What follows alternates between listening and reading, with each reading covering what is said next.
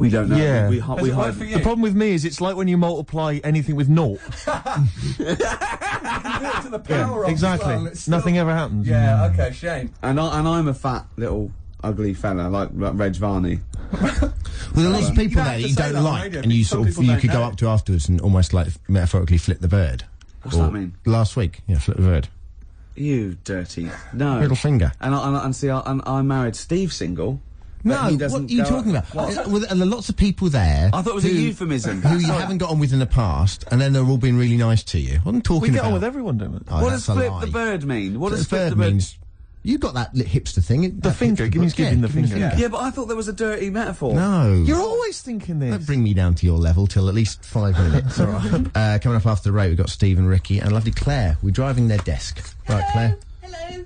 Don't bend over like that, Claire. Put a longer top on or something. You're right, boys. You're very studious there. We are. We're working hard on the Just show. working out what we're going to play, and what order. I love the way you even live the pretense. What about some Foo Fighters mixed with the Strokes, Ricky? I wouldn't mind a bit of Strokes or New Order. What should we kick in with?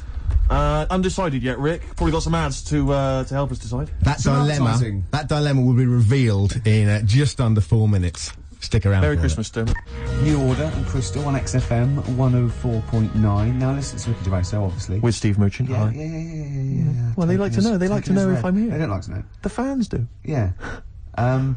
Now that was one of my favourite singles of the year. Yeah, it's a good song. And that's what we're going to be doing in this programme. We are going to be playing some of our favourite songs from the year, Rick. That's absolutely We're true. also going to be playing some songs that maybe we don't like. Exactly. Just for the hell of it. Yeah, because we're crazy guys. Yeah. We never know what's going to happen next. No, we don't. Guess who's pressing the We buttons, Rick? genuinely don't.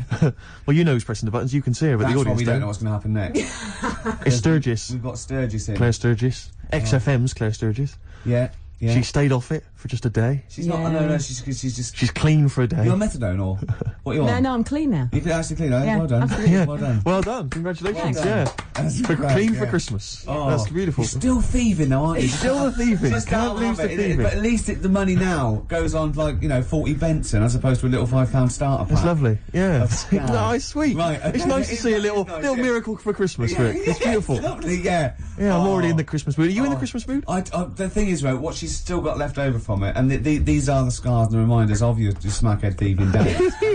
Are those little homemade tattoos on her face? Exactly. That Exactly. she did with a pin. Yeah, she looks like Seal. And some quink. Exactly. Yeah. Oh, but no, Merry Christmas to you, Claire. Yeah. Merry good. Christmas. Thank you, Merry It's Christmas. great. You're still living in the projects. Yeah, it is one of those little She's still miracles. keeping it real. She's It's like wonderful. little tiny Tim. I tell you what, she's a bit like Jesus Christ. In a way, yeah. In a That's way. blasphemous. Please play a record player. Linkin Park and one of their songs. Gervais, quick, come on, mate. He's coming back from the kitchen with a couple of cups of tea. It's like he's won an award. He doesn't care now. I'll turn up if I want to. Maybe we should do a twin spin, Sturgis. Do you want another Yeah, record? play something, Okay. play something. Here you are then. Paul Weller. The changing man. The mod father, That's true enough. as they call him. Absolutely. See, now, you told the listeners that I was just too big to be here because I'd won some award. Yes. I was actually making the tea for all of us, wasn't I? It's awful, this tea. That's not the point. I shouldn't be making tea, a man in my position. And yeah, You're right, you shouldn't be making tea. It's just awful. How do you actually go about the tea? You understand how a cup of tea is made, But you've got to put a tea bag in there. No, but this is weird, right? Because I actually can't make a good cup of tea or coffee, and it's strange. It must be something metaphysical. I put all the right ingredients in, just like everyone else does, and I boil the kettle and everything. But people do go that. This Can I is tell you where rubbish. you're going wrong? Go on. Laziness. Why? Because you literally don't leave the tea bag in long enough. You literally dunk it in there and throw it away. I was trying to get back in time because No, I got you a show. weren't. I saw you talking with Dermot O'Diddley, so don't give me that. And I've been round to your house before. There's been times, Sturgis, when I've tasted the tea and it tastes like washing up liquid. And I've said, what happened? And he went, there were some bubbles in there, yeah. Well, Could you not have rinsed it out with some water first? Well, No, we didn't have well, time. yeah, but I resent having to make tea. Yeah, but don't teach me a lesson. Don't offer someone a cup of tea and then think, I'll teach them a lesson. They won't be asking for tea again. When it usually works. But, yeah. I've had to go and get an extra tea bag and dunk it in here. It's ludicrous. I know. It's mad, isn't It's it? pathetic. Anyway, it's Christmas. Let's not disrespect Let's each other. not- Let's no. be cheery. Yeah. Can I tell Sturgis what you got your family for Christmas last year? I just remembered when I was outside. Please. It was a joy, because Gervais is a generous man, and he's a thoughtful man, and he's got a lot of brothers and sisters and a lot of nephews and nieces and stuff. Well, I've got about 20 people to Yeah, get you've got, presents no, for. exactly. So it's, it's a tricky business. That's why I think, you got them £200 worth of lottery scratch cards? I had about a minute. I was getting a lift down to Reading, and it was my mate Jimmy, and I went, hold on, I just got to get the presents, and I ran into the 7-Eleven opposite me and got Drews worth of scratch cards. That's amazing. It's such a working class Jippo gift, isn't it? But did any of them work? Anyone win anything? Yeah. I mean, some people were down. That was a present. Hard luck. That's the risk you take when you accept this present. Some people were up £70, so they had a great Christmas. Let's bear in mind that there's like some children who are like 7 or 8, you know, scratching off scratch cards. They got to be 18 to claim them. And just the rest of your family sort of, I can imagine, just wrestling them off.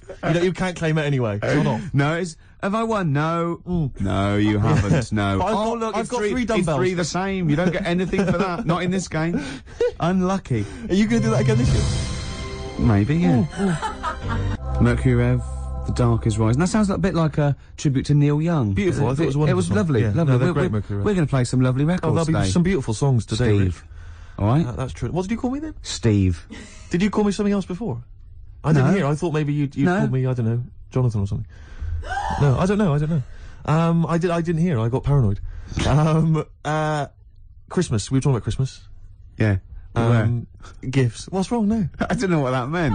What? Were you having a go at me because I went on Jonathan Ross show? No. I thought you'd said something. You'd said my name by mistake. You'd said someone else's name when you were talking to me. Oh, right. But I didn't hear that. So when I heard you just go Steve, I thought you were correcting a mistake you hadn't made. No. Exactly. Oh, okay. All right. You see? Blunder. What did you call me? Fatty. Good. Right. We're talking about Christmas, yes. Well, it is because it's just the fact that it's the right time of year to talk about it. To be honest, it's topical. So let's carry on. Go on, shoot.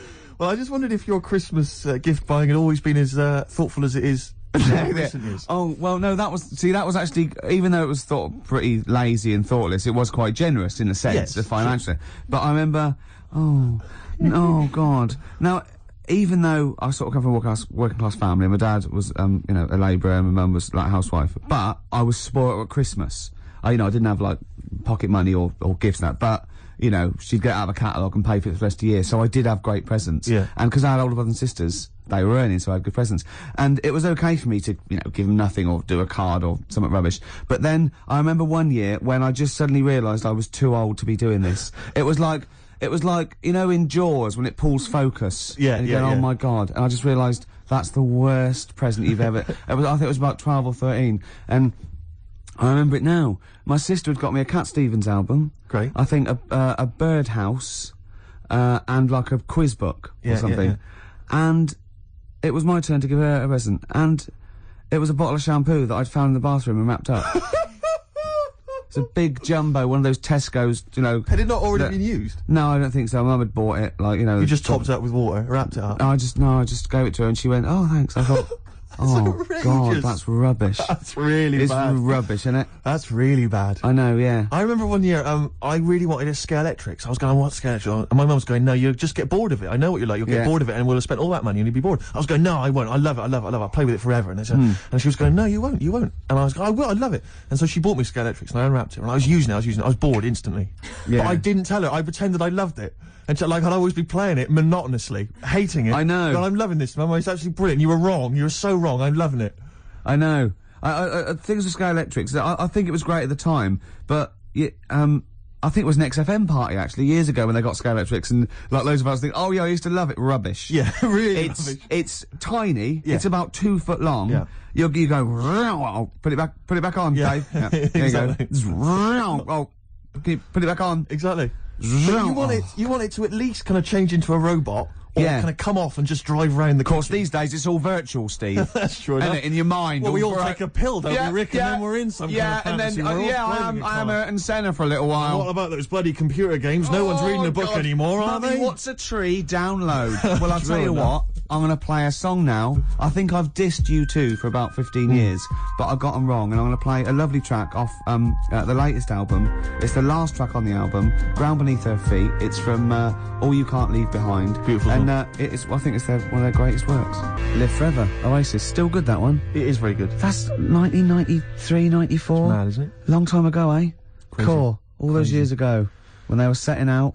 They were great, and they'd, yeah, before they became embarrassing. Well, They can still come back. They could still come back. Their last album's not as good as their first 1 and 2, and but who knows, Steve? Well, exactly. Yeah. It's been a good year for hip hop, Rick. Can I surprise you? I've gone off hip hop of recent years, but I've been charmed this year by Bubba Sparks' album. I thought it was fun. I think De La Soul had an album this year, which I enjoyed. Yeah, they did. That was good. Very good. I didn't mind the Jay-Z album. See, I liked a couple of tracks. Yeah, it's all right on there. I actually quite liked. There's a new Outkast compilation that I don't know if it's out yet, or maybe it's just going to come out. I was disappointed by the album. I bought it on the. Well, Rick, can I surprise? There's a new little compilation. I like the little owl. I like the owl and the cat and the dog. The new little compilation, Rick, has lots of tracks from their previous albums and other singles, and it's a good little dynamite buy. Maybe something for the new year in the sales. Just going to make a note of that. I'm going to buy that on the way home. Do it. But the album that I was particularly charmed by, Princess Superstar Is. Well, now a lot of people have been dismissing her as a bit of a novelty sort of rapper. They said the same about Timmy Mallet, so don't listen to them. Don't listen to them. That's what I'm saying. So, another track we played a while back, Untouchable Part 2, which was dynamite. Yep. And this is another track, I think this was a single. It's called, Bad Babysitter. She raps very quickly, but listen carefully because the lyrics are fun. And slow it down a little bit. From the album Princess Superstar Is, Princess Superstar and Bad Babysitter. Did you enjoy it, Rick? Yeah, I did. Good. Yeah, no, I like that. Yeah. That's 2 out of 2 from that album I've liked. Yeah, exactly. I think I'll go and buy the album on the way home. Do it, Steve. Make another note of that, Rick. Note. You've got Outkast to buy, which has not actually been released yet, but I'm sure you can pull some strings. I'll get someone onto that. Good. Okay, XFM 104.9, it's the Ricky Gervais Show. Absolutely. Can I stop you there? Go on. With Steve Merchant. Thanks very much. No worries, yeah. Cheers. We're talking about presents here. I just remembered something else I had. I was just into science from like the age of like 5, 6 to about, so 18, 19. I'm still into it, but I studied it and I absolutely loved it. And I got a microscope set when I was about, I suppose, 10 or 11. And just looking at butterfly wings and just anything under there, like 300 times. Thought this was amazing, right? And in it came these little shrimp eggs. And you could look at them and then you could breed them. You had to put them in a salt water solution and then keep them at a certain temperature and they'd think, oh, and a nice little beach, and they'd come out. Yeah. What I did, speed up the process a little bit, popped it on the electric fire, right? We had one of those fake plastic coal things with one of those little metal things that turned round from the heat and made it look like flames. It didn't. No. I'll be honest, it didn't. Because who the hell was fooled? Yeah. Coming and going, you got a lovely roaring fire there. Yeah. The flames were encased behind that plastic coal. Exactly. But I love it. Popped them on there, left them there for a little while, bit too hot, came back, just melted, really. Just dry, and the thing was sort of slightly warped. So, them shrimps did not see the light of day. Once again, your laziness and sinfulness I've got to speed up the experiment. Absolutely.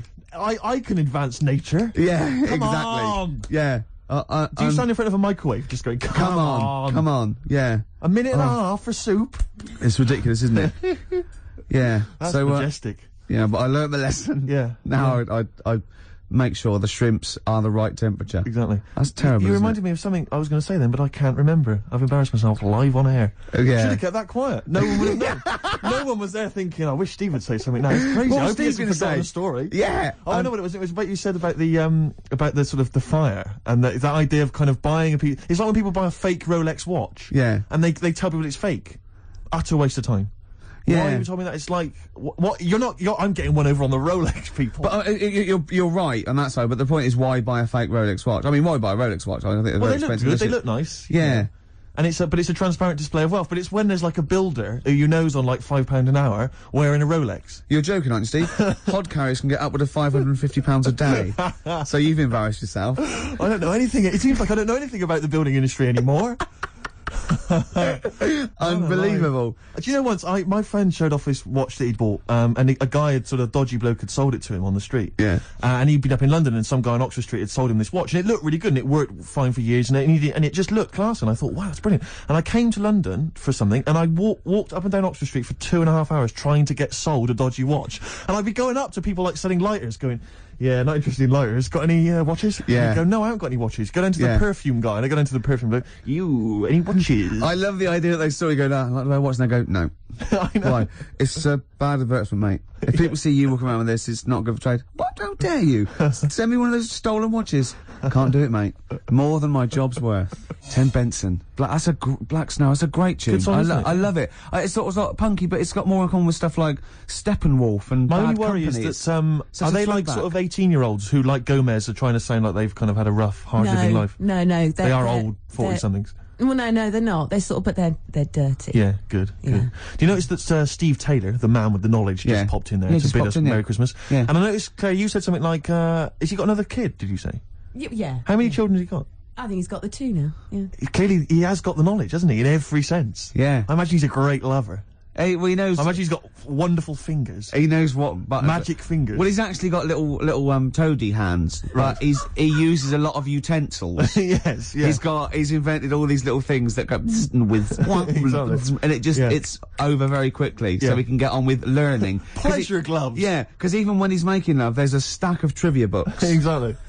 So well, he can tell you about kind of great shags of the past. Yeah. Oh, he's there. Here he comes. Yeah, here he comes. Oh, look, I love him because you don't know this, listeners, but he looks like Penfold of a Danger Mouse. He does. He hasn't stopped him breeding. Yeah. It's not. You don't usually call it. You usually call it breeding when it's humans. Steve Taylor, the man with the knowledge. Come in. Hey, all right. Christmas to it's like Steve Wright and his posse. All right, Merry Christmas. Hi.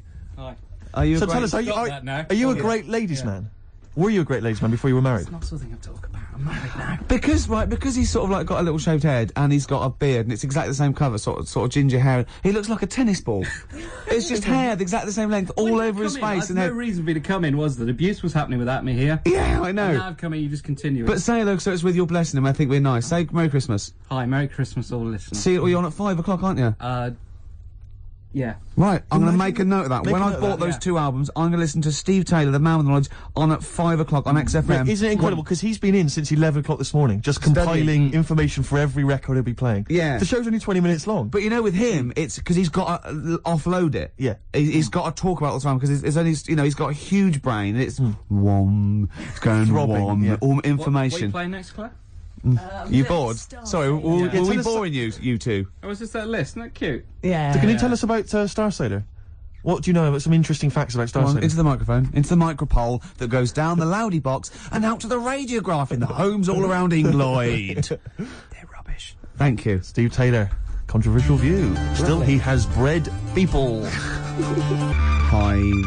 Hives. Before that, Star Sailor. It's been a bit of a punk sort of show, this, isn't it? In the whole year's been a little bit of a, I blame the Strokes, but you see, I enjoyed punk. You were too young and don't care for it, but... Well, I have to say that if punk the first time round was as exciting as I found it this year, then I've missed out because I've really enjoyed it. Really. So I want to go home and play all things like X-Ray Specs and things like that now. Are they as kind of melodic though as things like the Strokes and White Stripes and so on? Are they kind of tuneful? Because the White Stripes. In fact, I've picked on a very bad example because they were sort of like pop punk, and Polystyrene was almost. She wasn't a joke, but. They had saxophones and stuff, so it's probably a bad example of early. I mean, the Sex Pistols summed it all up. You know? Sure. But we enjoyed that, don't we? No, we did. I have to say though, although there has been a nice bit of sort of punky sound this year, for me it's been very much a year for the geeks. And you'd have thought I'd have enjoyed that. Well, that's new metal, though, isn't it? It is the new metal. Sort of these people in their bedroom playing sort of computer games and loving I can't believe that new metal has taken over the world. It's just mad, incredible. isn't it? It's absolutely huge. Suddenly, Linkin Park and. But see, I don't mind things like Marilyn Manson because they're having a go, they're having a bit of a laugh, and But I just. But it always seemed so perennially uncool to me when I was younger. Anyone who was into that kind of music, I just thought loser. And that's coming from you, calling the pot black. Yeah, imagine that. But it's the year of the geeks, not just because of new metal, but also because of just these fantasy films with the Harry Potter stuff, and now Lord of the Rings. It's like everyone's obsessed. Now it's cool to play Dungeons and Dragons. I know, I can't get over it. I'm stunned. It's scary, isn't it? Because I was never into that rubbish. No, I've always thought not. it's like It's like people who are still obsessed with Harry Potter. They go, I'm rereading Harry Potter for the 3rd time. And I think, listen, I haven't read it. Okay, I'm sure it's very good. But you're rereading it for the 3rd time. There are books out there written by adults for adults with, like, sex and other exciting things. Yeah. And Harry Potter, I'll just read... Like, in case you missed something the first time round. But maybe they're learning the spells. I'm stunned by it. I mean, have you read it all, Claire? Are you all up on this? What, Harry Potter? I actually went out and bought the first Harry Potter book and lost interest halfway through because there was no sex in it. No, so exactly. Couldn't be it's bothered. like why I never go to see any Disney films. There's never the prospect of any nudity. If there's no chance of See, nudity... I think you're actually buying the wrong books. Right. What you want to buy, Steve, is a pornographic magazine. Tell me more. Well, in there, you see, what you get... Ladies. Other ladies. Sometimes ladies. Nudie ladies. Sometimes ladies. Stereophonics and the theme tune to BBC Two's The Office, handbags and glad rags. Absolutely. So I think we should be playing Christmas songs as well, though. Because American Christmas War is over. A great... Is it really? What? The theme tune to The Office? I think you meant is war really over? It is. Thanks, John. Yeah. It is. Yeah. Yeah, it is, yeah. That's, there. To be fair, Rod Stewart did it first. Yeah, and we don't use the Stereophonics version. Oh, No, right, or the Rod Stewart version. Thank you. Too expensive. Exactly. Cost a fortune. Had to re-record it. Yep. Or little known facts. Yeah, You should save that for the DVD. Or Steve Taylor would have blown it anyway, Yeah, exactly. wouldn't he? To come on with the knowledge and told him everything. I was thinking Fairy actually... Tale New York. Beautiful song. No, it's a great can we song. find It'd be that? nice to try and dig it. I'm sure everyone's playing it at the moment. Yeah, let's On the where, loop. yeah. Let's But not I mean, we play it. should. It's good. No, it's Let's play Simply Having a Wonderful Christmas Time by Paul Can we McCartney. play Driving Home for Christmas, Chris Rea? Oh, he is.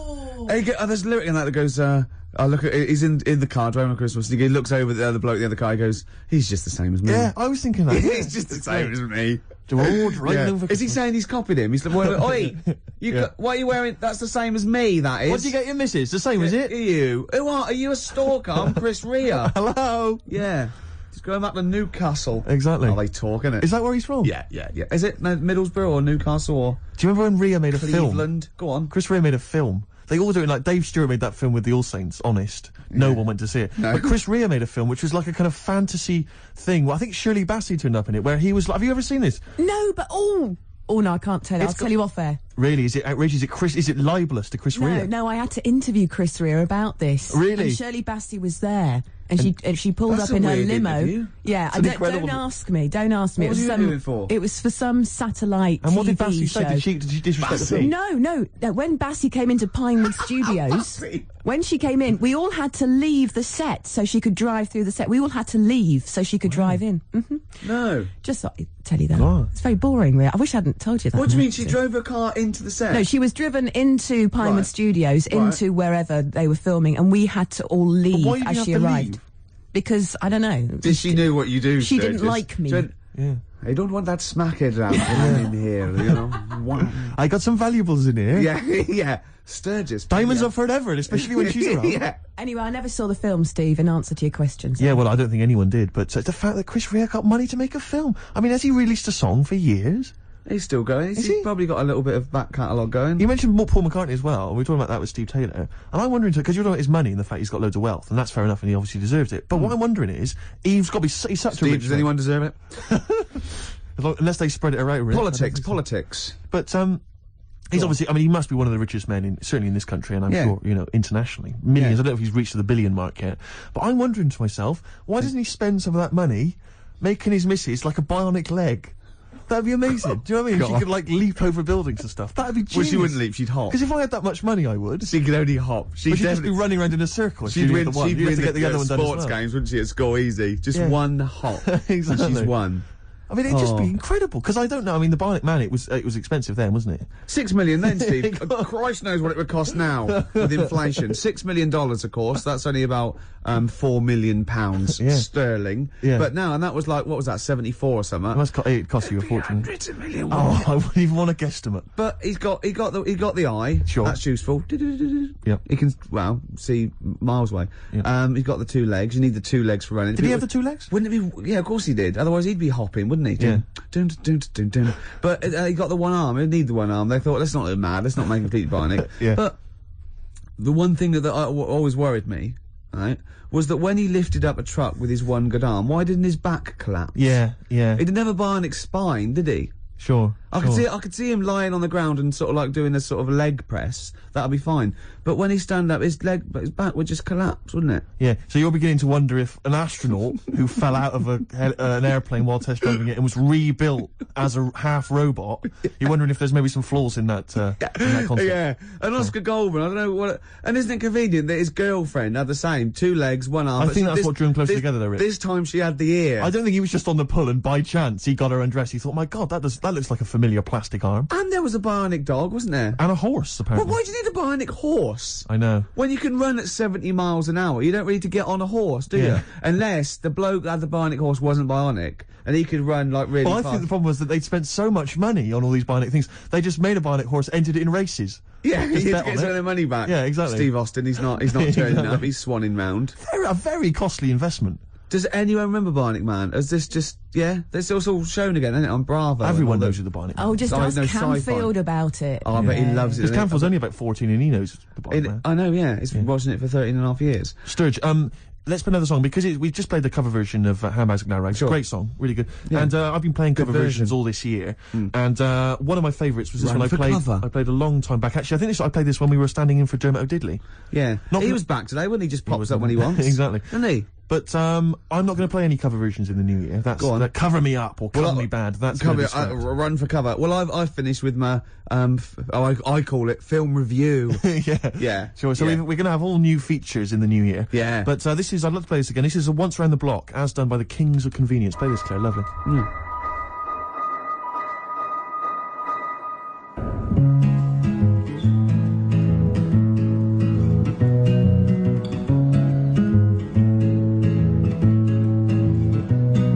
You quiver like a candle on fire. I'm putting you out, maybe tonight we could be the last shout. 'Cause I'm fascinated by style. Your beauty will last for a while. Ba-da-dum.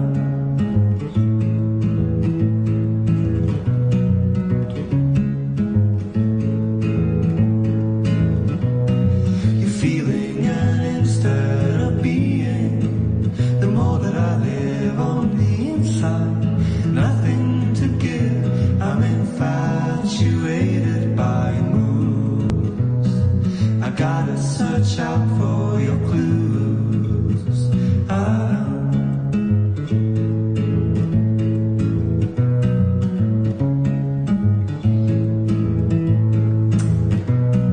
You're trying to outrun your fear. You're running to lose a heart in your sleeve. The soul in your shoes. Take a left, a sharp left and another left. Meet me on the corner, we'll start again.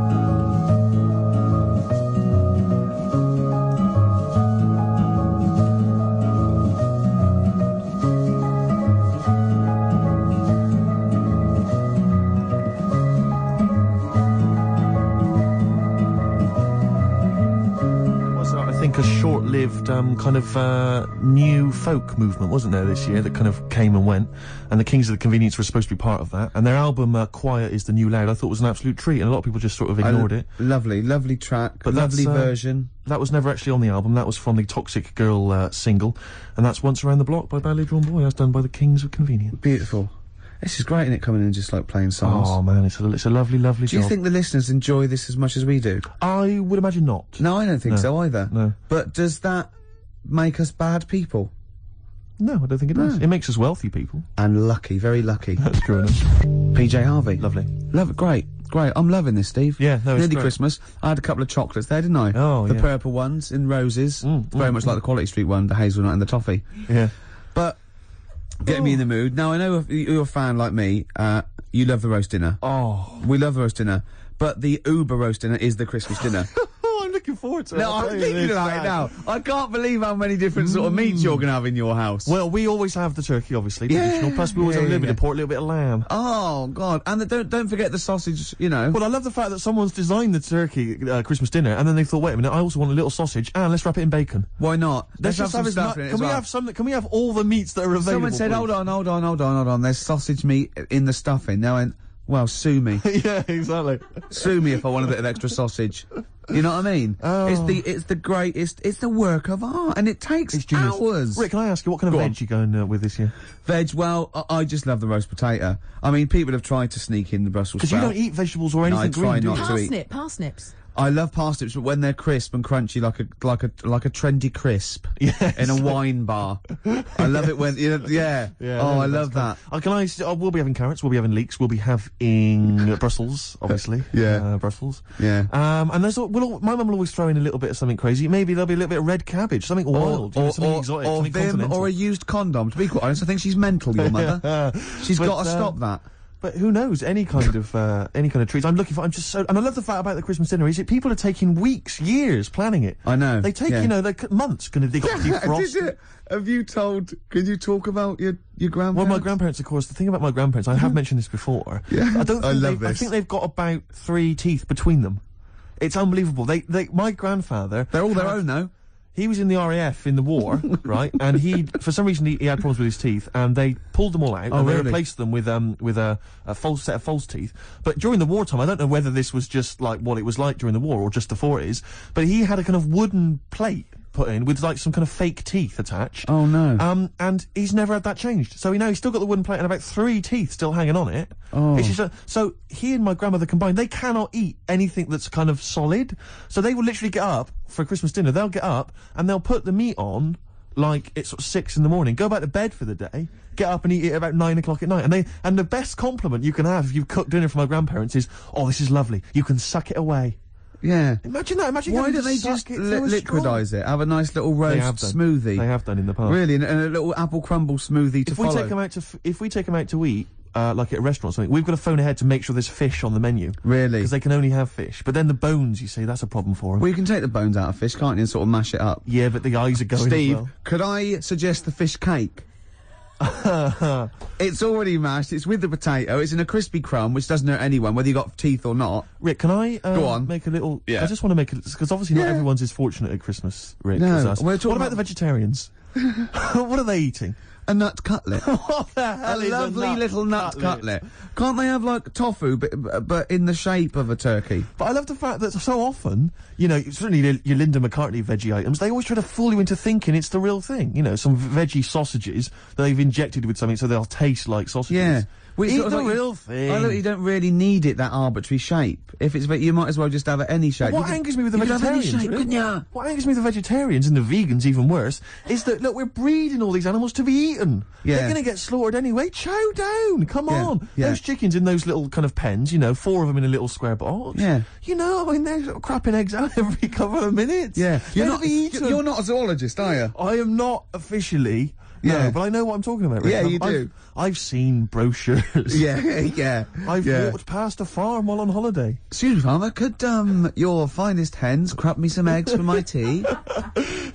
No worries. Chicken, crap a little egg for me. Oh, Brilliant. An old Christmas classic. Oh. No, spare a thought for the vegetarians, and we're still the vegans. Yeah, and what about Travis? What do you think they'll be doing this Christmas? Having a whale of a time. I'll tell you what, Steve, it was an excuse to play the record. Genius. It was a link. Travis and Driftwood on XFM 104.9. It's the Christmas edition of the Ricky Gervais Show with Steve Merchant. Hi. I'm loving it. Yeah, it's good. I'm in the Christmas spirit, actually, I have to say. Yeah, definitely. I do enjoy it. Will you be looking forward to, I know everyone talks about it, Rick, but Christmas telly? I love Christmas telly.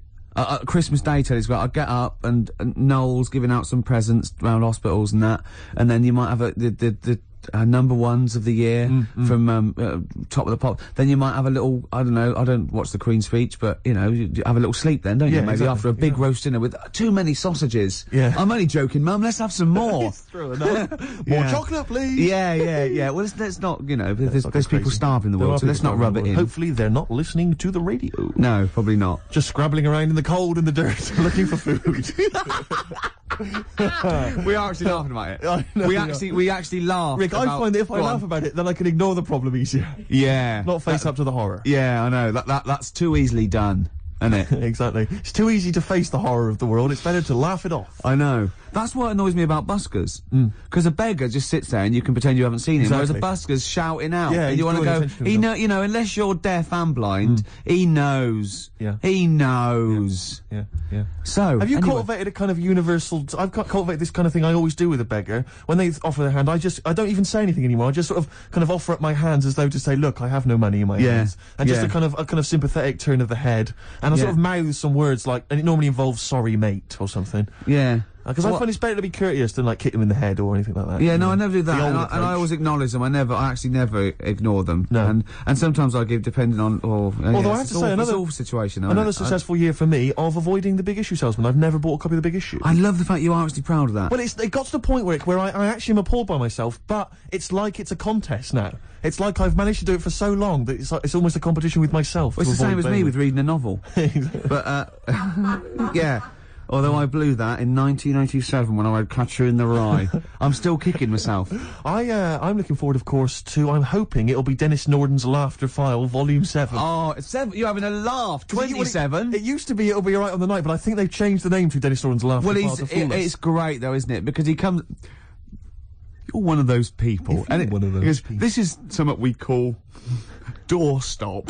Yeah. And it's sort of like, just what...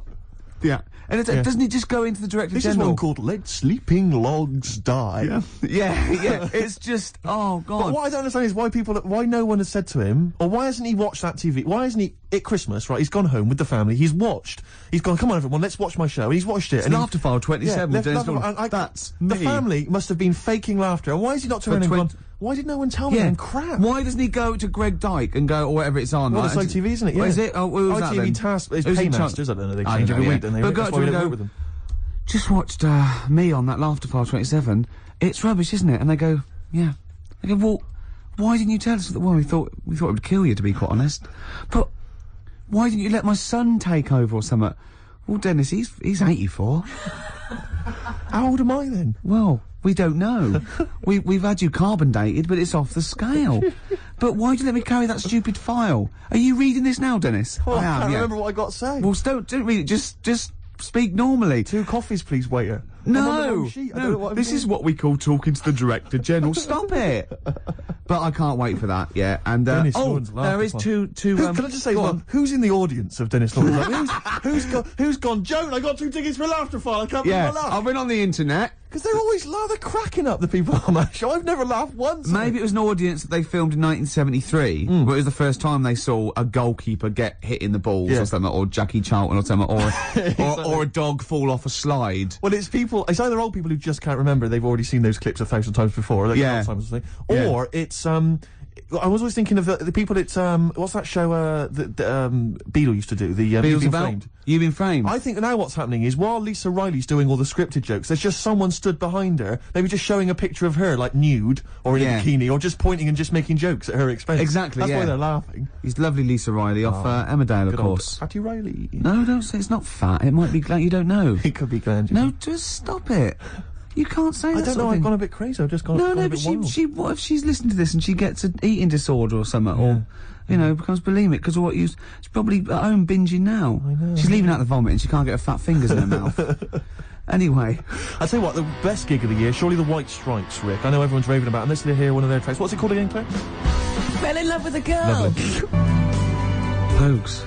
Kirsty McCall, Fairy Tale New York. We're just saying, it's just a brilliant song, isn't it? Genius. It's genius. Great. And what I love is the fact that it was quite a big hit, and it's like sometimes even a majestic song like that normally would get overlooked just manages to drift up to the surface somehow, and even, everyone, the white trash. Well, the imagery's great as well. How can old slut on junk be romantic? Amazing. Well, we're fans. Yeah. Sturgis thought he was talking about her. Leave it, Sturgis. You're clean. You're clean now. Exactly. Yeah. Well, we got more treats. After this, we've got Song for the Ladies. We're going out of sync here. We're going to play Song for the Ladies, the penultimate track, because I want to leave them with a Christmas classic, the Joni Mitchell classic, River. So look forward to that. Absolutely. Well, it's been a great show. It has. Even though I say so myself. Yeah, I've enjoyed it. Looking back over the year, Rick, looking forward to Christmas. Go on. Can I just throw a big thanks out to all the people that have emailed us and phoned in and written to us over the last 6 months. I think it's about 4 people who keep doing it.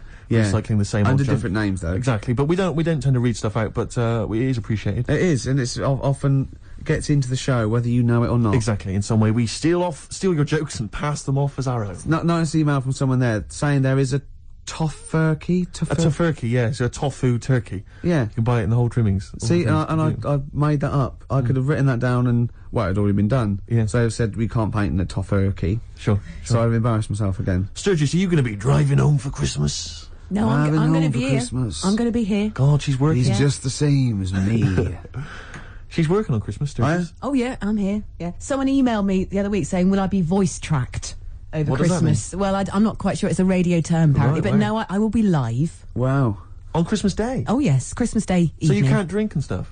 Well, not as much as, like, yeah. You would have liked. I mean, I'll you're have a always drunk tipple. on air, obviously. yeah, but it's getting to that point. I didn't know she drank till I saw her sober one day, one Yeah. Sunday morning when she came in to do an early show, and she was talking differently. Yeah. She went, the pubs aren't open yet. Exactly. And I realised.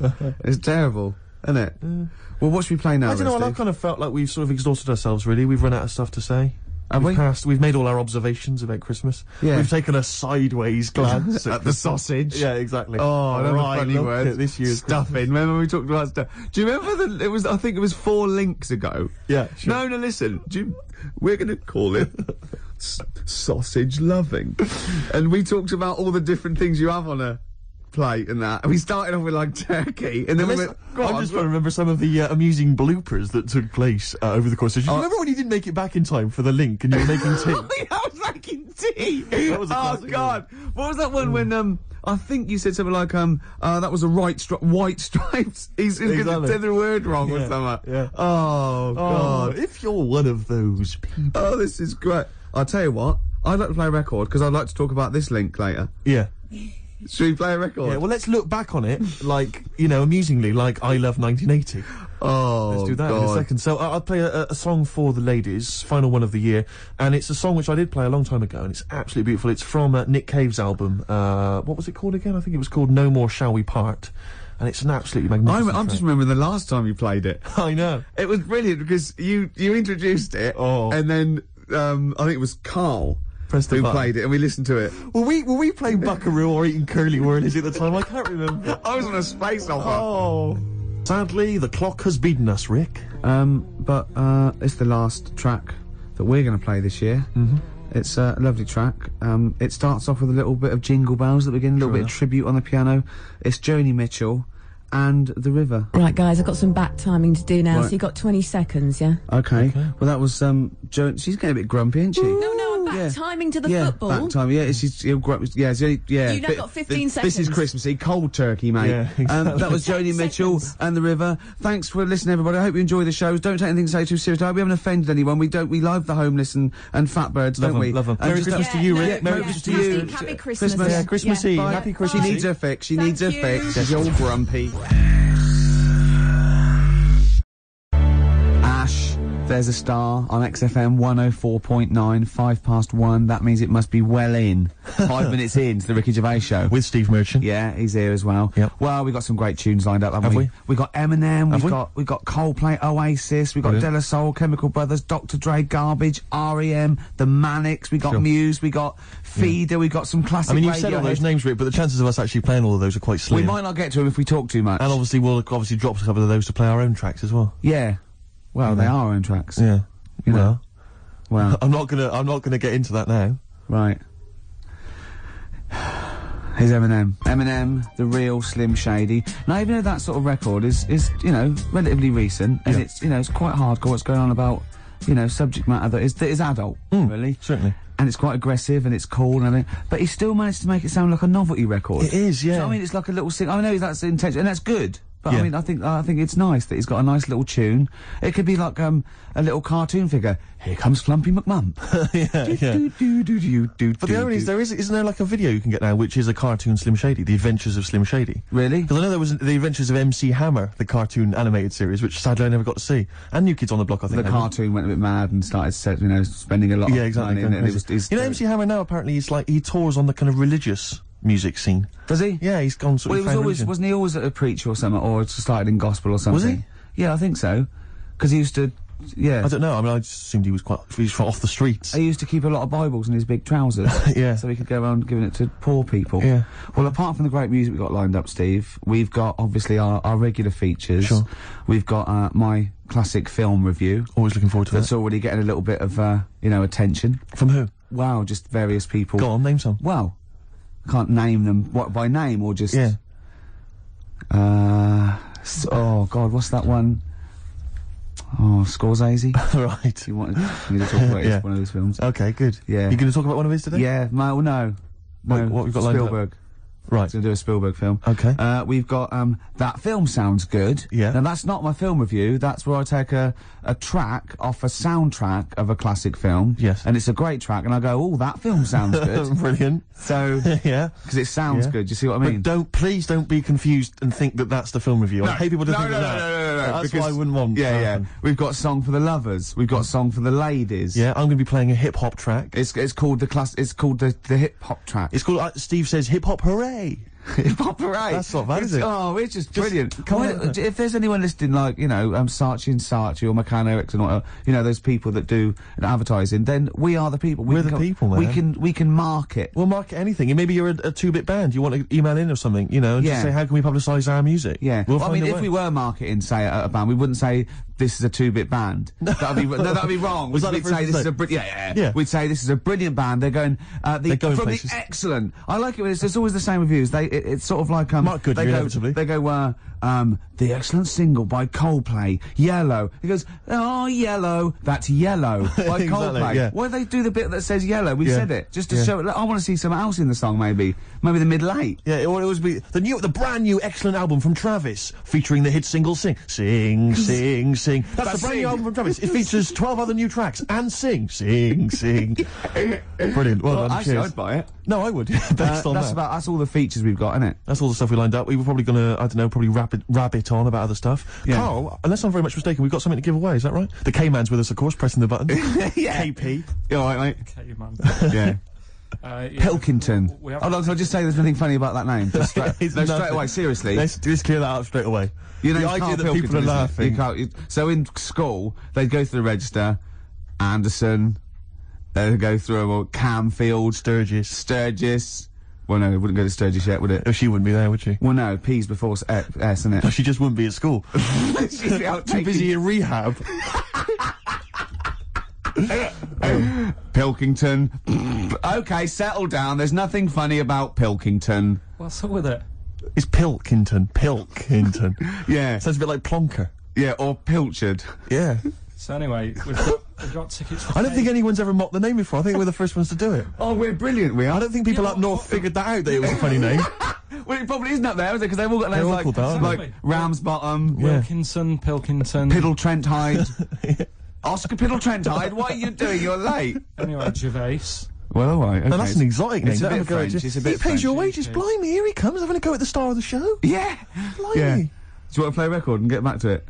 We got tickets to give away. That's what we're saying. Carl, what's the tickets? People want to know what the tickets are. After this record. Clever. Shinobi versus Dragon Ninja. That's what I like about sort of rock and roll. It just, sings, tells a story about everyday things Yeah. you know about. You know. Shinobi versus Dragon. Yeah, the old Was there any experience. reference to Shinobi or the Dragon Ninja in the song? I wasn't listening. I wasn't really paying attention, but I'm assuming that some of that screaming was about Shinobi and the Dragon. I don't know who won. If anyone knows who won out of the Shinobi and the Dragon Ninja. Or maybe it's like a trilogy. Maybe they sort of get together in one. Then the second single, there's the fight, Right, like sure. the mid thing in the film. Because I know about film structure because I do a film review. Yeah, sure. And then the final one is the The two of them outflow. pairing up against maybe a larger villain. A Godzilla type. maybe. That's interesting. I don't know. I mean, who knows? Who knows? Okay, well no, they do. Lost Prophets. Well, unless If you're listening. they haven't written it yet. Are the Lost Prophets English? Are they British? What's the deal? Who are the Pilkington. prophets? Pilks. Who's the profs? Pilky. Yeah, I think they are. Yeah. Yeah. What was the answer? What was that? Are they English or American? I'd say they're American. Just have a guess? Why didn't you just say I don't know? Instead of trying to fool us. KP again trying to deceive us. KP, you were going to tell us, Pilky, you were going to tell us, Pilchard, you were going to tell us what. What tickets are they away? But it worked for me, you see, because when I was younger, I Yeah. had a mobile disco. Brilliant, so did I. And it was me and my mate Colin Makin, and the disco was called Pilky's Making Music. That's brilliant. I mean, genuinely brilliant. Pilk is making music. Guess what? When I first started the mobile disco, and this was when I was about 14, we didn't really go out touring. We just would do it for like people's parties and stuff. We were called the rock and roll DJs. No, really. We drew it on some sort of see-through paper and put a light behind it. Rock and roll DJs. My first disco, I had 2 nights a week in this pub. What, you ran a disco? Yeah, this pub near King's Cross, right? And it was just their records, right? And I had to play this number of songs every time, the same time written. So all the locals, all drunk, were dancing and everything. One of them was American Pie by Don McLean, right? And they just sing along all the words, sort of drunk. It's about 7 minutes long or something. Yeah. The other one was Baby Jane by Rod Stewart. Nice. If I didn't play that, I'd get lynched. And what was the other one? There was another one that I always had to play. It was a ballad. I have to remember that. But yeah. But so, Carl, do you think, and maybe Ricky as well, do you think you know much about DJing for, like, you know, the sort of, the wedding party, or maybe someone's 18th? Oh, really? Okay, let me just offer a little hypothesis for you then. Alright, the buffet's been served, right? Yeah. People have done some speeches, like it's a wedding do. Yeah. So you've already played some records early on, you've stopped for food, you've just played some light backing music in the background while the food's been served. You want to get the party rocking again, what do you kick off with? It depends. It depends. I've already got it down to 2 or 3 records. Okay, I'd like to hear what they are. Well, I've got it down to, Earth, Wind and Fire. Right. That'd be great, you know, if there's, you know, depending on, or, you want to go a bit more modern, I'd probably start off with sort of Will Smith. Well, careful, Rick, I've got to bear in mind, it is a wedding do, so there's people from age 8 to 80. You got to cater to every market. Okay. Carl, what about you? See, this was back in '88, so... Yeah. Kylie. Yeah. Yeah. Can I tell you what the definitive track is? Go on. Oh, What a Night, Frankie Valli and the Four Seasons. Ding, ding, ding. People don't realise what it is exactly. It's straight away. Ding, ding, ding. Bow, down, down, down, down. I can't actually play it. But, oh, what a night. Late December back in 60s. That leads you straight into a 70s medley, and everyone's loving that. I'm thinking Bee Gees. There's going to probably be some kind of ABBA track, Dancing Queen, all going to storm. Well, you're turning your noses up. I can tell you this, that we got bookings endless. People are going, you're amazing. I don't know how you do it. I wouldn't have got up. I would have sat there. Well, you might be, because you're one of those grouchy, you're one of those kind of moody teenagers. Oh, I'm not going to dance to this. I'll tell you, the old ladies would have been up. The people with a decent bit of musical taste would be up. No, the first person to get up is a fat lady in a dress with bad ankles and a little kid who's got problems and he's in a little DJ. See, the problem with you two is you're not catering to the market. You're trying to be all sort of bohemian and kind of off, you know, teach people about music and stuff. There's no place for Kylie, not at a mobile disco. Far too avant-garde. Alright, kick it in. Grease Megamix. Play a record. Come On Eileen. Have you got Come On Eileen? Play that. What are you gonna play? Love Shack. Coldplay. Excellent. Yellow. Well, you'd never It's say the that, excellent single by Coldplay. It's Yellow. Oh, Yellow. That's Yellow by Coldplay. That was the stunning new single from Coldplay, Yellow. All the way back to 1999. When was it? 2000? It was. No, 99. Was it? No, was it? About that. I didn't realise so many people were fans of the Lost Prophets. Everyone's been phoning in, emailing in, telling us they were from Cardiff. Yeah. Welsh band. Now, you're going to tell us what tickets you've got, Carl.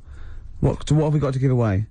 Tickets for... No, we kept it secret. We said, no, tell us on air, so it's a big surprise. This is going to be, it's going to be really rubbish, is it? This, whatever these tickets are, right, is a testament to how much they rate us here at XFM, how much they rate our show and care about us. What tickets have we got to give away? A top show featuring Ricky Gervais and Steve Merchant and Pilkington.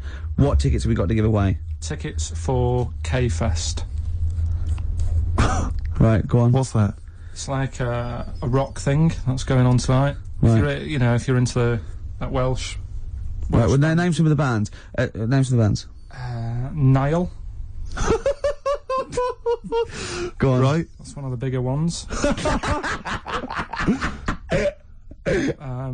Mark Lanigan. Who? Not Lanners. Is Lanners playing? He's not really. Yeah. Mark Lanigan really playing there? I think so. God, who's that? What? Who's that? Who is Lanigan? Is he someone you went to school with? Who is Mark Lanigan? Who else is on? Who is Mark Lanigan? Is he the promoter? Who is he? Who is he? Is he head of security? Is this in a pub in Camden? You got Niall. We're giving away tickets to the K-Fest. Hold on, let's have a look. This is the enemy. Mark Lanigan, Masters of Reality. Right, okay. Who else? We got Niall, we got Mark Lanigan. Niall? Who else? I can't pronounce this one. Oh, let's have a look. That's good. Bethlehem or something. Bethlehem? Behemoth. Behemoth? Behemoth, is it? Let me see. God, no one can read. I expect it from a northerner, but not from a university-educated man like you, Oh, yeah. Let me have a look. Where are we now? I can't even find it on the page. Here we are. Yeah. Anyway. Behemoth. Yeah, Behemoth open But hold on, proceedings. I just thought something. We're not really giving those away, are we? Surely we're asking some sort of financial reward for them. Right, okay, right. Is there a competition or let's something? just... South Carolina death metalers, Niall. Okay, alright, Head to okay. K-Fest. Yeah, That means something to some people. we got a pair of tickets to give away? Yep. Okay, if you want to go to, K-Fest, it's the Mean Fiddler, Charing Cross Road, and that's, tonight, is it? Mm-hmm. The tickets would be $7.50, but we're giving away for free. Why don't we say we're giving away for a £5?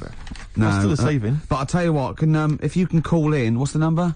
08 700 800 123. Yeah, and if the question is, because they're quite sought after. There's big names there, like Niall and that what's his name? Lanigan's on. The question is, who wants to go? Yeah. So if you can call in and answer that question, who wants to go to that, then you could be one of the lucky winners.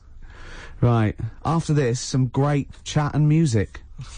Could you also explain who Mark Lanigan is? De La Soul, watch out. Well, we're wrong. The lines went mental to It's get amazing, tickets. isn't it? So that and they knew all about them, where they were from, what they were like, and the tickets. Death metal's just something that's it's obviously passed me by, but it's obviously huge. It is huge. It's sort of huge without being sort of in the public eye. Yeah. Famous. I think it's probably the only real alternative out there now, isn't it? Because everything else is sort of mainstream. There's no real alternative music, Even raps. hip-hop. Yeah. Yeah. Well, Slipknot kind of have snuck in, haven't they? Because they and their album went Marilyn to #1 or something. Yeah. Yeah. Incredible. It still gets people saying, "You know, son of mine." Yeah, exactly. Yeah, well, you're probably not. You're probably a daughter or something. I can't remember. Yeah. You can't. I It's can't like really tell. people who phone up about the heavy metal though, they always sound such nice people. Yeah. The women always sound attractive. You know, if you meet them though, they're like 8 foot tall. I and know the those fact huge that boots. we've actually, we suddenly sound like two old ladies on a bus. And you know what? I spoke to one of them rappers, and he was as nice as pie. Helped with me shopping and everything. I thought he was going to kill me. Yeah. Yeah. Well, I am 27 years old now, Rick. 28 according to Carl. Yeah. Talking of my birthday, you know, we did it was my birthday a couple of weeks back. Yeah. And we were talking about the stuff that my dad had given me as presents in Yeah. the past. And anyway, my sister told me that he'd listened to some of it on the car driving up, and he was quite upset, and he had mentioned Oh, it to really? me. Yeah. Yeah, but it was all affectionate. It was wasn't done with Wasn't- affection, but it was like we were slagging off his gifts, which were awful.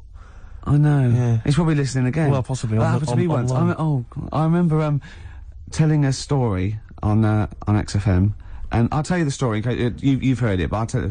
All it was, I used to live in just a little one-room sort of bedsit with my girlfriend, sort of it was sort of like 80s or whatever, and it was just awful. It was one room, and we had a bed, and it's sort of like the kitchen was the bedroom. So our bed, literally, The like, kitchen was the bedroom? Yeah, it was Wow. the bed in there, and then it was just one room we had. That's all we could afford. Yeah, Bit like and so we had, mine. yeah, and so you know, you were sleeping in bed. Your head was by the fridge, and the sink was by your feet, and you had to go out and down the stairs to a communal toilet. So I'm a man. I could just pop out of bed on tiptoes. The sink was quite high, and have a little wee in the middle of the night. So put in my clothes, and that's fine. Into That's- the sink, not the fridge. into the sink, yeah. So that was fine. And sometimes I'd just hear Jane go, "Oh, at least run the tap afterwards." And I go, all right, run the tap, right. And I just remember once going, at least take the dishes out first. Because I used to sort of lift, if it was just full of dishes, I used to lift them up and sort of like aim underneath it, and then it was quite hygienic. It was, you know, right? But What do you mean it was quite hygienic? well, I In was what tired. world is it quite hygienic? I was tired and drunk, and yeah, and it was just it was a horrible place, and we had mice.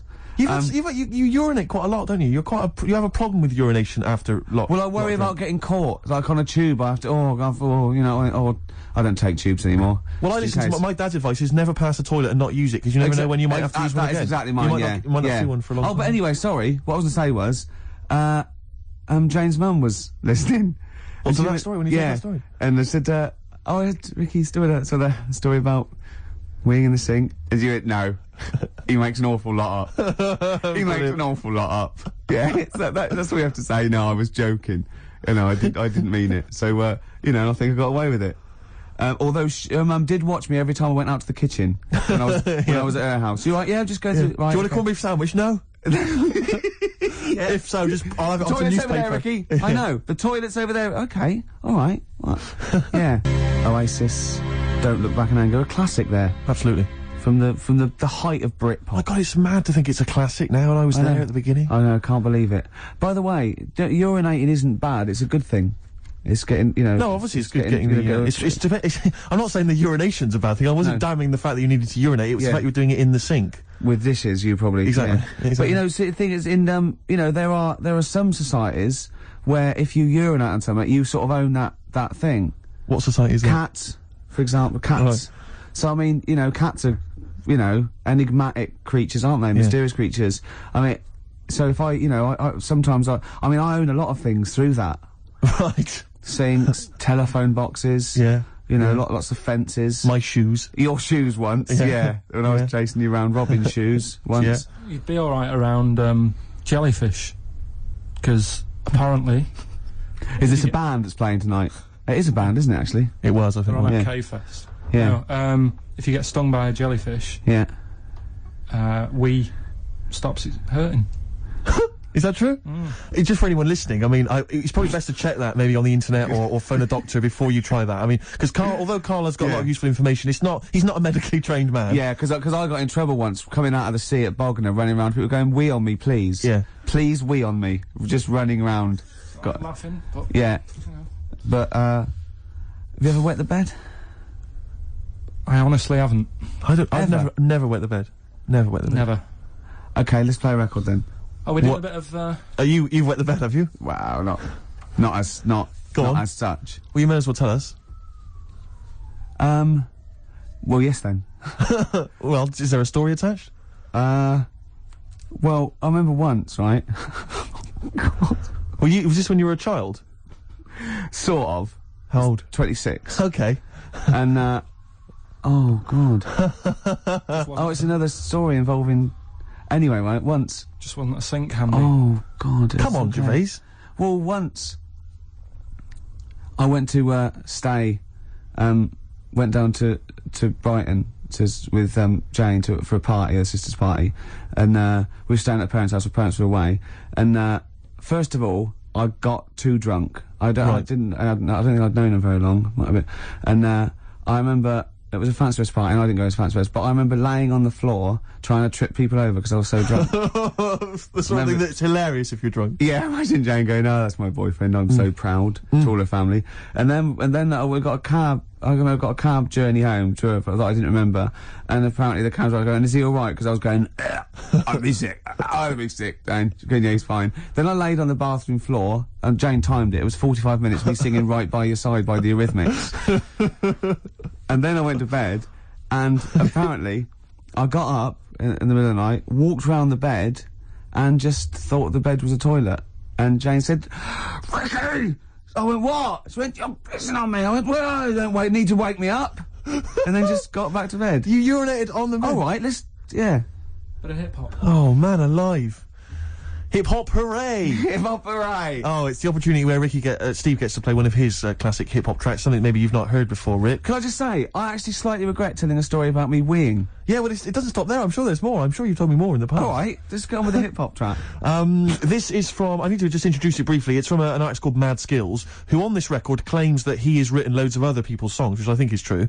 The only thing I would say is that the names of the artists he's supposedly written for have been bleeped out, but of course, because it's also a radio-friendly version, all the swearing's been bleeped out as well. So there's a lot of bleeping, but if you can piece it together from it, it will actually be quite a good song. Go on. I'm gonna actually... No, you don't own it by urinating on it. Yeah, I am. No, you... Yeah. Put it away. Oh. Just a little dribble. That is mine now. That cost me over £5. Gorillaz rock the house on XFM 104.9, 2 o'clock, halfway through already. Ricky Gervais show. With Steve Merchant. Yeah, telling really quite embarrassing things that I wish I hadn't now. It makes me look like some sort of mad old urinator. No, you just can't handle your drink. You can't handle your drink. No, I can. I just get rid of it in the usual way of excretion via the kidneys, down the urethra, out the end, down the sink. Sometimes a sink, sometimes a toilet, Carl. Sometimes a bed. Yeah. Or your girlfriend. You know, it just... Oh, embarrassing things. I remember once, right? I used to love nature when I was about like, 8, 9, 10. Yeah. And I remember going out with my sister and my brother and their girlfriend and boyfriend, like to become their husband and wife. And thanks for that. Yeah, you know, just keeping continuity there. Yeah.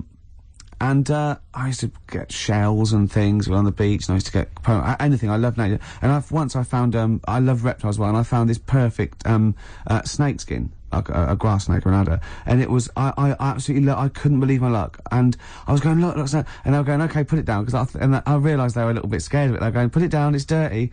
And of course I'd torture them a little bit, and then I thought this was hilarious, and they made me leave it there, and I told mum and everything. And then much later, when I had some friends when I was about 14 or 15, I was telling this story to embarrass my sister, and I was going, yeah, and she was scared of it. And she went, well, it was a used Johnny. She'd waited that long to embarrass me in front of my friends. God. I'd been running round with a used Durex, thinking that this was great because they were scared of snakes, and they were going, put it down, it's dirty. No, be careful of the poison. Oh. Yeah. That's horrible. It is horrible, isn't it? Have I gone too far again? How could you not realise it was made of rubber, for goodness sake? Well, you obviously didn't know anything about nature. I used to love nature, me. Yeah, the difference between some skin and this rubber Johnny. Now be careful of the Johnny snake. Yeah. Their little poppy head and their poison that... Oh, dear. I always remember there's this kid who lived near me once, and this bird got run over, and he said, I can save it, and he kissed it. Because he thought he could give it the he thought he could give it the kiss of life. I thought you meant it was a girl. No. It got run over. And he kissed it. No, he thought he could give it the kiss of life, but he didn't know what the kiss of life was. He just thought you could kiss something and that would bring it back to life. I think it was an excuse. I think he was thinking, I can't wait for a bird to get run over, then I can pretend to be giving it a kiss of life, but really I'm giving it a nice little snog on the feet. I remember he kissed it like that and threw it up like it would fly away, and it just went whoomp onto the floor. Oh, was it dead or? Yeah, it was blood everywhere. It was horrible. Oh no. Yeah. And what's he doing now? He presents Animal Hospital. No, I don't know what he's doing. But, He's the worst vet in the world. Got struck off. Sleeping with one of his patients. Oh, that's terrible. Oh, bless him. Oh no. I killed a fish once. Go on. Well, I made a little bow and arrow. I was about 8 or 9, and I made a bow and arrow. And you know, you never think. I had a pond, and there was a huge fish in it, about 8 inches long, a huge big sort of like golden orf or something, or a carp or something. And I was sort of playing, and I aimed, and I shot it, and it went straight through it and floated to the top. And I thought, oh my God! You pierced a fish with an arrow. That's an amazing shot. Well, it was luck. It was pure luck. I never thought I'd do it. American. Yeah. You know those little things outside in the front garden by the front gate, the little sort of 4 inches by 4 inches bit of metal. You lift it up, and it's sort of like where the drains are. If the plumbers need to get there, or the council or everything like that. Right. I dropped it down there, and I thought, oh my God, what if that's discovered? What if I have to drain? So I ran loads and loads of journeys in and out of my house, right to the toilet and back, just taking out handfuls of Vim and pouring bleach down, thinking that I can get rid of this fish before the council dig it up in 10 years' time and go, send him to jail. Yes. Fish aside. But what do you think they would have done? They'd have taken the dead fish, they've gone to each of the doors going, is this your fish? Yeah, but you don't think... Do you recognise either the arrow or the fish? Yes, it's arrow straight through it. But, you don't think when you're 8 that it'd be okay. If I can ride this out till I'm 20, the statute of limitations on goldfish murder, it is about, I can't work it out, 12 years. Wow. So that was... a killer. Carl, anything embarrassing ever happened to you ever? With what? With animals and stuff? Could be animals. I like animals, to be honest. So do I. It was a mistake. No, you don't. I thought you were feeling bad about the fish. Yeah. But really, you were more worried about you being locked up. Well, I felt bad. There was both the law and the moral side of fish death. I mean, we kill fish all the time, just not usually with a bow and arrow in a back garden in Whitley. Often the supermarket can lend a hand with that. I used to sell mackerel. Did you? Yeah, I had a pet magpie. Did you? Called Maggie. Oh, pet magpie. You mean you captured it and didn't let it go away? Yeah. Can't have a pet magpie. But then it got really vicious. I mean... Well, it let me go. What do you keep it in, a rabbit hutch? No, it flew around, but it used to just, come to me all the time, but then it started pecking me head and stuff. That's not a pet magpie. That's a bird in the garden. No, but I could actually... I could hold it and stuff. It wasn't scared of me, and it knew it was me. It used to come down from, the top... It hated you, that's why it wanted to peck you... Is that... And the other thing, I always remember being younger and walking through the woods to school with my mum, and I was chasing a butterfly, and she said, "Oh, don't do that, Carl." And I said, "Why?" She said, "'Cause they only live a day." I said, "Oh, all right, I'll get a dead one in the morning." That's genius. That's great. That's quick thinking, isn't it? Oh, that's sweet. Let's play a song. Oh. Wu-Tang Clan and Gravel Pit. We love that, don't we? I love it, yeah. Yeah, It's a brilliant. classic track. We're talking about embarrassing stories and stuff, and I don't know if I've told this on the radio before. Have I told you, Carl? I'm not sure. But this was when I was working at the BBC. This is not even long ago, and I'd moved to London, and I was fairly new in London. And I was working at the BBC, and I had this BBC hire car, and I've never told it. If there's anyone listening who works for the BBC, I don't know if I can still get in trouble for it. But this BBC hire car, and it was like I'd been ferrying kind of actors and people and production people around all day in this car. And I was driving back, it was quite late, it was about sort of 7 or 8, and I was driving back, and I pulled in to get some petrol to fill up the car every day. And I went into this garage to fill up some petrol, and I was there, and two blokes came in a white van, right? They sort of pulled into the forecourt, and I was filling up the car, and they went, "Hey, do you want to buy a couple of speakers?" And I said, "Yes, I do."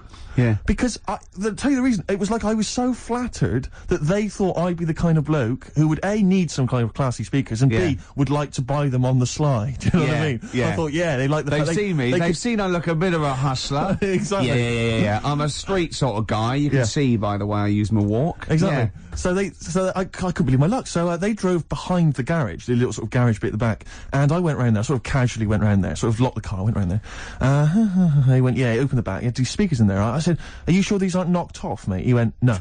We work for Dixon's. This is the story he spun me. We work for Dixon's, right? And we're delivery men, and if we make a delivery and the person's not there to sign for the goods, then we have to bring them back to the warehouse. But if we can sell them on the way back, Yeah. then that's really good That for happens a lot. Dixon's. Dixon's must love that. And instead of thinking, are you sure some kind of troubleshooter didn't... I mean, did someone go into Dixon's and go, yeah, you're not getting in the garage John forecourt Harvey market? Jones. Exactly. Get a couple of lads in a white van. Exactly. Yeah.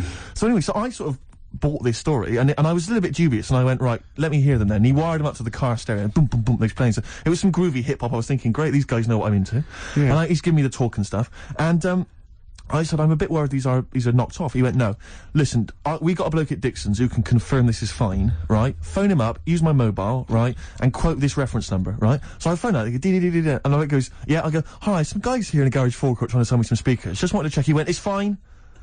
I went, should I just read the reference number or whatever? He went, if you want. And X14, and I went, yeah, it's fine. Yeah.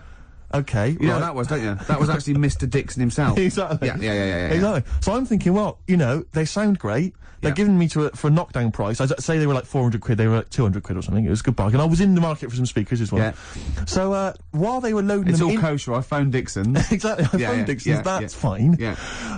So while they're loading them in the back of the BBC hire car, right, I'm in there paying for the petrol, right, and the guy who's serving goes, oh, you're right. He goes, what were you doing round the back with those blokes?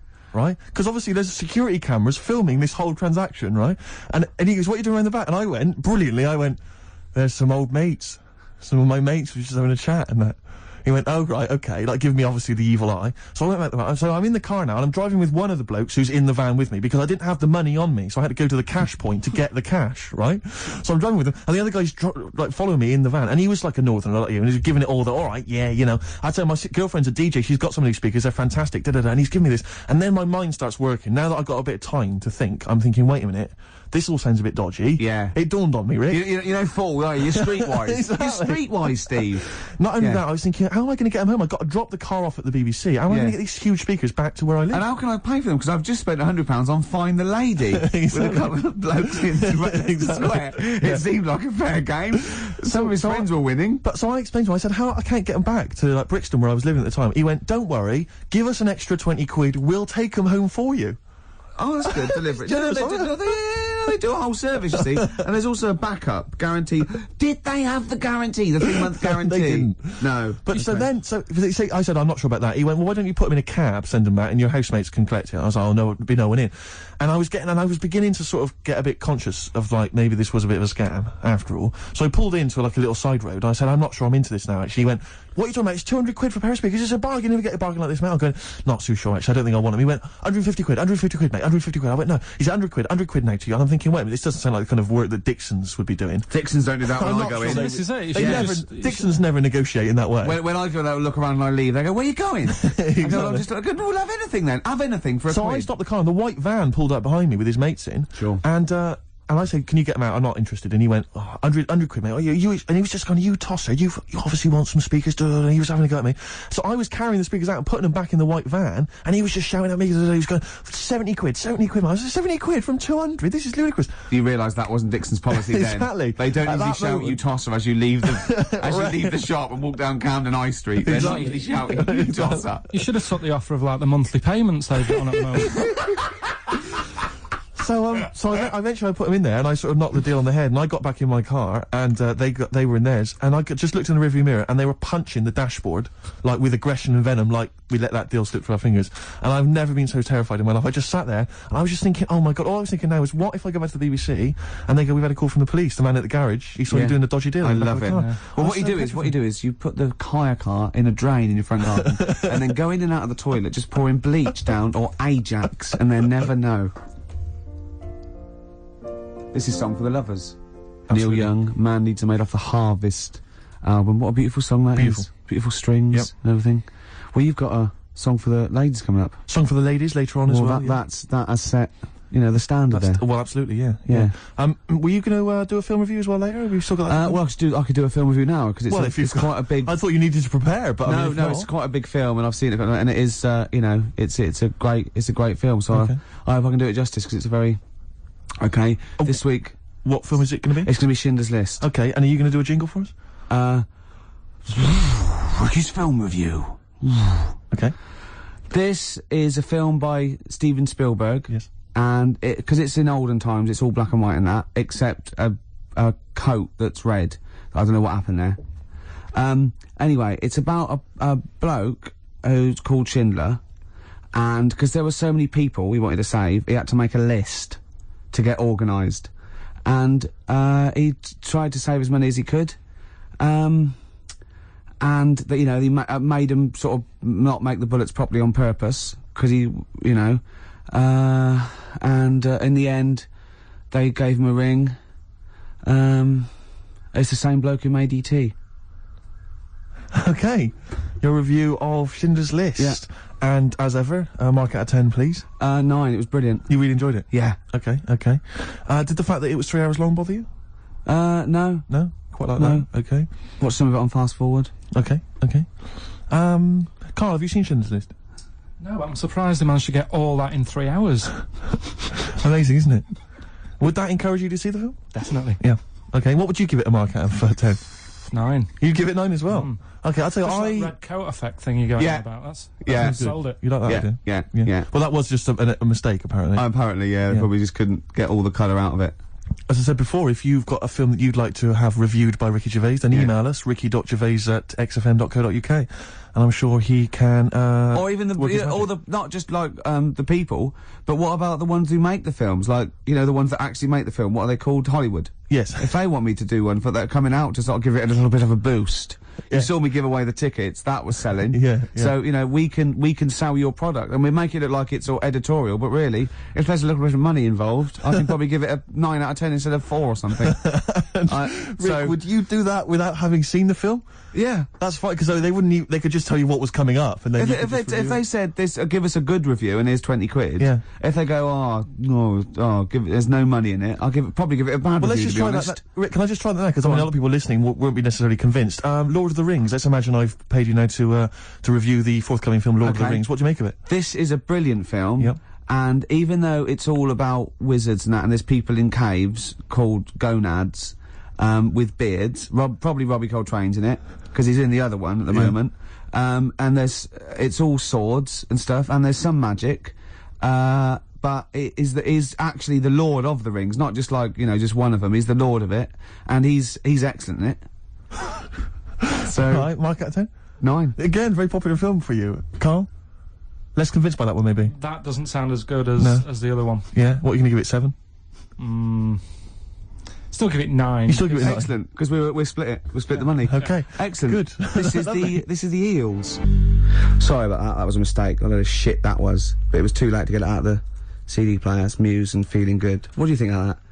I'm not a fan of Muse, but I wasn't quite as venomous in my hatred Don't worry, of it. we won't play that again. Let's explain the situation in the studio. There's a certain frosty air now because we ended up playing Muse. Yeah, it was a mistake. Yeah, but it's not that bad. Well, no, it's not as bad as Ricky thinks it is. I admit it's not as bad as that, but I'm standing out of it. Because I'm not a fan of Muse, I wouldn't play Muse generally. Well, I don't mind Muse generally, but I hate that. What, you like Muse normally? I hate Muse. Well, I don't hate them. Says the man who bought the Like Funky Ones album. Well, yeah, but I wouldn't play them on XFM. I know, but Muse fits in. I mean, you're saying you want to play Radiohead. So playing a Nina, doing a Nina Simone. Why don't we play Radiohead then? That's what I was saying. We're playing Radiohead, but Muse is like Radiohead. There's not a big difference. Anyway, we're not going to argue. There is a big difference. Phone in if you... What's the difference between Muse and Radiohead? What's the phone number? What do you mean, what's the difference? Well, yeah, let's just have a competition. Let's see if people can tell the difference between Muse and Radiohead. Give the number out. Can't be bothered. Nor can I. So it's left to me to keep the thing afloat. Yeah. That's never good news. I went to see the White Stripes this week, Good. if anyone's interested. Anyone interested in that? Go on, Steve. White Stripes are absolutely amazing. I've heard all the hype.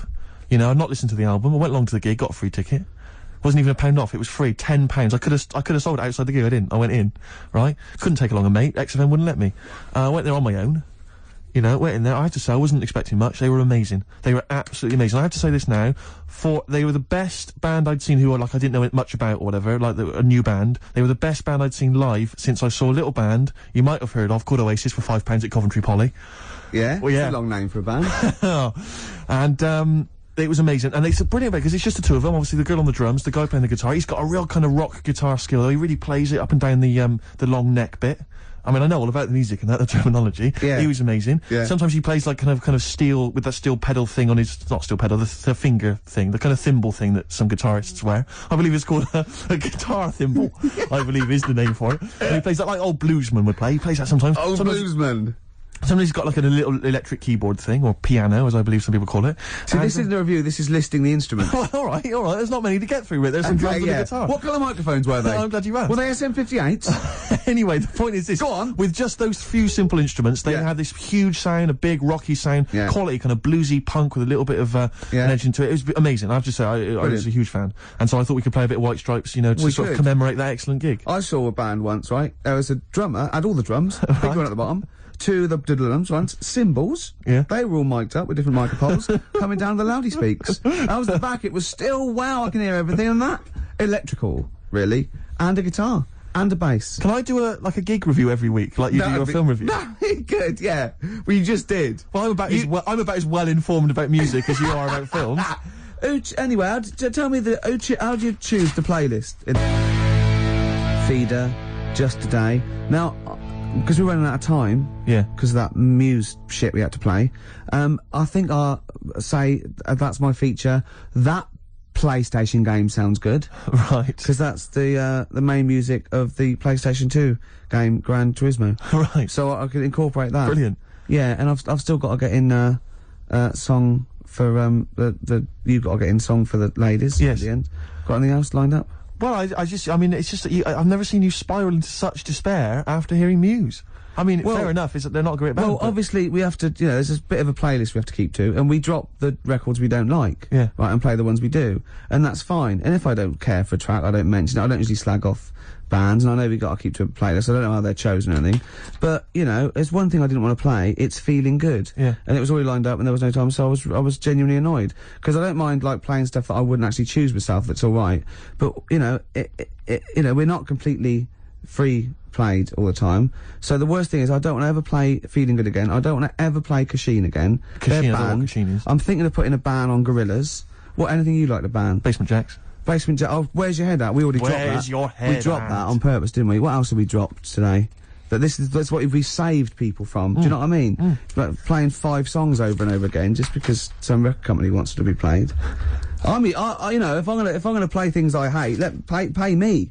You know what I mean? I'm willing to take bribes. Look, I've been sent some chocolates here by the lads out of, Carter USM, right? Are they still going? Yeah, they got a gig at the Who's the Daddy Now tour, right? They're playing the Astoria at December the 14th, on December the 14th. Oh my God, it's worth going along just to see how few people will be there. Well, see, I wouldn't play it, but they've sent me chocolates, so there's a plug. It's like, bribe me, not XFM, alright? Let's get some out of this, Steve. Okay. Alright?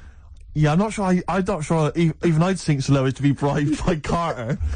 I mean, I'm a man who tried to buy dodgy speakers on the street. Steve, it's a Father Christmas with some jelly beans. Is that from, who's that from? That's from the lads, Who's the Daddy Now tour. Okay. And I've got some chocolate money. Right, lovely. Yeah, some of it French. Got anything there from the Senseless Things? Or the Wonder stuff? No, but you know, we don't know. They don't know what they're doing now. Yeah. Carter was alright at the time. You know, Carter was alright. Carter? Yeah. Right. Do you like Carter? Not really, no. It's nonsense. Well, I didn't like him singing about Dagenham all the time, whatever it was. No, where was it? New Cross. Yeah. But, you know, some Good. funny lyrics. Have anything else you want to get off your chest? What do you make of the war in that's it. Afghanistan? Let's play some songs we like. What have you got lined up? I've got the song for the ladies. That's coming up in a Oh, second. lovely. Yeah, let's choose a song here and let's have a look. You like this one here, Ricky. What? Oh, Radiohead. Just. Brilliant. Is this Muse? Radiohead and Just. Off the Bends. No, that's a track. It's been a roller coaster ride of emotions, this show. Yeah. It started off, there were some light-hearted anecdotes about you and animals. Yeah. It ended up with you sort of spiralling into despair. Wow, you know. There was some urinating in the bed That's along the what way. a track by Muse can do to a man. Yeah, well, clearly. You know, did I ever react? But then maybe, well, I mean, maybe that's what makes them good. I mean, if music can, you know, create those kind of passions in someone, maybe that's effective. I don't know. Well, you've made me think again. I love Muse. It's the punk approach, I suppose. Yeah. Anyway, Carl, thanks as ever for pressing the buttons and contributing. Yeah. All right, mate. Good job. Shame about the Muse. He won't be getting a 9 for his movie next week. Won't we get I think you guys should kiss and make up, maybe naked. well, that's not Carl's fault. Go and kiss him. No, I'm not going to kiss him. But go and please kiss him. I'm not going to kiss Go him. and I'm gonna touch him. I'm going to touch Go him. and touch him. Should we both go and touch him? Yes. Why don't we play a song for the ladies? This week, Drugstore, White Magic for Lovers, beautiful track. And let's just go and kiss and touch Carl. XFM 104.9. Steve, just back announce that for us. Yeah, from the album Princess Superstar that was Princess Superstar and Untouchable Part 1. Did you enjoy it? I really enjoyed it. Good. So I'll tell you what, I had two of the ingredients that I look for in a record. It was both fly and dope. High five, man. Yeah, Okay. You're sweet, man. Coming up, Yeah. I've got my film review. Looking forward It's to a it. great one. It's a great Lovely. film. I've got a song for the lovers any minute now. Sure.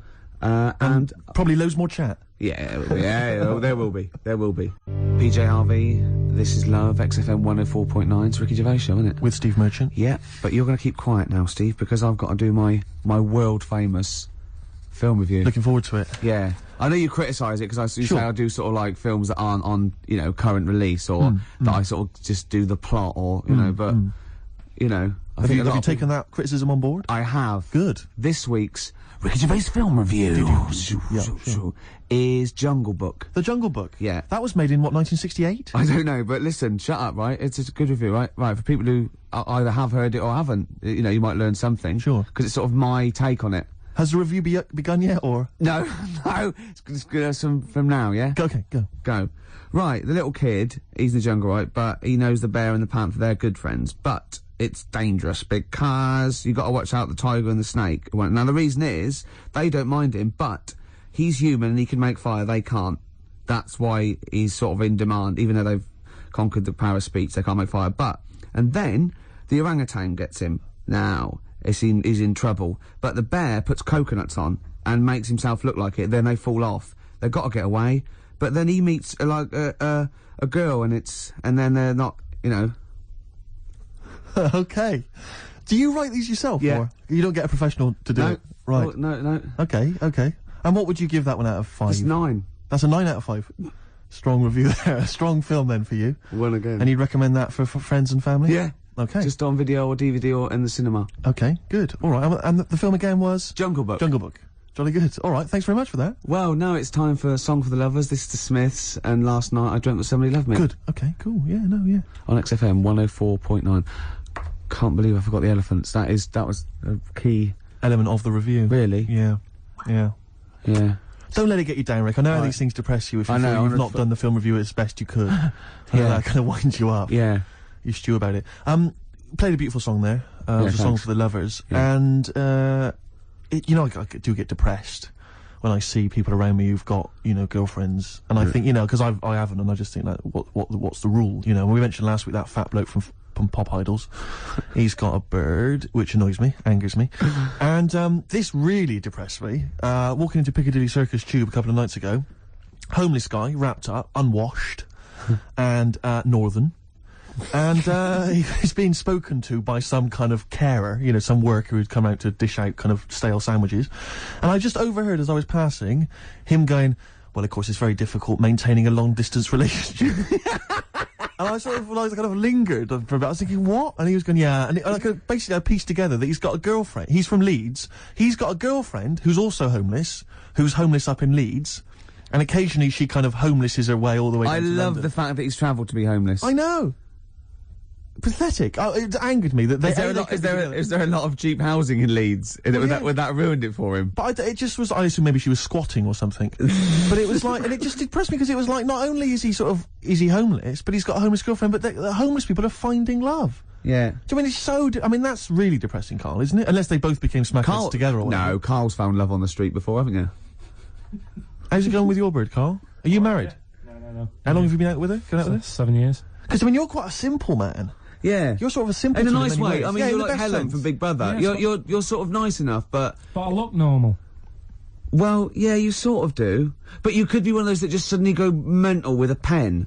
Yeah, Do you know just what I mean? stab people through the eyes. Yeah, you sort of look normal, but if I wouldn't really want to wind you up to a point of frenzy. How did you meet your girlfriend? Through work. What, through her work? What, you phoned up and said We worked at the same place. Oh, you're right. Yeah. You're quite an enigma, aren't you? Could you give us more on that? At work. You met her at work. What, she came in selling sandwiches? She was going through the bins outside. What do you mean you met her Why at are you work? having an attack on me? You're the not one having an who's attack sad and lonely. No, I'm not. Oh, he's done you again! He's done you Yeah, but what again! I thought was interesting was I No. just scratched at him and he just went mental. Yeah, no, It's like a but bear caught in a trap. It's funny, isn't it? You'll never learn. Carl, No, I was just interested to find out what the story was, because it might be a really romantic story. Well, it's not. All right, jeez. I love the fact he I doesn't was want to thinking talk about you- his love affair. I was thinking about you in the week, and like, does it worry you? I mean, you sort of joke about it now, and we're talking about it in the office, you know, like, oh, is Steve really touchy about the way he looks? And Oh, what's this? Where's that come from? he's done it again. He's done you again. I was walking home the other night, and I was thinking about it. And do you worry that when you're old, you will be on your own? You did start it though, didn't you? Well, Carl, I'm glad you brought this up.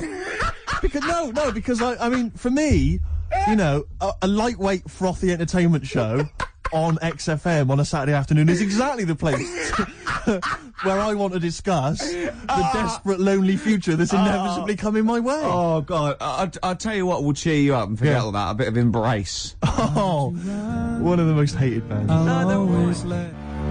Hyde's Main Offender. Before that, Embrace. Make It Last. I know you don't like Embrace much, but that's a nice tune. Yeah. They do cut a nice little chorus, Sure. and I think their heart's in the right place. Okay. Yeah, very nice.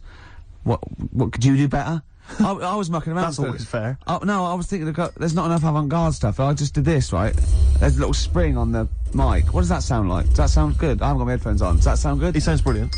I was thinking of doing that and just sending it to John Peel. It's good. I think Maybe with some samples of like politicians going, "We will not." I feel it's more a B-side at the moment, but I mean Okay. it's strong. I think it's you could work that up. But that's without strings or anything. Without. Yeah. Sure, that's without, you know, I mean, that's just kind of a basic demo. When you've worked that up with a decent producer. Yeah. Man alive. Still coming. We got Radio Ahead. We've What got are these Ice fellas doing? There's a couple of Quite noisy, it's just distracting. yeah. There's a couple of fellas behind us taking pictures. I don't know why it takes two of them. I think one of them just got a couple of hours out of the office. Yeah. They're from the what are you from? X-Mag. X-ray. X-Ray. X-Ray. What's X-Ray? It's the XFM magazine, Steve. The XFM what? Magazine? Magazine. And where's that? go then? Is this available in shops? Is it just a giveaway thing to? Kind of give away a bit of information on bands. Right. Gigs are coming up. How is on it the available? station. Does anybody get hold of it? Who gets it? It's in top magazines. You're It's really on selling it, Carl. You're obviously a fan of the magazine. It's all right. Yeah. I don't want to make it. This seems now like you've said. Let's pretend we don't know what it is. You sell it on air, make it sound. I really don't good. know what it is. Well, I'll show you later. Okay, cool. And if people want a copy of it, they can go to the website and subscribe, and you get it for free. That's all right. Yeah. Cool. And you're And going to be in it. And we're going to be in it. Centre pages. I don't look my best. I don't dress for radio. And you know. Well, it's okay because I'm photogenic, so I'll make up for whatever you. I'll push lack. you forward. Rick, I don't know if you were aware of this, but we have some tickets to give away. Is your favourite band Marquis Smith's The Fall? It is, yeah. Go I on. thought it was. And is your favourite venue the Kentish Town Forum? Oh, I'd see anything there. I'd see the Fall anywhere, and I'd see anything there. So if you're telling me the Fall are there, we're not giving away, Steve. I'd like those for myself. Rick, I'm just trying to remember if your favourite support act of late is Schindler. Oh, no, I hate them. I'm not going. Give them away. Okay, so the doors are at 7:30. Doesn't say when it is. I'm only Is it tonight, joking, is it? Schindler. I'm only joking, by the way. To Schindler, the lads in Schindler, if they think I'm being a little bit nasty. It's tonight, it's 7:30, the tickets are £11.50 in advance. I'm assuming there's probably some still left, but we have some to give away. How many have we got to give away? Just 3 pairs. 3 pairs, is it? Have you, talking of Schindler, you know the people that make lifts? Or I think escalators as well. Oh, yeah. If you notice, like in the bottom of a lift, it always says Schindler. It's always made by some organisation called Schindler. Do you think it's the same Schindler? Like from Schindler's List? So it's Schindler's Lifts. Schindler's Lifts. And it was passed down wrong. No, I didn't make a list. Yeah. I made lifts. Yeah, I You're joking. seriously... Spielberg was going, I've made a whole film about It was 3 hours, it was in black and white, for God's sake. Was it, where'd you get the lifts? There was no lifts in it. I thought it was a list you made. No, I made lifts. Oh. Anyway, next time we're in the lift, check that out, that is true. Anyway, we've got 3 tickets for the, 3 pairs of tickets for the Fall, who are performing tonight at Kentish Town Forum. If you'd like to win them, here's a question for you. Which Radio 1, rival station, which Radio 1 personality used to be a member of the Fall? If you know, then you can get in touch on 08700 800 1234. Or it's ricky.gervais@xfm.co.uk. Is it Chris Moyles? I don't want to give it away. Is it John Peel? I don't want to give it away. Okay. I don't want to give it away. Okay. But 2 words for you. Emma B. XFM would like to apologise for material broadcast on November the 8th on The Breakfast Show with Christian O'Connell. The show featured the comedian and author Ben Elton. XFM would like to point out that during live interviews, we cannot realistically expect to control the language and content of our guest material. However, Christian would like to offer a full and frank apology for the fact Mr. Elton appeared to have overdosed on the Arcel tablets that morning. Christian would like you to know that the dullard will never be on again. We really are sorry. This is XFM. It is indeed. We're just looking at the Polaroids, the test the photographers do, and I'm not at all happy. No, do you know what I mean? Though it's like I kid myself. I must walk around. It does take mirrors and photographs. And I go, oh no, yeah, I forgot I look like that. Yeah. Do you know what I mean? Sort of like you look at that. Like a tree Look trunk. at me, Rick. There. That's always with me. Oh. There was a bloke downstairs thought I was Johnny Vegas. He was going, I love those adverts with a monkey. I didn't have the nerve to say I'm not him. At one point, he actually said, I like that one when he hits you. And I went, yeah. He went, you do any more adverts? And I went, yeah, I'm doing a couple more. I just thought it's gone too far now. I can't say I'm not Johnny Vegas. So I'm not really listening, Rick, because I want to say to you, can you get me more square on? Yeah. Square on, I'm not so bad. It's from the side. Yeah, the side looks bad. All right, calm down, Rick. Yeah. Carl, what do you make of that? Pretty face. Yeah, this isn't great radio. No, it's not. I know we never do great radio, Yeah. but this certainly really isn't. This is some of the worst we've done. Yeah. We were talking before about Schindler's Lifts. Yes. Like those people just make one thing, and they're famous for that. Now, do you think the Monopoly commissions should investigate Armitage Shanks? Yes. Because I've never seen another sink or toilet made by anyone else. No. When did they take over this? Can you hear that clicking? Yeah, would you just stop just for a second while we're just doing this? Because he can't talk, because he's trying to make himself look so handsome. Well, exactly, I've got to keep striking poses. To sort of look normal. I've just changed my mind. I want to, you remember that George Michael video where he doesn't appear, he just gets supermodels to play him? Yeah. Or kind of replace him. Can we do that maybe instead? Just get a leggy blonde in? That'd be fine. In our place, like 5 people. Exactly. Instead of, this is Steve. Exactly. But he looks like 5 women. Yeah, no, that is Steve. And so you were talking about Shanks? Yeah, Shanks, Armitage. They've got it sewn up. They've sewn it up. They have, haven't they? Yeah. When did they sort of like get I don't know who the Shanks people are. I don't think they make anything else, though. I've never seen them making anything else other than lavatories and sinks. They seem to have got that. So who went, we're going to make so many urinals that there's going to be too many urinals. No one's going to have a look in. When anyone's out having a slash, they're just going to be thinking, Armitage But Shanks. presumably there's someone called Armitage Shanks who's got his name all over that. You know, whenever you meet him, you're just thinking, I've had a waz. On Armitage on Armitage Shanks. Is waz a word? We can say waz, can't we? Yeah, or piss or slash. Yeah, either of them's fine. Oh. U2, Walk On. See, I like U2 again now. I liked him sort of, in the very early days. And I hated them for about 15 years. And then the last album, this, and Beautiful Day, I think really good. Thanks for that. They've lost all their pomposity, don't you think? I saw one of them saying that he felt this was the best album they've ever made. I tell you what, I'm not going to argue with him, whoever it was, Steve. Could well have been The Edge, not sure. Could have been Larry Mullen. Real name David Evans. Really? Yeah. Interesting. Yeah. Rick, you may recall that some time ago we gave people the opportunity to win some tickets for The Fall performing live at the Kentish Town Forum this evening. Supported by Schindler. Schindler. I know you're a big fan of them. And we have some winners. I could have made more lifts.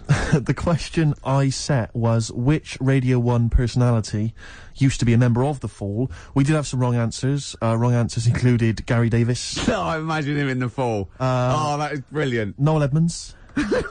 And, of course, Ed Stewpot Stewart. Oh, what's happened to Noel Edmonds? What's happened to lovely Nolly? Noel's just utterly doomed, isn't he? No one will employ him now, it seems. Well, we don't know that. That's probably libelous. How is that libelous? Well, he might be turning down stuff and therefore might be sort of waiting for a big comeback with Noel's House Party 2002 for all you know. No, you're right, it is libelous. Thanks for pointing that out, Rick. There's so many lawyers thinking that's not libelous. No, actually, good point. Yeah. So the winners are Minna, who's from Finland, apparently, according to these notes here. Minna has won. Why is that funny? Well, how would you have called him from Finland? Well, no, when someone says, where are you from, she might have been here for, like, a year. I go, well, Finland. Well, I've embarrassed myself. Sorry about that, Rick. Thanks for tearing me apart. That was fascinating radio. Vinny's also won. He's from Surrey. Imagine coming from Surrey. And Tom Prince from Camden. What a great name. Tom Prince. They're all the lucky winners. I think we've lost it. No, I was really good the first few weeks. Thought, yeah, and even the first hour. But this last 20 minutes, I feel that I've bored myself. Yeah. What's happened? I think it's because you keep picking me up on every single thing I say. It can't help, surely. And then if it's not you, it's Carl having a go. Yeah, but he's more going for your looks. I'm more working on your personality. Right, sure. But together... So it's my fault now that the show's going No, but downhill. it's like, you know, we're sort of like your mentors. You've got to be harsh. It's like, you're like Eliza Doolittle. And we've got lots of little stylists in, like they do with, like, you know, makeovers and that, all that, faking it. They get in, like, me and Carl's working on your looks, I'm doing your personality, we're gonna get, like, stylists in and, you know, coaches, and then you have to do a date, and the woman has to, and there's 3 other blokes, and she has to work out what the freak amongst them is, and you've got to go, no one voted for you as the freak. Yeah, Rick, I've known you for 3 years. I don't think you're cut out for that job. Groove Armada, Superstar on XFM 104.9. It's nearly the end of the show, Steve. It is. I'm going to try harder next week. Yeah. I mean, it started off well, and then I didn't get bored, I couldn't concentrate. I know what you mean, I mean, I thought I tried hard early on with the anecdotes that embarrassed me and which Carl just used as well, I had the funny bullshit t-shirt I had, and the, you know... I had the woman, you know, walking around in my clumpy shoes. I had the washing with me. Oh, they were classic anecdotes, Rick. Oh, I love the first hour. I love the first hour. There should definitely be a sort of show on Saturday evenings on XFM with Kate Thornton and Richard Blackwood. Blackwood would be good. Moyles in, going... Just remembering the first hour, they used to... Oh, it'd be great, wouldn't it? That'd be lovely. Oh, it'd be amazing. There's people taking our photographs, which I'm not happy with, I'll be honest. I'm gonna have someone fired. I know you've... I'm only joking. He stopped. I was only joking. Oh, I've offended someone. Which I don't like to do. And then we all the stuff about, I'm worried lifts, though, I'm worried because I didn't know that the photos were going to be taken, that we won't seem quite as hip and down with the kids as we thought we would, on account of wearing these tuxedos. I'm telling you now, that is ironic. We are down by law. This next, track is Ice Cube. It was a good day. It's, my selection for the hip-hop track. Yeah. As you know, we want to spread the word of... a lot of people don't seem to realise that hip-hop is music as well, and it's out there, and it should be enjoyed by kids. And it's, at the moment, it's kind of quite an eclectic thing, you know, it's very underground. Yeah. We're trying to bring it into the mainstream. Yeah, and, in this, you know, Cube says it was a good day, you know, simple things like he didn't use his AK, that's the sort of world he lives in, that's what he's trying to get across. And it talks to you about your life. Sure. Yeah, respect it. Well, you've got a great song coming up as well. I have indeed, it's the song for the ladies, Rick, we'll leave people with that. Have you seen the film Magnolia? I have. It's one of the most underrated movies, it didn't get a single Oscar nomination, it's absolutely fantastic, breathtaking cinema, made by the guy that made Boogie Nights, absolutely fantastic, Tom Cruise is in it, loads of people, and the soundtrack is entirely written by Amy Mann. Now, I don't know if she's normally the sort of person they play on XFM, but she's a singer singer-songwriter of great skill, I think. Yeah. And this is a song that features in one of the most breathtaking moments It's in the film. It's amazing when they all Incredible sing. sequence. Yeah, it all brings it together. It is, you know, we won't come across obviously. No, here, but it nevertheless it's is a good song. It's called Wise Up. We'll be playing that in a second. But otherwise, Rick, that's it, isn't it? That is it. What will you be doing tonight, Steve? What are we doing tonight, Rick? Probably gonna be staying in. Yeah, yeah. Oh, yeah. Yeah, what, and doing what? though? Watching some telly. Oh, yeah. That's not always I know you. Did I see a couple of cans of weak lager in your carrier bag? I did sneak them in, yeah. You're not going to drink them both tonight, are you? What are you, my mother? Okay, chill out, do what you want. Oh. Will you be sleeping alone again? If I play my cards right. Will you be having a little tug just to get yourself off to sleep? I'll probably have a couple of tugs. If there's something saucy on Channel 5, I will. XFM 104.9. Here's Wise Up. Amy Mann, enjoy it. XFM 104.9. Dandy Warhol's Bohemian Like You. It's the Ricky Gervais Show. With Steve Merchant. Yeah, exactly. And Carl, who's Carl's turned in. our microphones on. Can't believe it. Good to see you, Carl. Good to see you, Ricky. Cheers. Cheers. Now, in a fun-filled and music-filled show, we've got music and fun. Yes, looking forward to that. 2 hours, solid 2 hours. There's no gaps. There's nothing. There'll There's be no dead air. There will be adverts sometimes. There'll be Obviously, adverts, yeah, but I mean, you know, that's what pays our wages, isn't it, really? Certainly. And some of the adverts I think are quite amusing. Yes. No, I think like the ones that you're on. Yeah. We've got our hip-hop challenge, we've got Song for the Lovers, Song for the Ladies, we've got a film review. So magnificent. Had any calls about that, Rick? Any maybe Channel 5 or someone onto you? No, they haven't. No, That's no, strange. That's no, weird. No, but it's. I think it's a bit of ahead of its time because it's very unique. Sure, 'Cause it's sure, not like other film, individualistic, is yeah. it? It's sort of like it's a bit out there. Yeah, Anything well. caught your eye this week, Steve? Rick, I know that both you and I are kind of obsessed with these people who believe in, you know, people who can predict the future or have got contact with the dead or whatever. Yeah. And I know Mystic Meg's a bit of a nonsense, but people do take her seriously. On the cover of The Sun today, Mystic Meg won me 15 million quid. Wow. Right, you're thinking that's a pretty amazing claim. I know that Carl believes in Mystic Meg and all that sort of rubbish, you know. You're thinking, wow, here at last is proof that she has got powers. And you wonder to yourself, well, maybe she predicted the numbers specifically, you know, that would be a hell of a... just to him. Yeah, which is incredible, which is absolutely incredible. And so there's this guy, lottery mad Tom Naylor, he's a lorry driver, right, he won 15 million quid. Yeah. He says, I always read my horoscope in The Sun and follow the advice. Basically, what Meg said was, keep a lottery ticket in a yellow mug to add luck.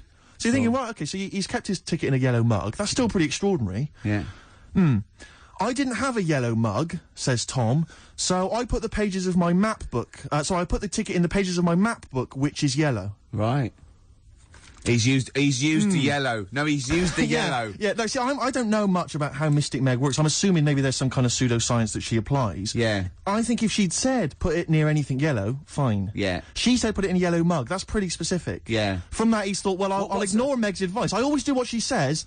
If she says put it in a yellow mug, I'll put it she's had two sort of like, you know, points of reference there. The descriptive, the yellowness of the object and the object itself. The noun should be a mug. Yeah. What's missing in the yellow book is the mugness. The mugness is one of the It's got lots of bookness, but it wasn't the bookness that gave him the 15 million. Exactly. So, exactly. I reckon Mystic Meg won me 7.5 million. Right. Would have been a more Right. accurate. Sure, Yeah. yeah. So, I mean, I don't know. What, Carl, do you think that that's pretty spooky? And weird, unnatural stuff? So I'm just a bit livid today. I wasn't really listening to what you were saying. Not paying attention? Yeah, sorry. Okay. Do you want to notify us before, you know, we ask you questions? You are giving to us. Go on. It would have just been nice if you would have, like, warned me you were going to ask me about it. I'm just a bit livid. Go on, what about? Just... Have I done talk something? about... No, not you two. Just a bit livid. XFM 104.9. Stand clear. Adam F, MOP. We all know whose dad Adam F is. Who was that again? We all know who's Adam F's dad of. We all know dads. Do we? Rick, can you keep filling? Because I've realised I've left my mobile phone on, and the kind of calls I'm going to be getting on a Saturday afternoon. Yeah, I'll just keep... Yeah, no, keep it's talking. just... Oh, that was Adam F and MOP. Stand clear. We all know Adam F's got a dad. Oh, done it again. Do you remember the trivia quiz? I forgot it. Whose dad is Adam F? Elvin Stardust. Yes, Shane Fenton. That's what the F must be for. You're back. That's done. Yeah. Yeah, we wouldn't want to be... or people that are calling you all the time. Oh, the ladies. Oh, God.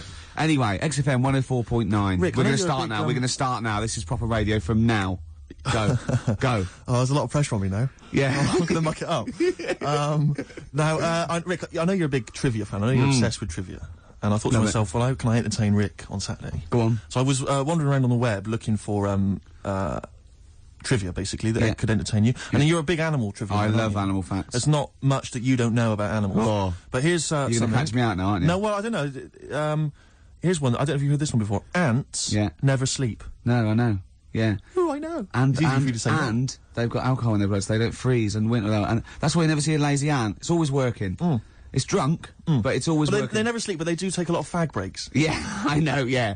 I think it's 'cause they can't sleep because it's like noisy neighbours. There's about 1 million of them living like sometimes in a room. And it must be very... But you see them carrying a leaf and they see someone else and they go, do you want a hand with that? And they go, don't be silly, you're carrying some at 8 times your body weight as it is. He goes, well, you know, I've got another pair of hands free. Yeah. Give you a hand. Yeah, they're great. No, they're hands. incredible. They're incredible. Yeah, I knew that one next. Okay, well, right, this is one I'm throwing right at you as well, Carl. There's only one bird that has a penis.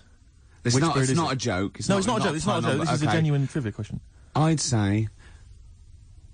I think I've seen one on this.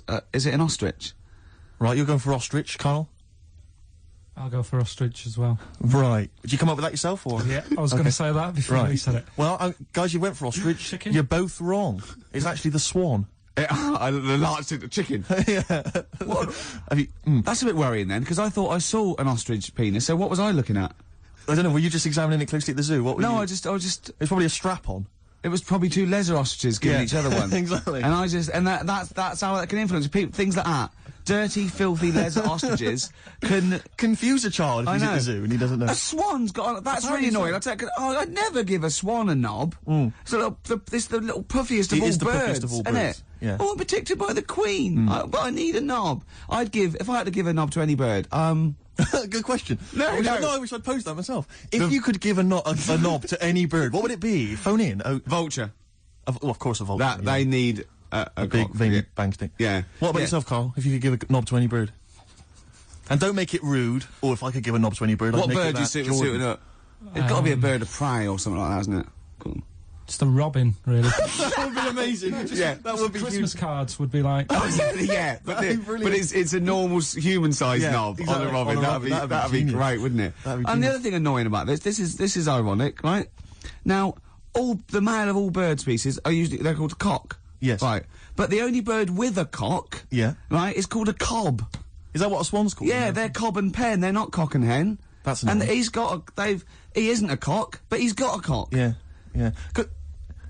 Quick query there, Rick. Go on. When you said then cock, Yeah. presumably you meant male bird Yeah. the first time you said it. Yeah. The second time you said it, you said cock. Did Yeah. you mean the penis? Well, you're showing off the whole farce of radio broadcasting. Because you're not really allowed to say cock No, exactly, meaning no. penis. One cock would cause great offence. Yeah. The other cock's fine. Exactly. It's weird, isn't it? It is strange. It is strange. So, I mean, if I said now to you, I like cocks. Yeah. Meaning birds. Yeah, that's that'd fine. be fine.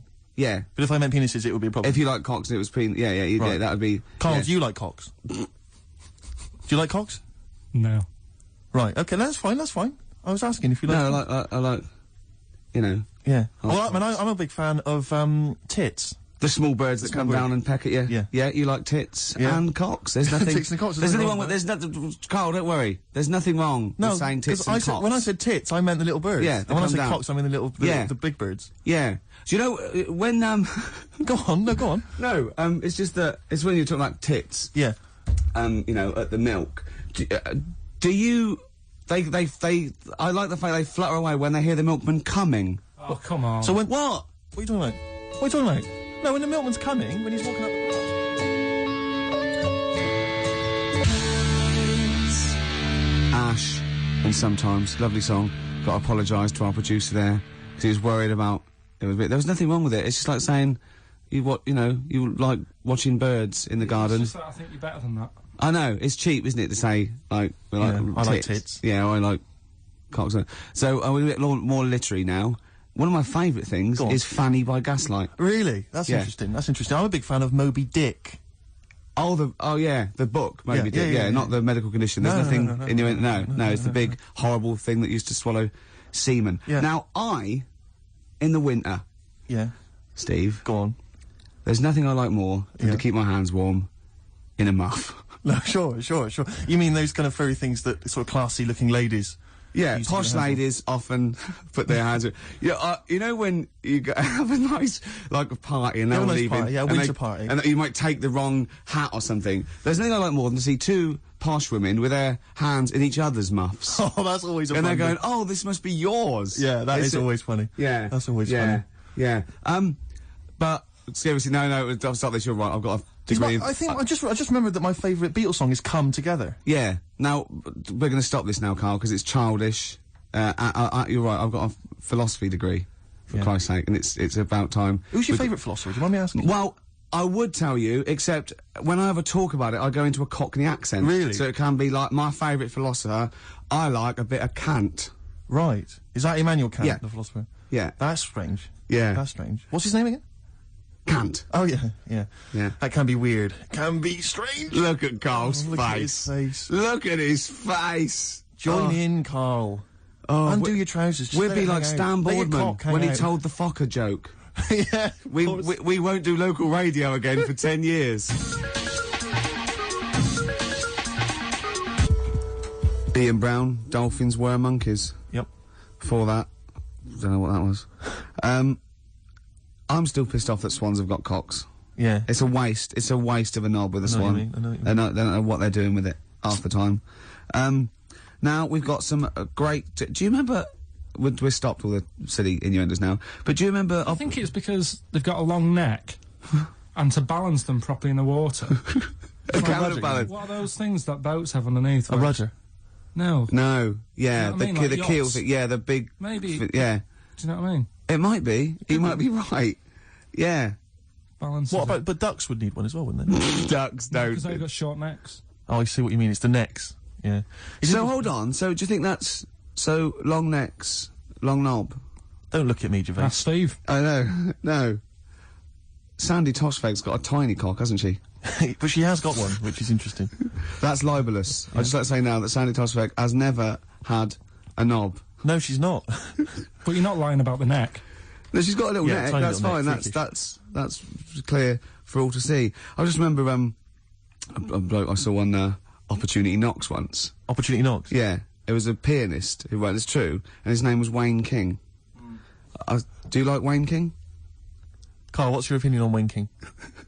I don't know his work. You're not a fan of his work. Okay. No, that's fine. Carl, we asked your opinion, mate, and you've given it, and that's all we can ask for. Oh, no opinion on Wayne King. If you're a fan of Wayne King at home, please get in touch. The email address I had ricky.gervais@xfm.co.uk. What was the number again? 08700 800 1234. You know, if you like Wayne King, or if you know. No. Oh, what are you talking about? We're asking someone's music opinion. It's a music station. What? Oh, you're It's going to be like this all day. If we, Let's if talk we, about you and your girlfriends again. I think people enjoy that more. oh, Wow, you are grumpy. Why are you grumpy? You're all grumpy because you've been loaded. Come on, tell us. Come on. I think I've got SAD. What's that mean? That thing when it's Sade. dark. Go When on. it's dark outside and you feel depressed. Oh yeah. I think I've got that. But you're from Manchester, aren't you? Isn't it like pitch black there all the time? Isn't it like which country is it? Is it Iceland where it's like dark all year? The land of the mole people. No. Yeah. I was telling Steve before. In fact, I'm not going to bore you with it. Go on. What were we saying about Wayne Well, you King? bored me with it earlier. Can't you bore him with it? Yeah, it's only fair. What were we saying about what? Wayne King. Did you Oh, say Carl, that? play a record. Oh, that's a disgusting, Carl. You're a pervert.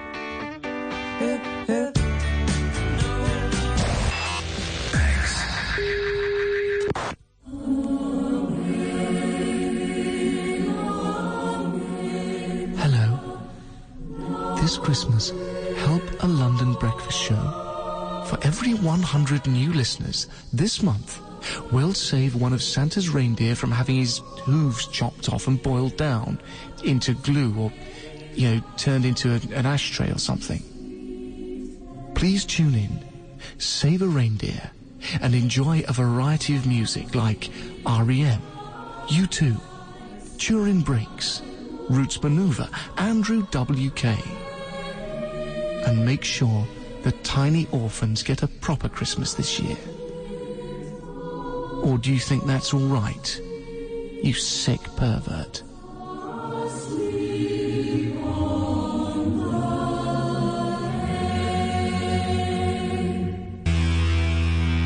Le Guido, play some rock. That's what we're doing, Steve. We are indeed. Before that, Weezer, Island in the Sun. Can I just ask Carl a quick question? Yeah, why does he swear so much on radio? No. Carl, did you see that film last night? Gaylord Say No? Yes. Oh. What were you watching that for? Yeah, weirdo. Oh, you're always going to lose with that one. Rick, did you see that film last night, Gaylord Say No? No. Ooh. Oh, no. Yeah, you're a Gaylord. Oh. That is actually the official way of finding out if someone's gay. That's how Oscar Wilde got caught. That's exactly how he got caught. Yeah, they went, well, we got no evidence the arm was okay. Anyway, cheers, my lad. Oh, before you go, Oscar, see that film last night? Gaylord Say No? No. Take him away. Yeah. Take him... to that bender downstairs. Take him out of my sight. That is how they got him. Yeah. That's the official way. Yeah. Children in Need last night, Rick. Oh. I watched a bit of it. Did you watch any of it, Carl? It's awful, It is isn't pretty bad. It's the worst thing ever. I mean, I've said this before, the thing about Children in Need, it makes the whole country and BBC One, for one day, into just one big school fete. Yeah, Do you know what I mean? exactly. It's so pathetic. The entertainment is ill thought out. It's just boring. I'd prefer it if they just made everyone pay £1. That'd be fine, yeah. And they make more money and we wouldn't have to sit through it. Just add it to the licence But fee. surely that's... Yeah, exactly. Surely that's just a taxation that we should, But that's as fine. opposed to going through this nonsense of seeing people from West End musicals who aren't selling come out and do Yeah. a song. Yeah, of course. God. But it's just that they may as well, because I know there was Terry Wogan at one point going around the audience with a bucket, just rallying it, getting all members of the audience to put loose change in a bucket. This is national television. Yeah. And I'm watching, they've already had to sit through 3 hours of rubbish, now you're making them pay for it. Does he get paid? I don't know if he's done it for I know, there's a lot of people who go on there, though. All the pop acts that go on there, they're all plugging a new single. Of course, but that's... It's like, it's this mask of sort of this charade of charity, but they're all plugging a single. Yeah. It's just pathetic. It's utterly pathetic. They may as well bring on a big tombola, and guess how many kind of pennies are in the jar. How did Pudsey lose his eye as well? Well, you get another one out if you're not careful. And, I watched it quite late, because we just had it on in the corner, we were sort of chatting and stuff. And, about 1 o'clock in the morning, okay, they'd been promising this for ages. It was a couple of sort of Hollyoaks stars or something. Yeah. Male stars were going to be part of a male striptease. Yeah, a full Monty type thing. I turned that off. Yeah. I didn't want to watch that, Steve. Do you know it's the way he said it'd been promised it for ages? It was like 1 in the morning. Almost Carl's like he's been staying up. Yes, Well, Carl's you've got to measure me, Carl. That's a bit weird. Yeah. Yeah. Did you see that film last night, Gaylord Say No? No, but the point was, like, the thing about the, are you a Gaylord tied to a tree? Yeah. Yeah. There you are, then. There you are. That's Done another ya. piece of evidence. Really done me. But no, seriously, so they bring on these, this male stripper kind of gang come on, like, firemen or whatever. And they come on, and they're like, cut to the audience, and there was one woman just putting her glasses on. Like about a 40-year-old woman. It was 1 in the morning, she'd fallen asleep, and her pharmacist had gone, Agnes, quick, put your glasses on, wake up, they're getting their cocks out. And I mean cocks. Yeah. And they did this striptease, right? They did this striptease, and I have to swear, right? They went right down to their underwear. They had these kind of, and they were just flashing their arses. It was, and I was thinking, this is for kiddies, and it was obscene. It was utterly obscene. I was 1 in actually the appalled. morning, it's not. What are you talking about? It was appalling. It's But the children. charity is. No, but it was just, it was offensive. I was offended by it. It was the BBC, it was charity, and there were blokes with their todgers almost out. Yeah, but the fact is, but it's post-Watershed. You can have any event and give it to anything, can't No, you? that's not right. It's for children. Because a lot of children will stay up and watch that. Their parents will go, yeah, it's fine, you can stay up and watch Children in Need. That's for kids. Yeah, but then asses aren't, It was, but it wasn't just asses. They gave the impression they were fully nude. I mean, thankfully they weren't. I made a close inspection. But it was obscene. Hey, yeah, me and Carl are looking at each other. Yeah, you're looking at each other. Gazing into each other's eyes. Just for 1 week only, we're back at score, okay? There's innuendos. We laugh when we say the word bender, cock, tits meaning birds. Carl and Ricky sitting in a tree, Kissing. Rick, have you been enjoying Bubba Sparks' current hit, Ugly? You're ugly, oh I'm ugly, ugly. A song which means nothing to me, actually. I can't relate to it at all. I have. What do you make of Bubba? I like Bubba. He's a sort of down south kind of rapper. I know where this is going. I bet you've got a little bit of Bubba in your hip-hop challenge. Well, we did have the hip-hop challenge a couple of weeks ago, but I lost. So basically, we're just playing a favourite hip-hop track of ours, aren't we, each week? And this is my selection. It's from Bubba's current album. It's not the hit, Ugly. It's, the album's actually called Dark Days, Bright Nights, and I believe this song, presumably, comes from that title, because it's called Dark Days, Bright Nights. Enjoy it, Rick. Do you enjoy It's it? great. It's hypnotic. It's the chorus. Is that a song? Is that sounds like Stevie Wonder? It does sound like Steve. I don't know. I haven't got the inlay sleeve to hand. I can't tell you. Does anyone know? Maybe they could call in. Rick, I'd love to give out the number. In fact, I will. 08700 800 1234. Ricky.gervais@xfm.co.uk, who is providing the chorus for Bubba Sparks' Dark Days, Bright Nights, 104.9 XFM. Wow, from Rubber Sparks to Sparky Bubs. Those Sparky Bub boys swayed. Hey, slick.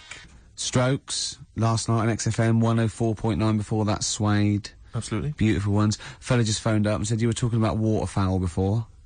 The only bird with a penis is the swan. And he said that it was worried him about the ugly duckling. They'll go about, he turned into a swan, but ducklings, they're not called ducklings, they're called cygnets. I pointed out that the swan in question didn't understand, because he thought he was a duckling. Yeah.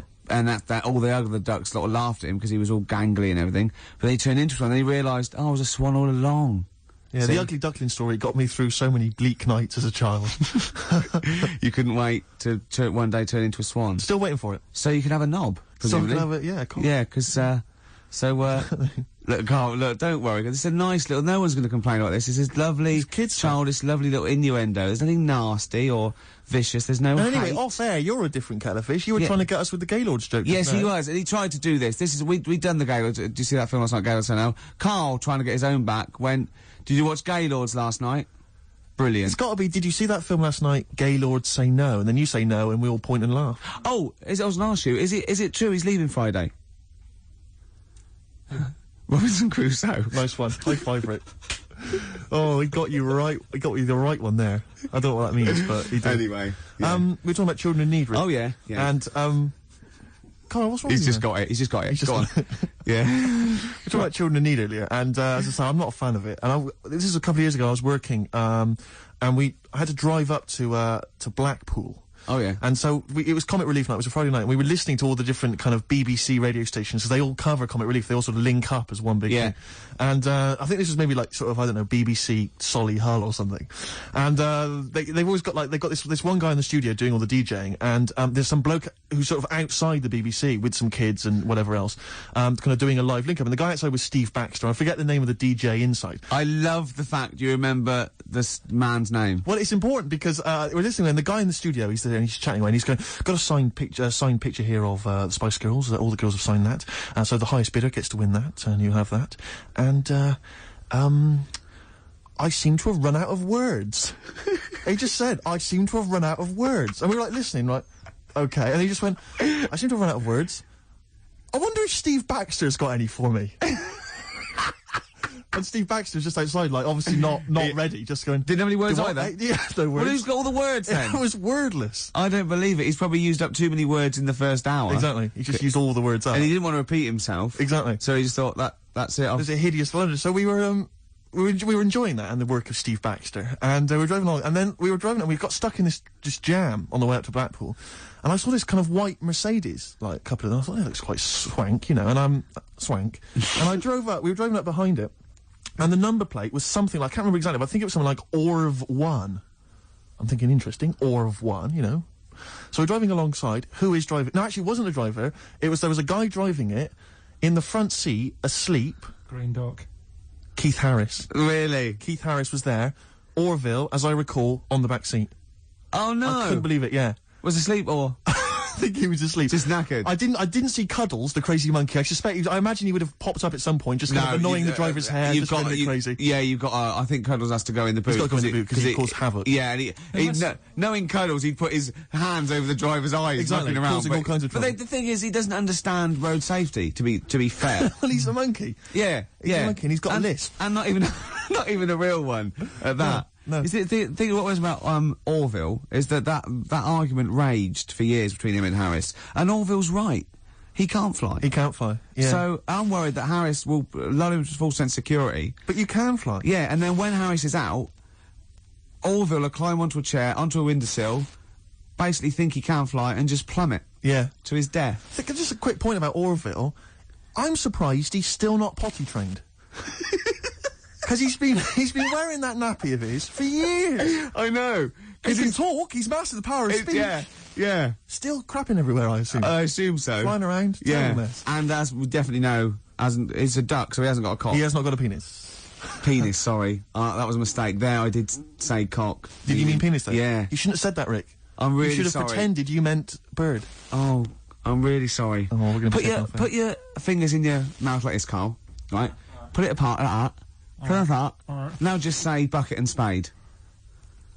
No, with your fingers in your put mouth. your fingers like that and just say bucket and spade. Bucket and spade. No, don't do keep that. your fingers in your mouth when you say it. Bucket. Oh, Carl, play a that's record. outrageous, Carl. Smashing Pumpkins, Untitled on XFM 104.9. I just got to tell you something, Steve. Remember, at my birthday party, my girlfriend had bought me one of those, arcade games. You put money in a pub. Oh, it's a quiz machine, though, isn't Quiz it? machine, yeah, touch the screen. And we're all playing, but Steve, with his general film knowledge, people were getting like 100,000 points and getting through, right? Steve got something like 8 million. Right, listen, I got the top score on a movie trivia quiz game, right? Who's the geek now? Yeah. All right, Carl?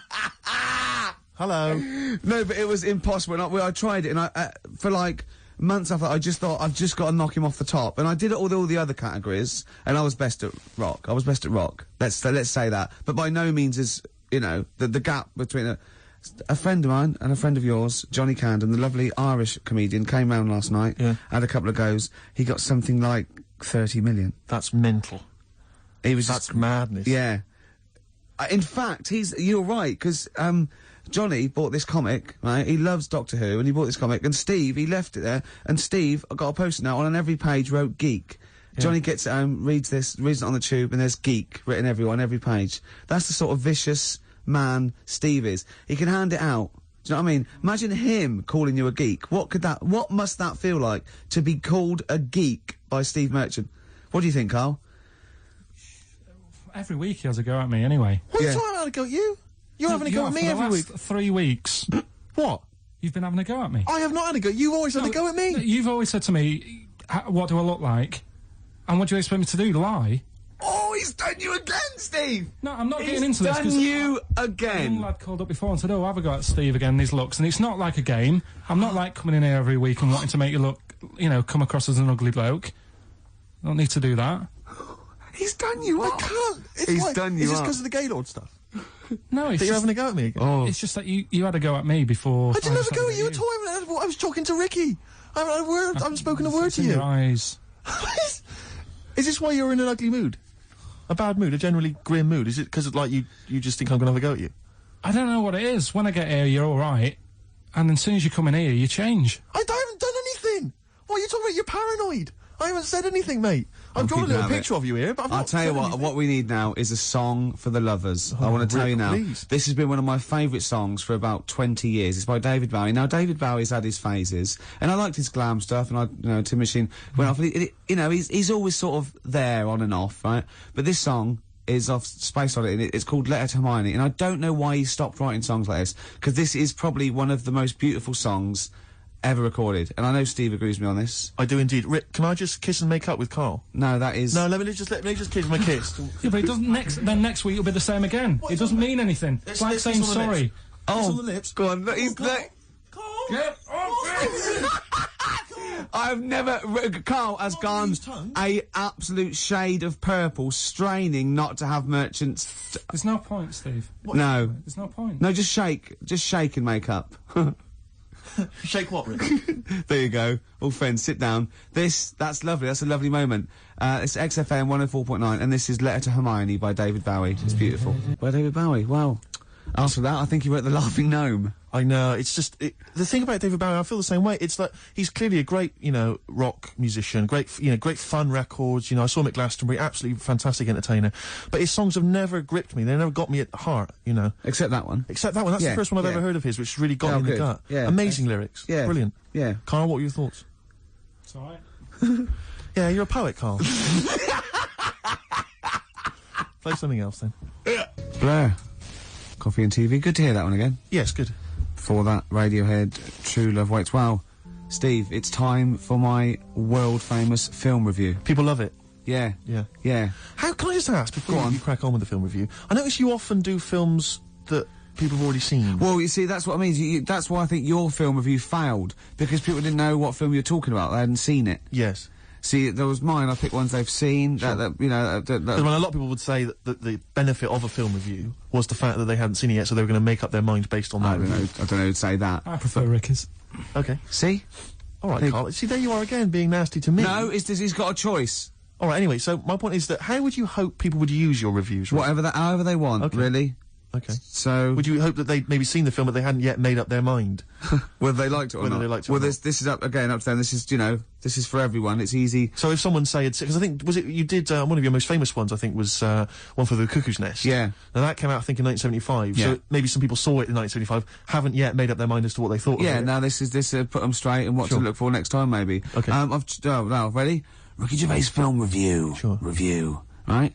Chosen Rain Man. Rain Man. Okay. Now this has been on TV quite a few times and it was a multiple Oscar winner. Exactly. Okay. So right. Rain Man. It's got Tom Cruise in it, Yep. and he's all right. He's normal, but he finds out he's got a brother who's a bit mad. Dustin Hoffman is doing it, right? And it's meant to be. He's all weird, but he's meant to be. So it's good acting. Now, oh god, he needs to keep his brother, but they don't want him to have a brother, and he doesn't remember a lot. But he dropped him in the bath and burnt him when he was little. Clumsy idiot. But then he finds out he can make a bit of money, so they get the same suits, and they go bet two for good, well, because he's got special powers. So he can know what the roulette. He wins that, and he drops some toothpicks. He knows how many there are. And he recognises the waitress just through the book. He's got all his football cards. Don't put them out of order. Don't go in the telephone box with him, he smells. And get him back in time for Jeopardy or watch it. Anyway, then they slap his head and get worried. Qantas don't crash. So he's got all that. And in the end, he doesn't, I don't think, but at least they've met each other. Yeah. Yeah. Of course, Rain Man, a film about autism, which is strangely appropriate, I think, when you're reviewing it. Anyway. What would you give it out of 10? Oh, 9. Okay. Thanks very much for that. Were useful? Yeah? Have you seen the film before? No, I will now. Okay, jolly good. Well, excellent. New Order. 60 miles an hour on XFM 104.9. Well, quarter of an hour to go. Yep. We've still got your song for the ladies. Song for the ladies coming up. Time now, though, Rick, for Under the Covers. You've got me covered. Cover Me Bad. Which is when we play a cover version of a well-known hit. Just see the sort of effort that goes into the show. There's a lot of work. We've learned something. We've learned the only bird with a penis is the swan. Swan. We've had an interesting anecdote where he saw Orville. I saw Orville. Yeah. Keith Harrison Orville. We've had a film review, Rain Man. Informative. An award-winning film I reviewed today. Yes. So that was an Oscar winner, Carl. Ants. There's been things about ants. Ants never sleep. Yeah. If you missed the beginning, you won't know that fact. We've had various songs. Music. And that. Beautiful. So, carry on, Steve. Cover Me Up. The White Stripes, everyone's raving about them, Rick. Sure. They are an exciting band, and this is their cover of the Dolly Parton classic, Jolene. Love it already. Loved it. I want to ask Carl a question, though. Because Carl's sometimes in awe of this newfangled world that we live in. What do you think of the scenario? What do you think is going on there? Because it's a bloke singing to a woman, begging her not to take his man. What do you think's going on there? Say again. Well, that's a bloke there, singing. Yeah, to his wife, Jolene. Right. Were you listening to the lyrics, or? You see, I got mixed up anyway. I thought it was about that one about the person who chucks himself off a bridge. So I was thinking more about that than listening to that one. So Right, listen. Well, go on it. Right. Jolene, I'm begging of you, please don't take my man. You flaming locks of auburn hair, even though you can, don't. He's all I've got. You're a beautiful woman. Don't take my man, because I can't compete with you, right? Yeah. What do you think's going on there, though? Because, you know, it's Dolly Parton singing it, we know what's going on. They're fighting over the same man, aren't we? Yeah. What do you think's going on when a bloke's singing it to Jolene? What do you think of the scenario there? That's one of them names, isn't it? That could be a bloke's name. It's like Leslie. Oh, Christ. Okay, sorry, it was a... I wish you'd not asked him that question. It's so exhausting. I love him. Do I love Carl. ants sleep, Carl? Which bird's got a cock? Swan. Okay, nice one. Listen, I want to play that song for various people who've emailed and phoned in saying they want requests. We don't really play requests on the show, but we'd like to mention them anyway. Matt Barr, Magic Thighs. That's not Matt Barr's Magic Thighs, that's Matt Barr and Magic Thighs. Yeah. Kieran in Dublin, Stuart in Hackney, Lisa and Alison in Crouch End, and Glenn in Crystal Palace, who was phoning up with a nice message earlier.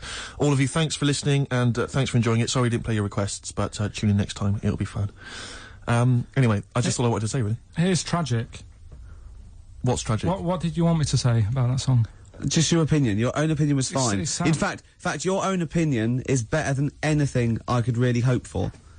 Without doubt. Whenever I ask you a question, you constantly surprise us. Yeah, it's wonderful. So only ever carry on telling the truth, carry on saying exactly what's on your mind, and I think this could become a great. You're like a man who was frozen in Victorian era and has been reawoken, and he's kind of discovering the world. Some things make sense, other things don't. It's beautiful. It's as really opposed to one that was made in a castle in Victorian times, like Steve.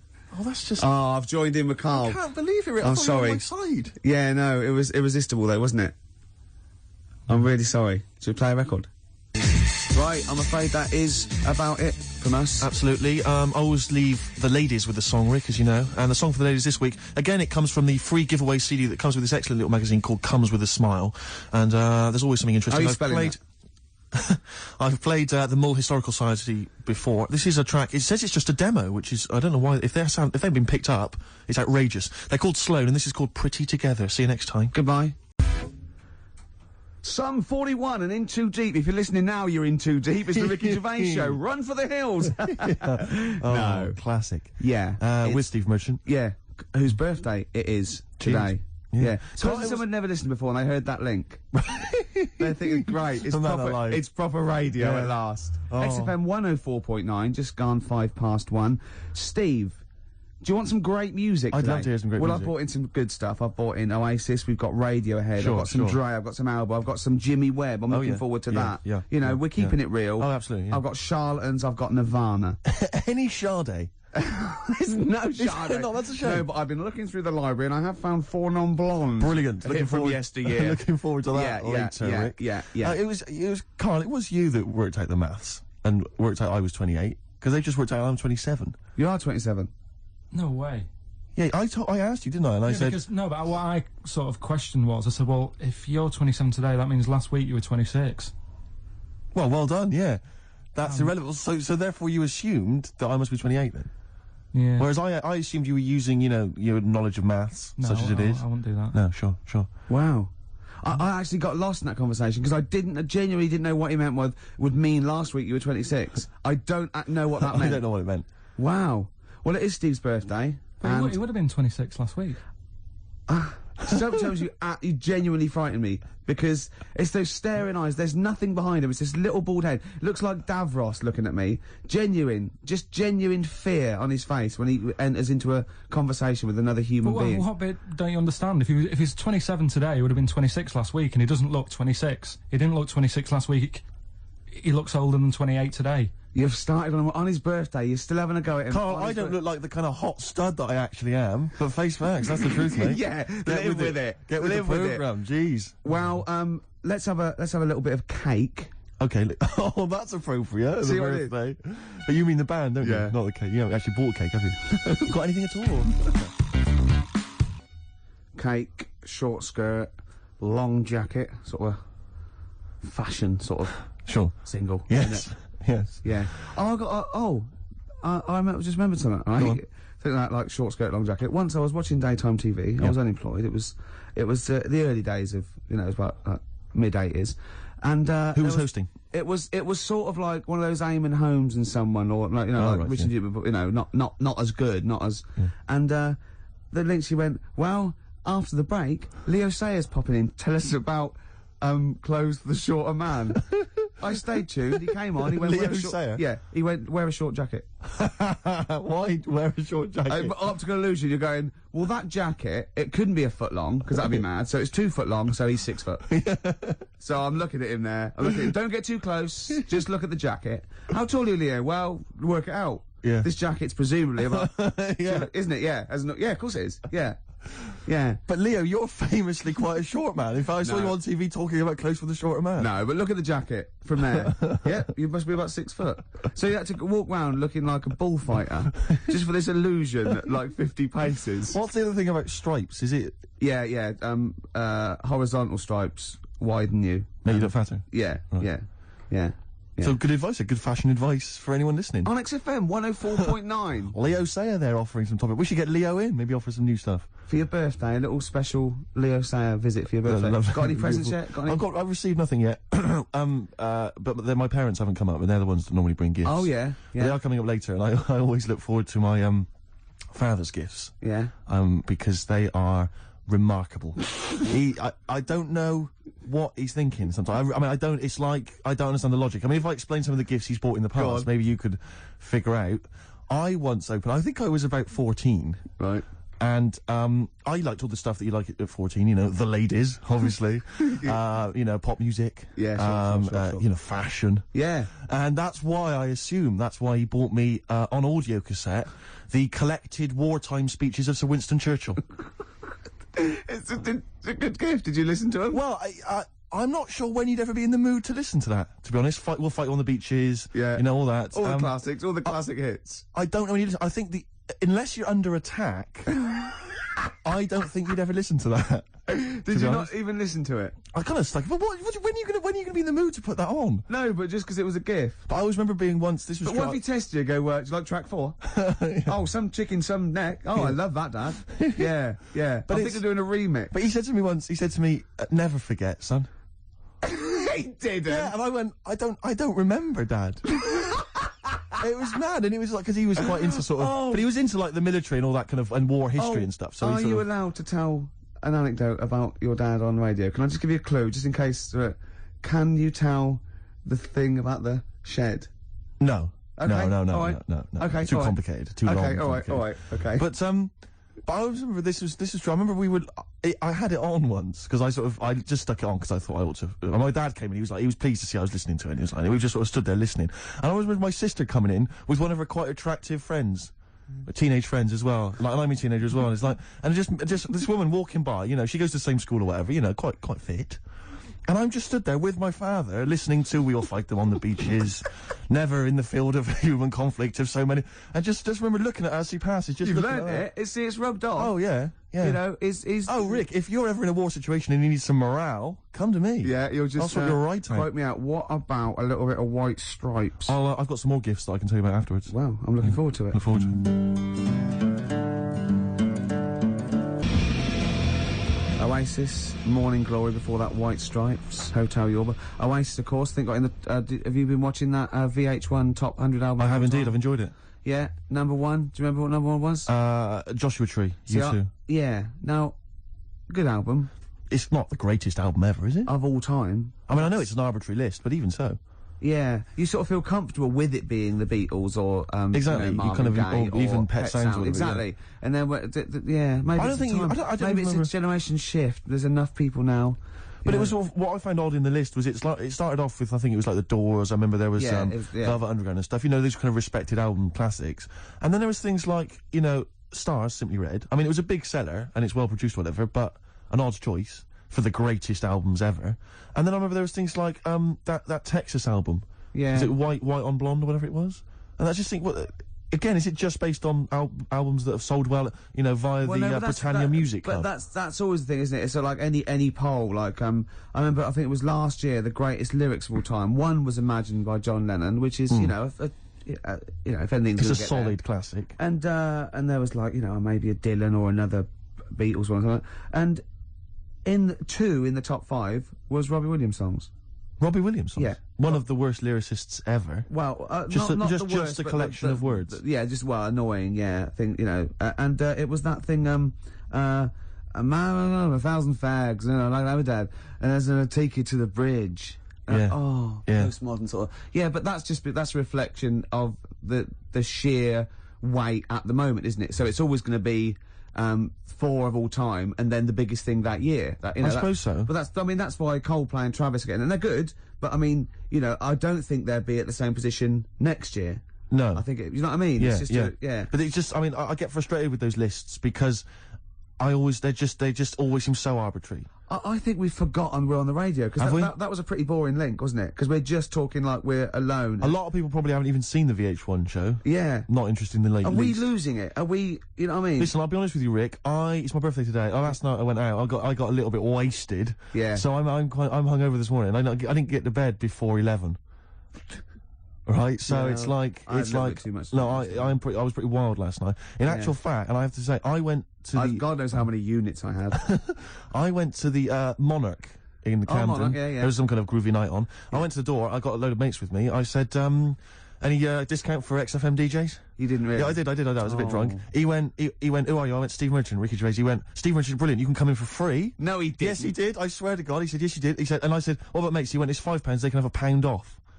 He said, and I think basically, but basically, Rick, I think I also agreed that you'd DJ there. I can't remember, but if the guy is listening, he could maybe let us know if I promised that. I might have signed something, I can't remember. Oh, God. Oh, but anyway, no. it was a good night. It's like one of those 50s sitcoms when, you sold my soul to an angel. Exactly. Oh, how am I going to get out of this? Yeah, exactly. Oh, no. So, anyway, if you go down to the Monarch maybe next week, Ricky Gervais playing. That'll be fun. Well, that was Elbow and Red off Asleep in the Back. I love that. Great song. Got sort of early Peter Gabriel, and that's wonderful. Well, we were talking about, like, your birthday and everything. Yes. And, presents, and then I found out I'd been signed up to DJ at a club in Canada. Looking forward to that. To get you in. I got in for free. My friends got in at £1 off. I was just when the record was playing there, I said, why did you do that? Why did you try and get in free? Right? He goes, impressing my mates. Now, how impressive is it that Steve Merchant can get you in a place for £1 off? Oh. Yeah, you what would save money? Go with Steve. If they recognise him or have heard the show, you get £1 off. That is great. I'm a quality discount. I don't know what you like more though, because I know you, and I think it wasn't just the acclaim and the fact it was the £1 off you liked. The money off was exciting to me. That was great. Any discount would have been fine. I imagine you made them all buy you a drink for the several to the value of £1. It ended up costing them a lot more. Yeah, exactly. Well, have I ever? This is probably the most embarrassing of those entrance stories. Yeah. I was down in South London once, went down to some party that was taking place in some kind of swanky bar, where there was a doorman on the front and a charge. I think it was something mental, like £10 to go in. It was crazy. It was ludicrous. I don't know what I was doing down there. And I was in the queue. We'll establish what you mean by swanky later, because that could be. It was a posh place. Was it? And so there's a queue outside, and there was one of these doormen who thought it was like kind of Studio 54. He was like sort of, choosing people who could come in. Yeah, you two come in now. And I've been there for ages, obviously. Oh, I was on my own because I got there late. And clogs. Exactly. I've dressed up for this. And there were these two girls next to me. I'm thinking, if I'm in a queue, I've told you before, if I'm in a queue and if I'm stuck with two girls, I'm thinking, what a great opportunity, use the old merchant charm. Yeah. And so I'm there, and I'm sort of thinking, I kind of sort of give them a nod or whatever, a wink. Yeah. They're loving it. Yeah. They move to the back. They're putty in my hands, Rick, as you can imagine. Yeah. And I thought, well, to really seal this off, I'll get us in. Like, I'll sort of skip the queue. So the guy sort of coming along, he's picking people off, the doorman, and I just grabbed him. like that. And I said it so everyone could hear. Right? And I thought this was brilliant. I said to him, how much is it? He went, £10. I went, I'll give you 7. That was my bribe. I'll give you 7. That's the whole £3.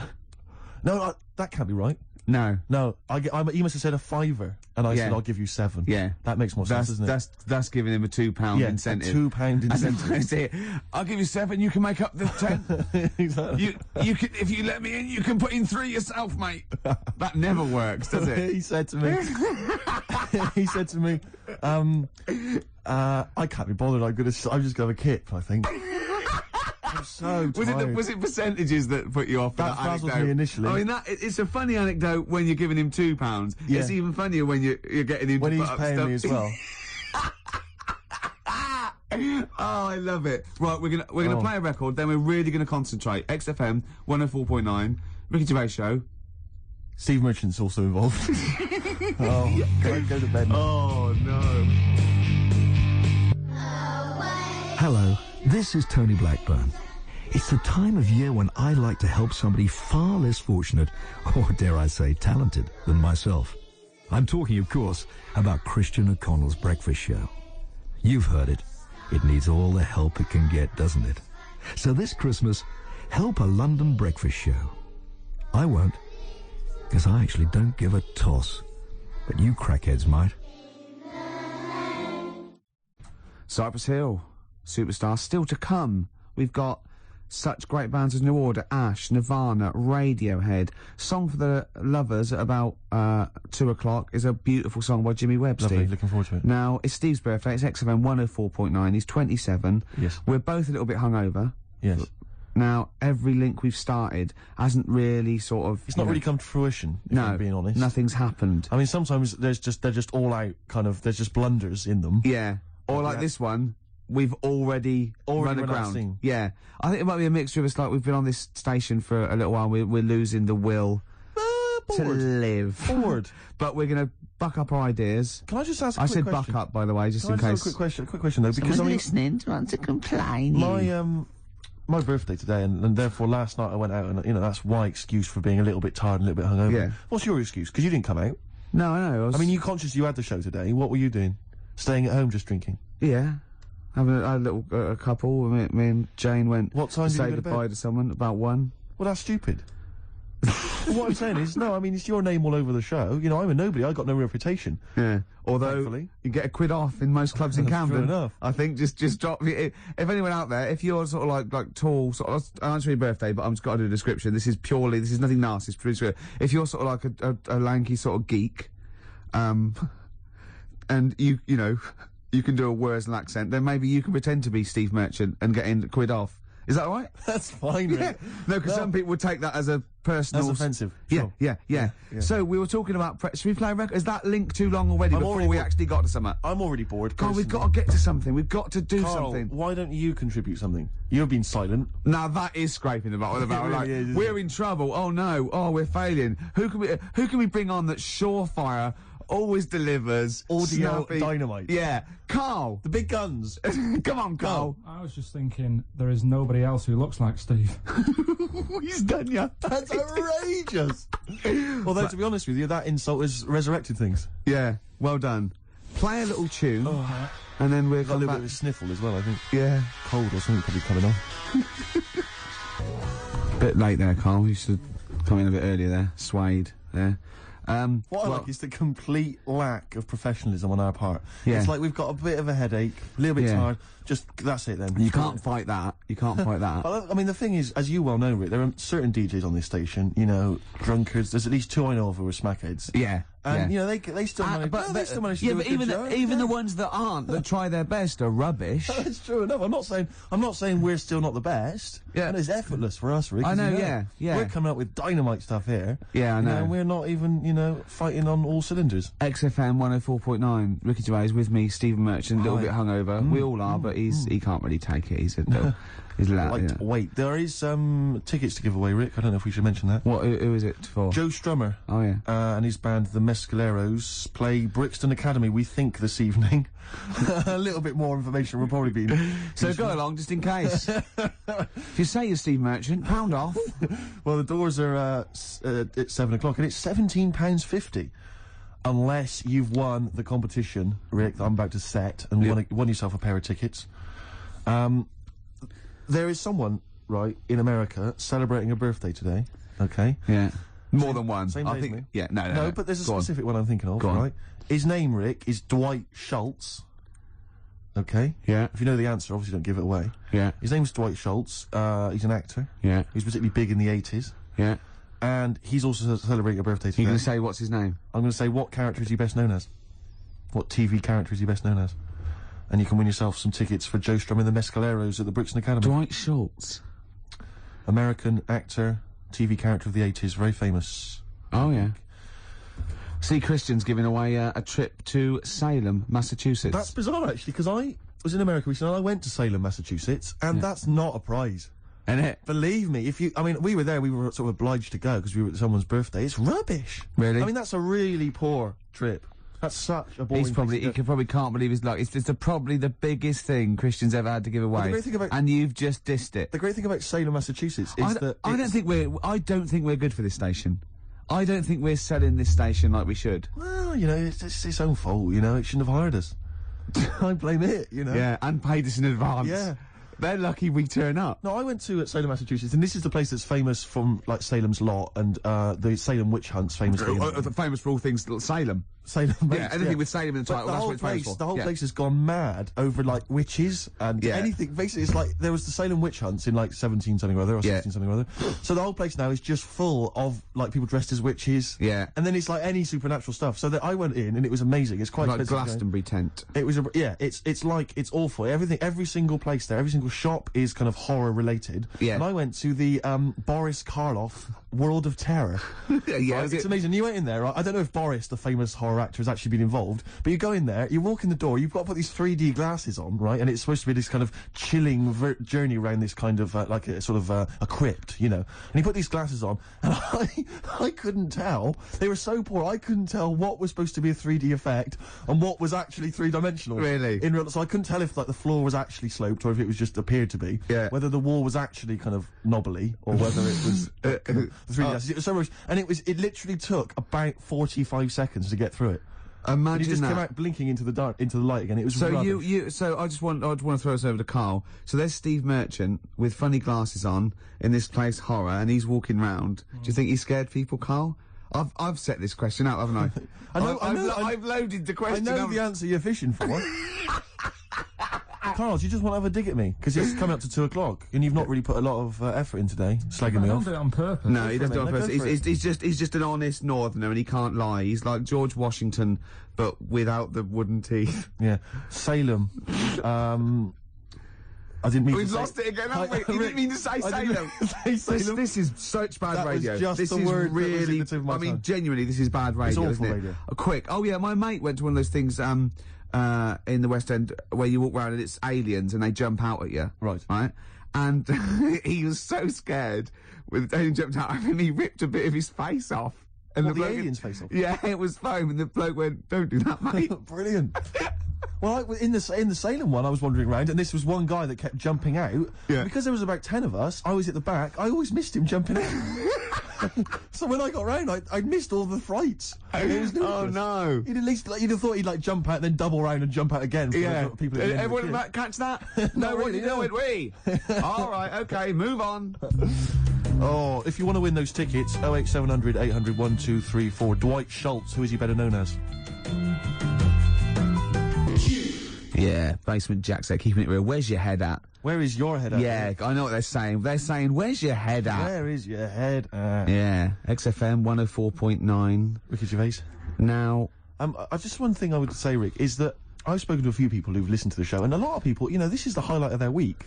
It really is. No, a lot of bedbound people, and you know, yeah, and we're not putting the effort in, are we? We're providing nothing. We're trying, but it's just not coming out right. It's just the words aren't coming out.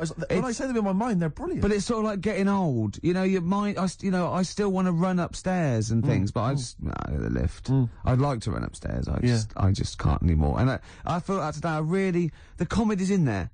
The interesting things and it's all in the head, and it has to go via the mouth. Yeah, that's it's just not working for me. But it is your birthday. You're 27. Happy birthday. Thanks. We're talking about. Can I tell you one of the best presents I ever had?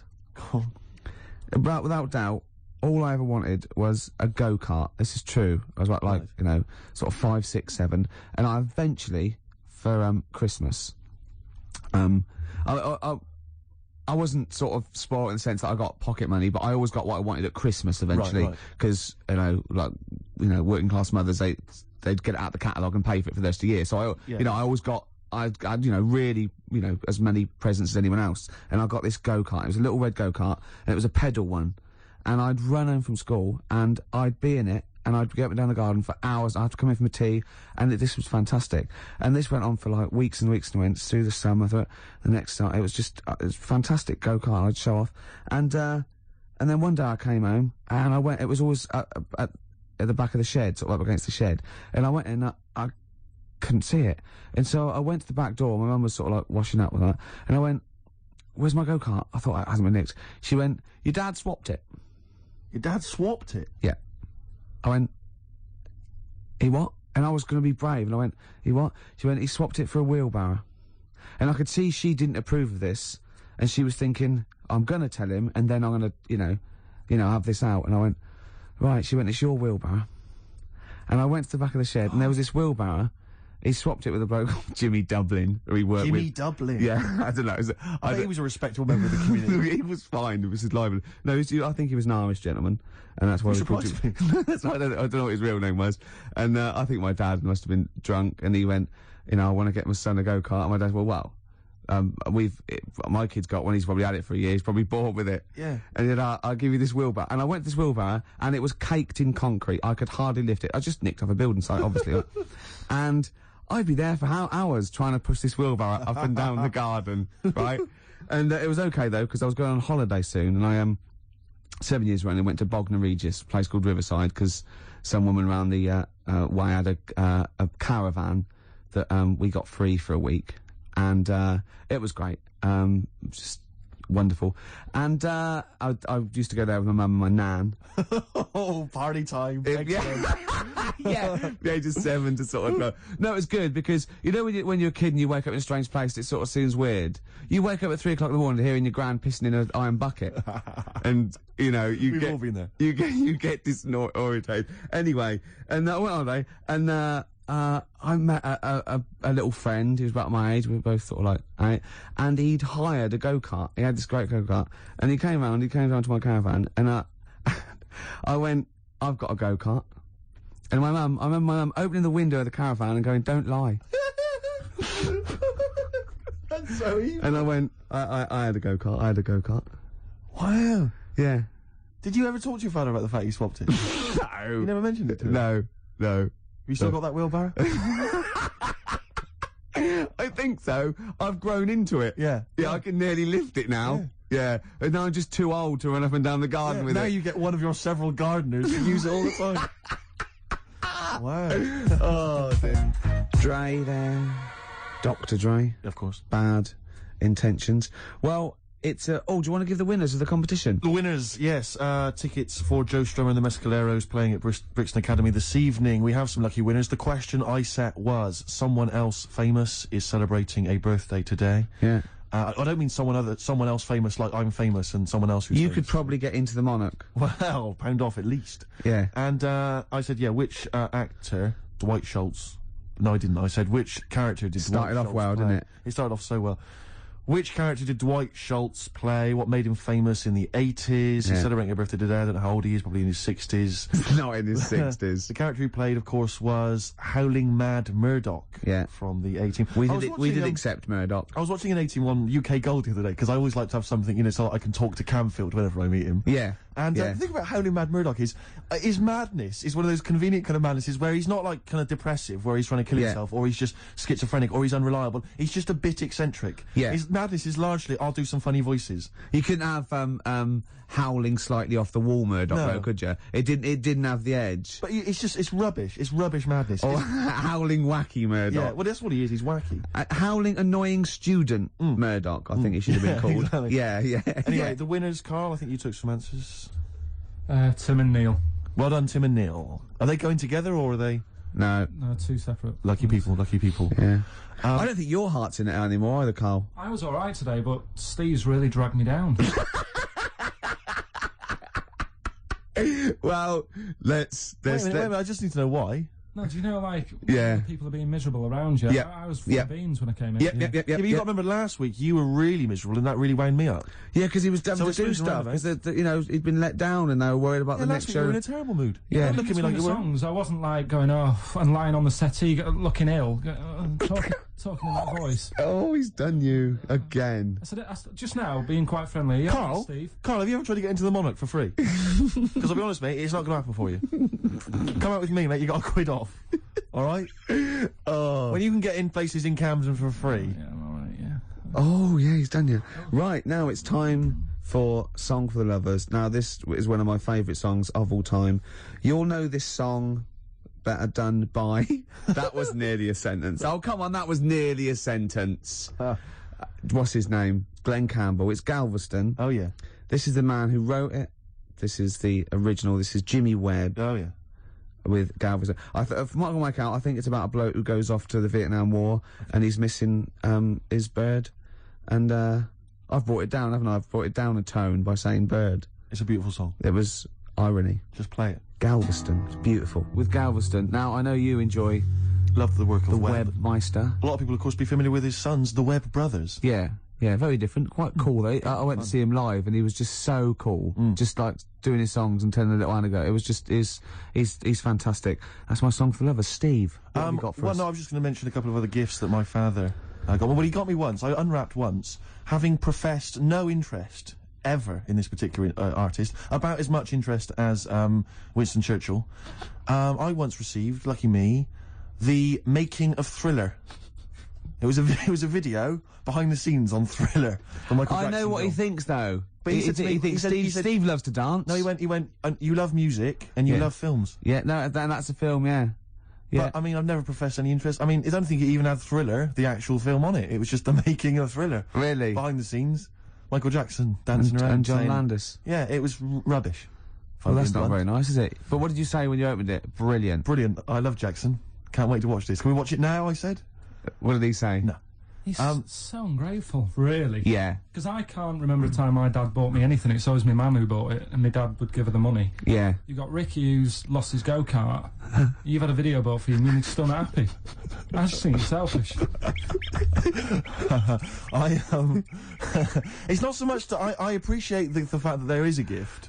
I think it's the fact that the gifts are arbitrary and can be bought in the shop that's opposite the place he works.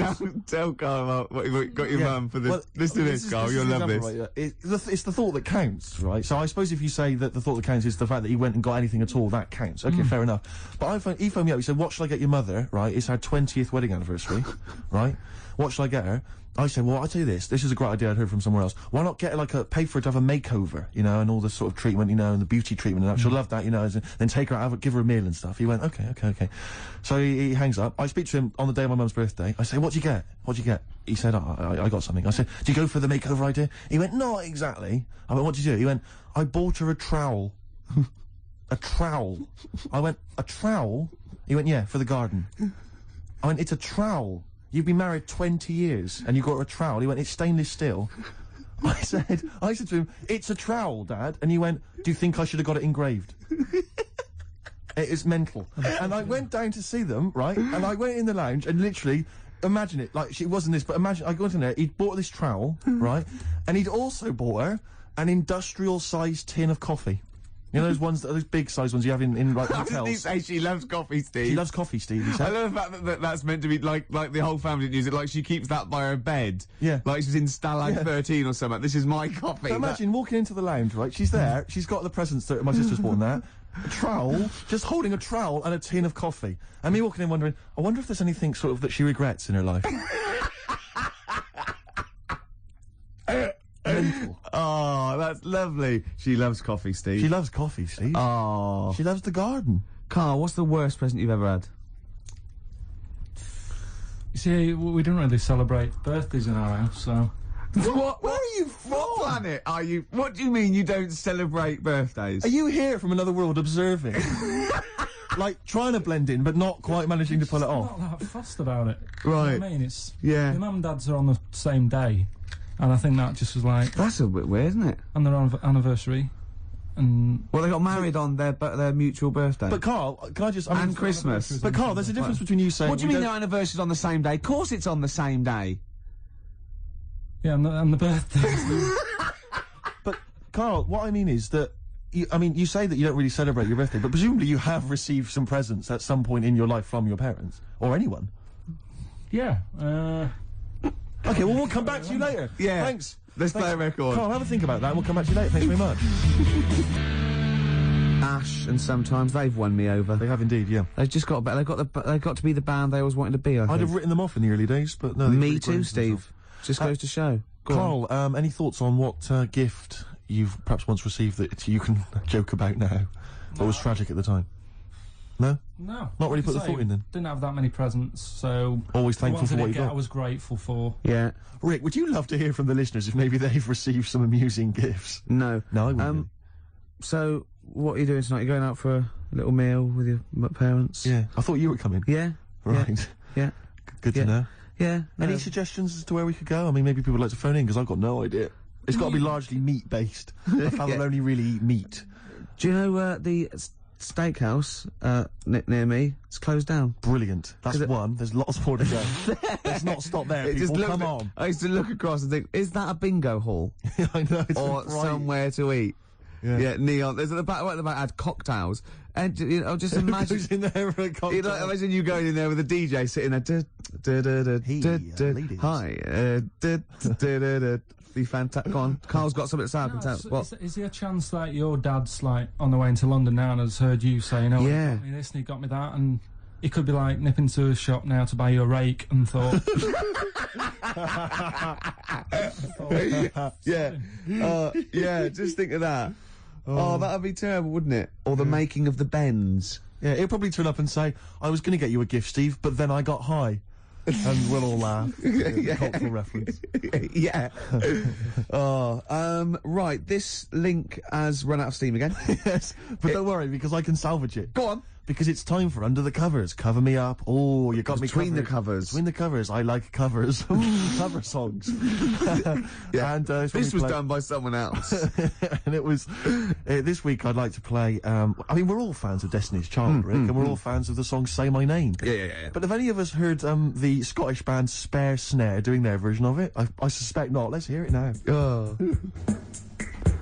Spare Snare doing their version of Say My Name by Destiny's Child. Rick, what do you make of it? Do you remember Raw Sex that used to be in French and Saunders? Was Roller River on this? Yeah. Is that basically what it's like? It's a bit like that. Do you think maybe the cover version section's running out of steam? If that's what we're playing. I think we should only ever do sort of 6 weeks a year on radio. Right. And then, you know... and people will kind of remember that. It'll be beautifully preserved in their memories. Yeah. You know, like Benny Hill used to do one show a year. Right. You know what I mean? Imagine how awful it would have been if he'd like do it every week for 2 hours. I don't think he'd have been so successful, to be honest, Steve.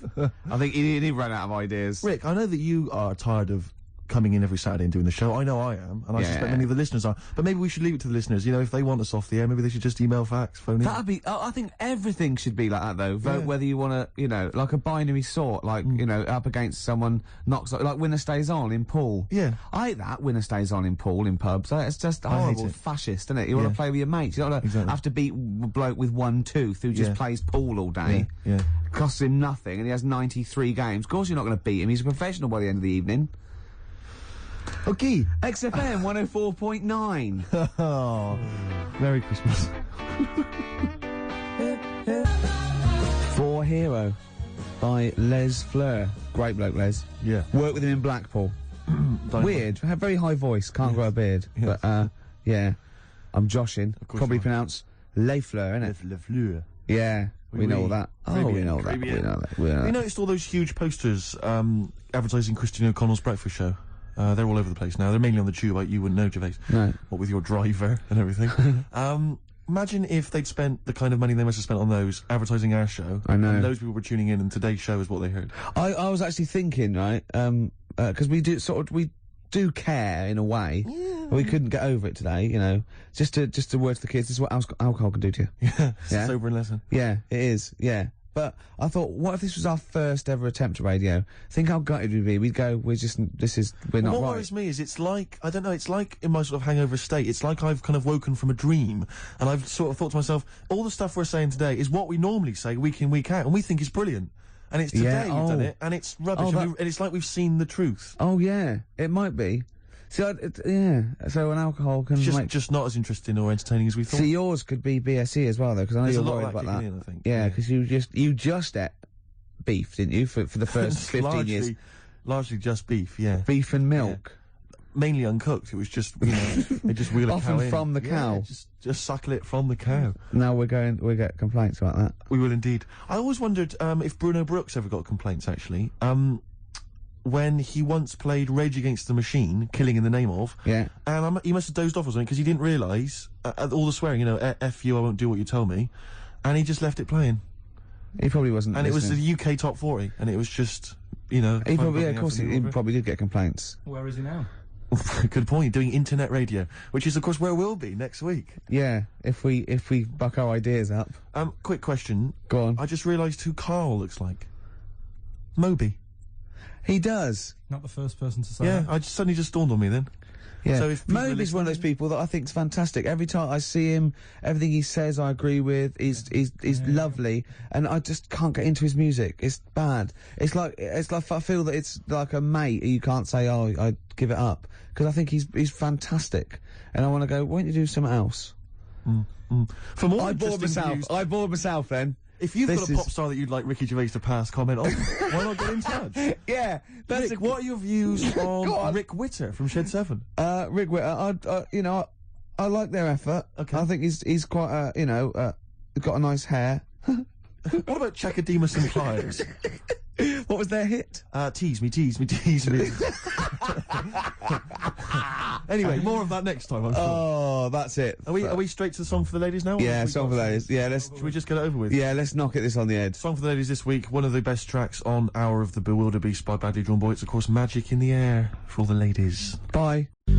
Muse on XFM 104.9. It's Ricky Gervais show, isn't it? With Steve Merchant. Yeah, we're all here. Oh, I can't wait. I can't believe it. We've got some great stuff coming up, Steve. What have we got planned? I'm being honest. Go on. There's some great tunes. Yeah. We've got, there's too many to mention. Don't mention them. Well, there's about 20, actually. Is there? We could mention them. Looking forward to them. I've got a brand new feature as well. You know, I do a film with you. Loving it. And, we do Run for the Covers and Song for the Lovers and, got a new feature. Go on. That film sounds good. Right. It's not the film review. It's a track from a film. That's brilliant, Rick. Yeah. That's absolutely That film magnificent. sounds good. Yeah. Something like that. People will be desperate to look forward to that. And there'd just be some chat as well. There'll just be some natter in. Carl, have we got anything to give away this week?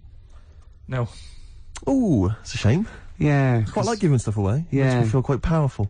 Does, in the week, is there any meetings like, oh, what should we give, like, Ricky and Steve to give away? Because, I mean, I'll see lots of trailers for the breakfast show and that, Enterprise and that. Or do they go, who? They come in Saturdays. Saturdays? What? I don't work Saturdays. No, but it's still on the air Saturdays. Is it? Who listens on a Saturday? Yeah. Between 1 and 3. Oh, that's the worst time, isn't it? They sort of hear you, taking the mickey out of what tickets you're given. And I think this week you could have had St Etienne, but they said no. We'll hold them back. I love them being punished. Yeah. Yeah. But I'll tell you what we're being punished for being subversive and rock and roll. Yeah. Is that a crime, Rick? I don't think so. High five. Fine. You've got to hit the hand. Yeah, I know. Otherwise it sounds embarrassing. You're a lot taller than me, aren't you? Just hit high five. Yes. Play Sweet. record. Black Rebel Motorcycle Club there in Loveburns, XFM 104.9. We're really swinging now. We are. It's so happening. much better than last week. Last week was appalling. I don't want to talk about Well, it wasn't too bad, actually. Was it? Apparently. No, I said, oh, we were really off and Steve was hungover and I was tired and we couldn't be bothered. And, they were going, no, it's as good as any other week. Which is pretty disappointing, isn't it? You want them to go, well, I'll tell you what, it was the worst one ever and it was still brilliant. It was still magnificent. As opposed to, it was one of the best. But rubbish. Yeah. Good. So we're going to really, we're going to up the ante today. Yeah. Come on, Carl. Cheer up. Let's make this, Carl, the best show ever. All right. Should we have a big group hug? Yeah. Oh, Carl, come on. No, let's have a big group lick. Yeah. Carl, come on. Look at his little look at face. his face. You can see why the ladies love him. He's a cute guy. No, you're a cute guy. And I'm not having a go. I genuinely think you are, so don't have a go back at me. Oh, I've got some news for you, Steve. Go on. Where is it? Carl, where is that thing? Right, here. Company Magazine are compiling a 50 most eligible bachelors feature. Ding dong. For the May issue 2002, right? These are the requirements, right? Single, right? That means available, not just unmarried. Just, Okay. Age 20 to 30. You're well in there. I'm straight in there. C. D. What was C? C is, it says good looking. Fine, yeah, I'm eligible so far. And it Keep says going. oh no, this is what rules you out probably. It says not necessarily Brad Pitt-esque. And you are a little bit. Well, so they say. Must be British and come from one of the following, regions. London, South East, South West. You're there. That's me. I think they just name all the regions of Britain. Yes, they could just say from Britain. Really. Employ. What? Sorry, Carl. Go on. Is there a height restriction or anything like that? Well, So what is this? What, seriously, is this a serious thing? What is it? It's the most eligible bachelor. This is so me. Do you know any of the boys who'd be perfect for us company girls? Past bachelors have included TV presenters Dermot O'Leary. Yeah. Hey, I'm in with Dermot O'Leary. He knows me. He's normally on, isn't he? Yeah. Jamie Theakston. It's not most eligible person who knows a bachelor. The models Rob Warrington and James Polanski. Yeah. The singers Lyndon David Hall and Richard Blackwood. Yeah. Wouldn't necessarily consider him a singer. Controversial. I'm sorry. He's having a dig at Blackwood. Hey, I'll tell you this. I was watching, I don't so much watch it, but I saw the trailer for The Farmer Wants a Wife. Oh, yeah. Right, which is the show, which you mentioned, about you did, which is a show where I think farmers, because obviously it's very difficult for them to meet women. Wants a wife? And I'm thinking, hello, idea, Steve Merchant wants a wife. It's not bad, It's is a it? TV show. Who sounds a bit like a farmer. Exactly. But what I'm saying is, I don't mind the public voting for the woman, you know, if that's how it happens. I don't mind, you know, because who cares, you know, Yeah. I'll have anything, whatever they can choose. Be fine. You know?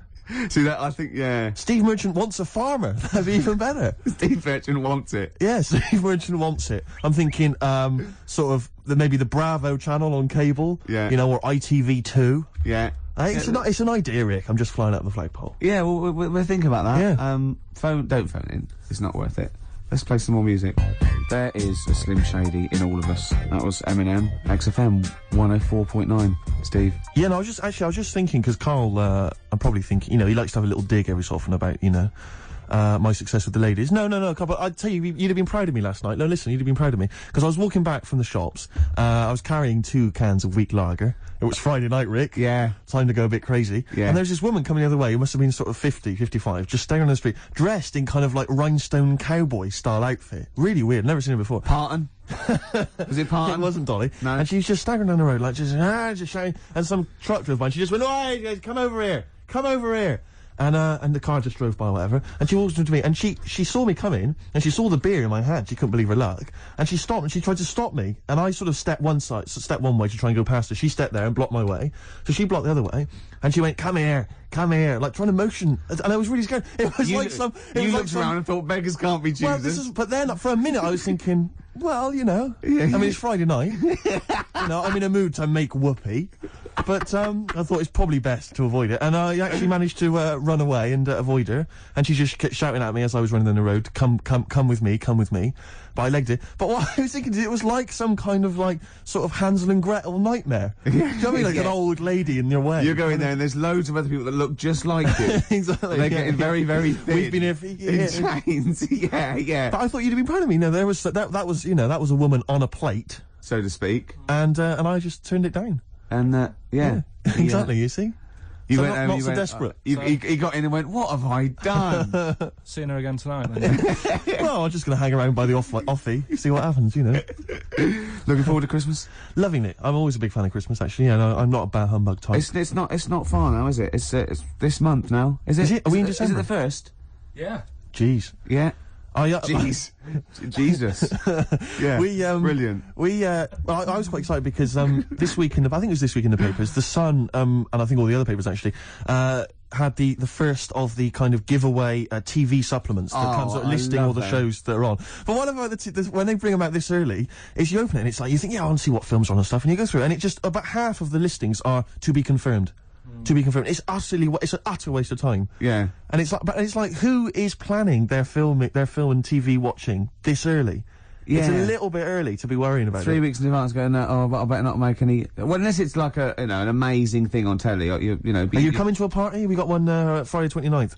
I don't know, I'm gonna watch something on the TV, there's a good film. What is it? Not been confirmed yet. It's to be confirmed, yeah. But I can just, you know, say I won't be at the party. Yeah. Yeah. It's strange. But I remember when I was little, my sister used to work in W.H. Smith's, and she used to come home like every Thursday. She'd been paid, big bag of sweets for me, and you know, the TV Times. The TV Times, of course, because you're working class. The TV Times. The radio Times for a classier, middle class gentleman like myself. But the bumper edition at Christmas, it's like 2 weeks of telly. She'd sit down, like that Thursday night, sit down with my sweets, and we'd tick off all the things we were going to watch over the next 2 years. Didn't happen, did it? Because I was squeaking around, hyperactive, making people play with my toys, stuff, and not watching telly, really. But if you watched any telly, it'd have been really rubbish stuff. The whole family was I imagine probably Dennis Norden's Laughter File, Volume 12, or whatever it is. I don't think even Dennis Norton was going there. Whereas you see, we, in our house, of course, we'd just switch off the TV, and we'd perhaps just listen, you know, to the concerto on Radio 3. Ooh, yeah, we weren't allowed to turn the telly off, really. I don't know what a concerto is, I've just said that word. I don't know what a concerto is. It's like just a posh word for concert, isn't it? I think so. Is it? Yeah. What's a concerto? It's one of those, maybe it's one of those instruments, the kind of squeeze box. That's a concertina. It's a concertina. Yeah. My nan used to play a concertina. Really? Yeah. I don't know if that's interesting to you. I don't know why you choose the concertina of all the instruments to play. I mean, it's not the sexiest. It's only kind of sailors. My nan used to have one, but she doubled up as an iron lung. Nice. Which was good. And so when she, when she had a bit of an attack, we not only were warned, but we had little tunes. That's beautiful. As well, yeah. Could you play your gran? You can play your gran, yeah. Yeah. That's beautiful. Once she had a bit of an accident, she said, sit down, kids, and she came in there, and she had a corrugated neck. Ah, of course. Where it had gone horribly wrong. Go on. Sorry, what were you going to say? It's happening again, Steve. What's happening? It's going all wrong. Yeah. We're talking rubbish. Are we? Yeah. We should have played 2 in a row. He's having a go, isn't he? Blimey. Gorillas, Rock the House. Yep. XFM 104.9. Who are you?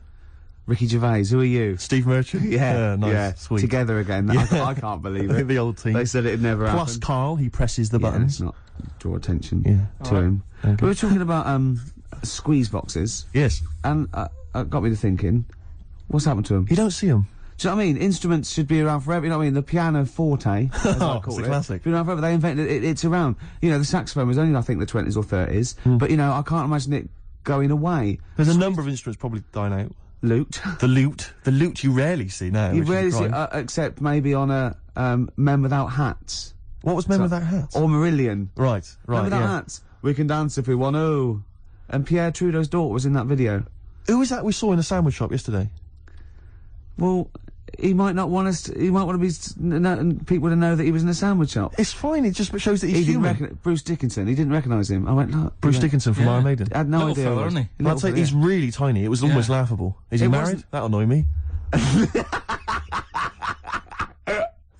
But you've just alienated yourself from a lot of heavy metal fans now because he's pretty much of a guru. They never leave their bedrooms, Rick. But they've got powers. If they're putting crystals now on toads, and they're going to turn you into a. All right. Well, no. Let's having a go. I wasn't having a go. I stopped myself, realising it wasn't much of a threat. Rick, right, go on. What else is dying out? Pipes. Pipes. You never see people smoking pipes. Why Young don't people you? now are not smoking pipes. No. You see old people, you're right, but kids, you've got to start taking up pipes, otherwise they're going to die out. Because people of the older generation, they're going to die soon. I'm not smoking a pipe. I should be. With pipes, though, was it like the fashion where when you smoked, you started, at a young age and then carried on, or did you just start at 50? But no, because if you see like sort of shots of kind of sort of professorial types from the 1930s when they're at Oxbridge, they're always smoking pipes in a tweed jacket. Yeah, that was when they started, like university. Yeah, but they still do. Lots of things that should die out in the rest of the world carry on in Oxbridge colleges. Yeah, but my point is boaters. All right. All I'm saying is that they're not even in Oxbridge now. They're not even smoking pipes. I bet there is. There's no one smoking pipes. I bet there is. Right, I'd like to know if there's anyone listening who's under the age of 30 that smokes a pipe regularly, and I don't mean like a crack pipe. And I guarantee they went to Oxford or Cambridge. Okay, what's the number? 08700 800 1234. What's the email? ricky.gervais@xfm.co.uk. Pipes are dying out. Yeah. Snuff, that's as good as gone. Yeah. Snuff. Yeah, trilbies. My friend always said if he won like loads of money on the lottery, he'd like to try really hard to try and bring back, as a fashion accessory, the cape. Because the capes are classy. I quite like the cape. The cape's brilliant because you can kind of mask your face with it. Yeah. Dracula-like. You can have it off but still on, and on but still off. Exactly. It's not like a coat. You know what I mean? Where you drape it over your shoulders and that can fall down. Carl, you're not a fan of the cape. You're turning your nose up at the cape. That's a madness. No pockets. Good point. You could have some kind of inner sort of smuggler's pocket, did that, poacher's pocket. If they did that, I'd buy one. Well, I'll tell you what. That sounds good. That sounds good. It's just gone half-assed. It's the new feature. I can't believe it. That sounds good. For a minute there, I was completely lost. Yeah. Remind me again. What's that sounds good? No, hang on. It's that film sounds good. Oh yeah, that film sounds good. Right, this isn't my famous film review, which I've got coming up. Right. Look forward to that. It's brilliant. Yes, it's quite a delicate subject, but I think I deal with it sensitively. Brilliant. Okay. That film sounds good. Right. And I've taken. Remind us again what that is. What this feature is. I'm going to pick a song from a film. Okay. That's on from the soundtrack. Right. Yes. I'm choosing a song from Jackie Brown. Okay. Great film. Yeah, brilliant film. And this is Across 110th Street by Bobby Womack. It's fantastic. Wonderful. It's great, isn't it? That's a lovely feature. And that's the first feature. Ooh, that film sounds good. Brilliant. Yeah. Brilliant, yeah. I'm thinking of actually bringing out maybe a compilation of. I'd love to hear it. Song for the lovers. What sort of things can we hear? Can we expect in the future? Because I know you're a big fan. This is brilliant. He bought the soundtrack to the film Braveheart, which is just kind of... No, let me just explain, which is just kind of big orchestrated numbers, right? James and Horner. as far as he's concerned, that's classical music. He's got a classical music CD in his collection. It's the music from Braveheart. Oh, I sit there and I think, yeah, mate, I'd probably sort of lead my people's, you know. He's obsessed with Braveheart. He actually sort of relates to William Wallace. He actually thinks, yeah, that's the sort of thing I'd be doing. Yeah, it is. No. What was it you were working out to the other day as well? He's got like a personal, like, gymnast or whatever. What's it called? Is it a gym expert? A trainer? You've got a personal... I box with this bloke. Yeah, he goes boxing in, like, some underpass somewhere. Right? Every day. Like, every single day. He goes boxing, right? And what was it you were training... What did you tell me you were training to this week? God. What music did you have on? Oh, my God. I have actually... Now, I know this, but I have actually gone red, haven't I? Yes. Right. It's very hard to embarrass I was working out and training and boxing. Oh, my God. You're going to have to play a record after this. To the Rocky soundtrack. To the Rocky soundtrack. He's bought, right, a CD which has got the best music from all of them. Now, was it Eye of the Tiger, or was it... It starts off with Eye of the Tiger, then it goes, Hearts on Fire. That's me sort of red on fire. Then it goes, dun dun dun dun dun dun dun. Does any of your training with your trainer, does it ever involve you running through snow with a log chained to your back, like in Rocky and helping? IV? I often have to help Russian peasants because their cart horse is like fallen over, but I lift it up. Whereas the other fella, he's training in a posh gym having injections. I'm not. I'm just like breaking rocks and punching dead cows. Where'd you get that from? It's handy, wasn't it? Put it on.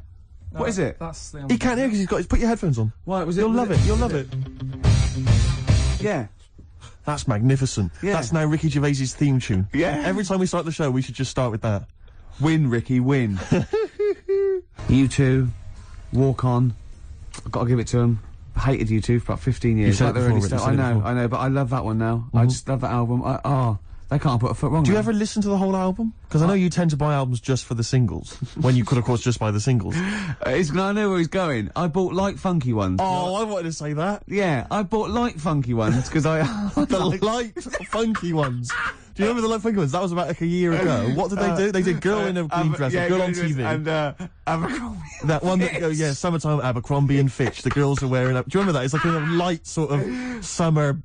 Listen, nonsense. I've got a lot of money. It's nothing to me, okay? The light funky I want a bit of light funky ones once. That's 15 quid. It's nothing to me.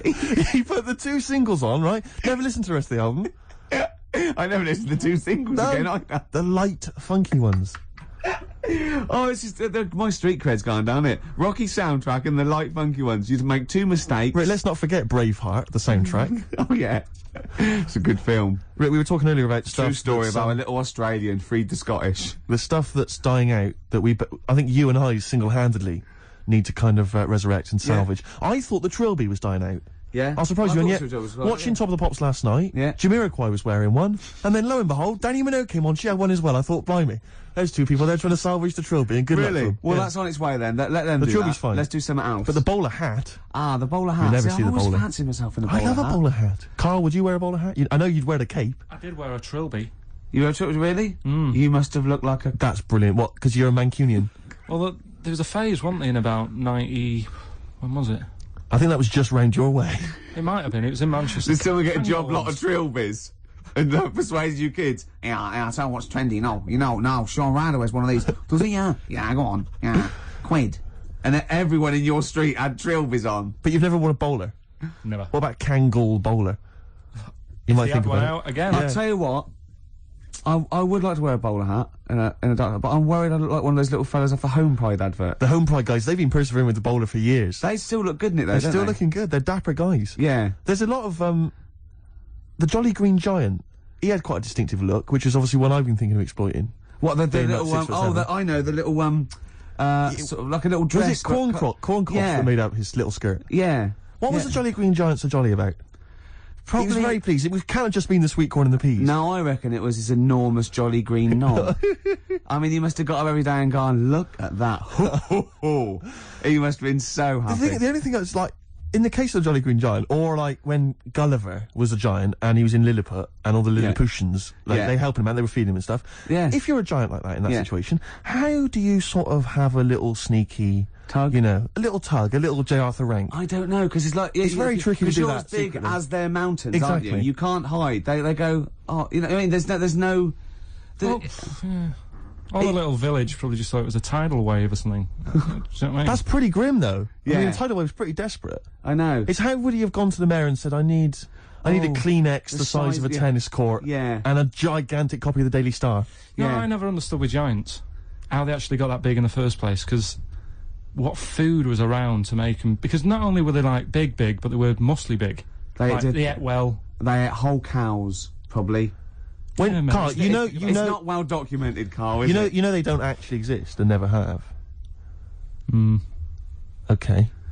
Right, it's time for a feature, I think. Oh, Carl, there was a TV show I watched once on the History Channel. This is the History Channel. Yeah. It was the history of werewolves.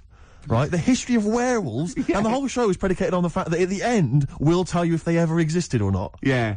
Just waiting. And I go, oh, come on, we're going to be late. Hold on, he's going to tell us if they existed or not. Carl, werewolves?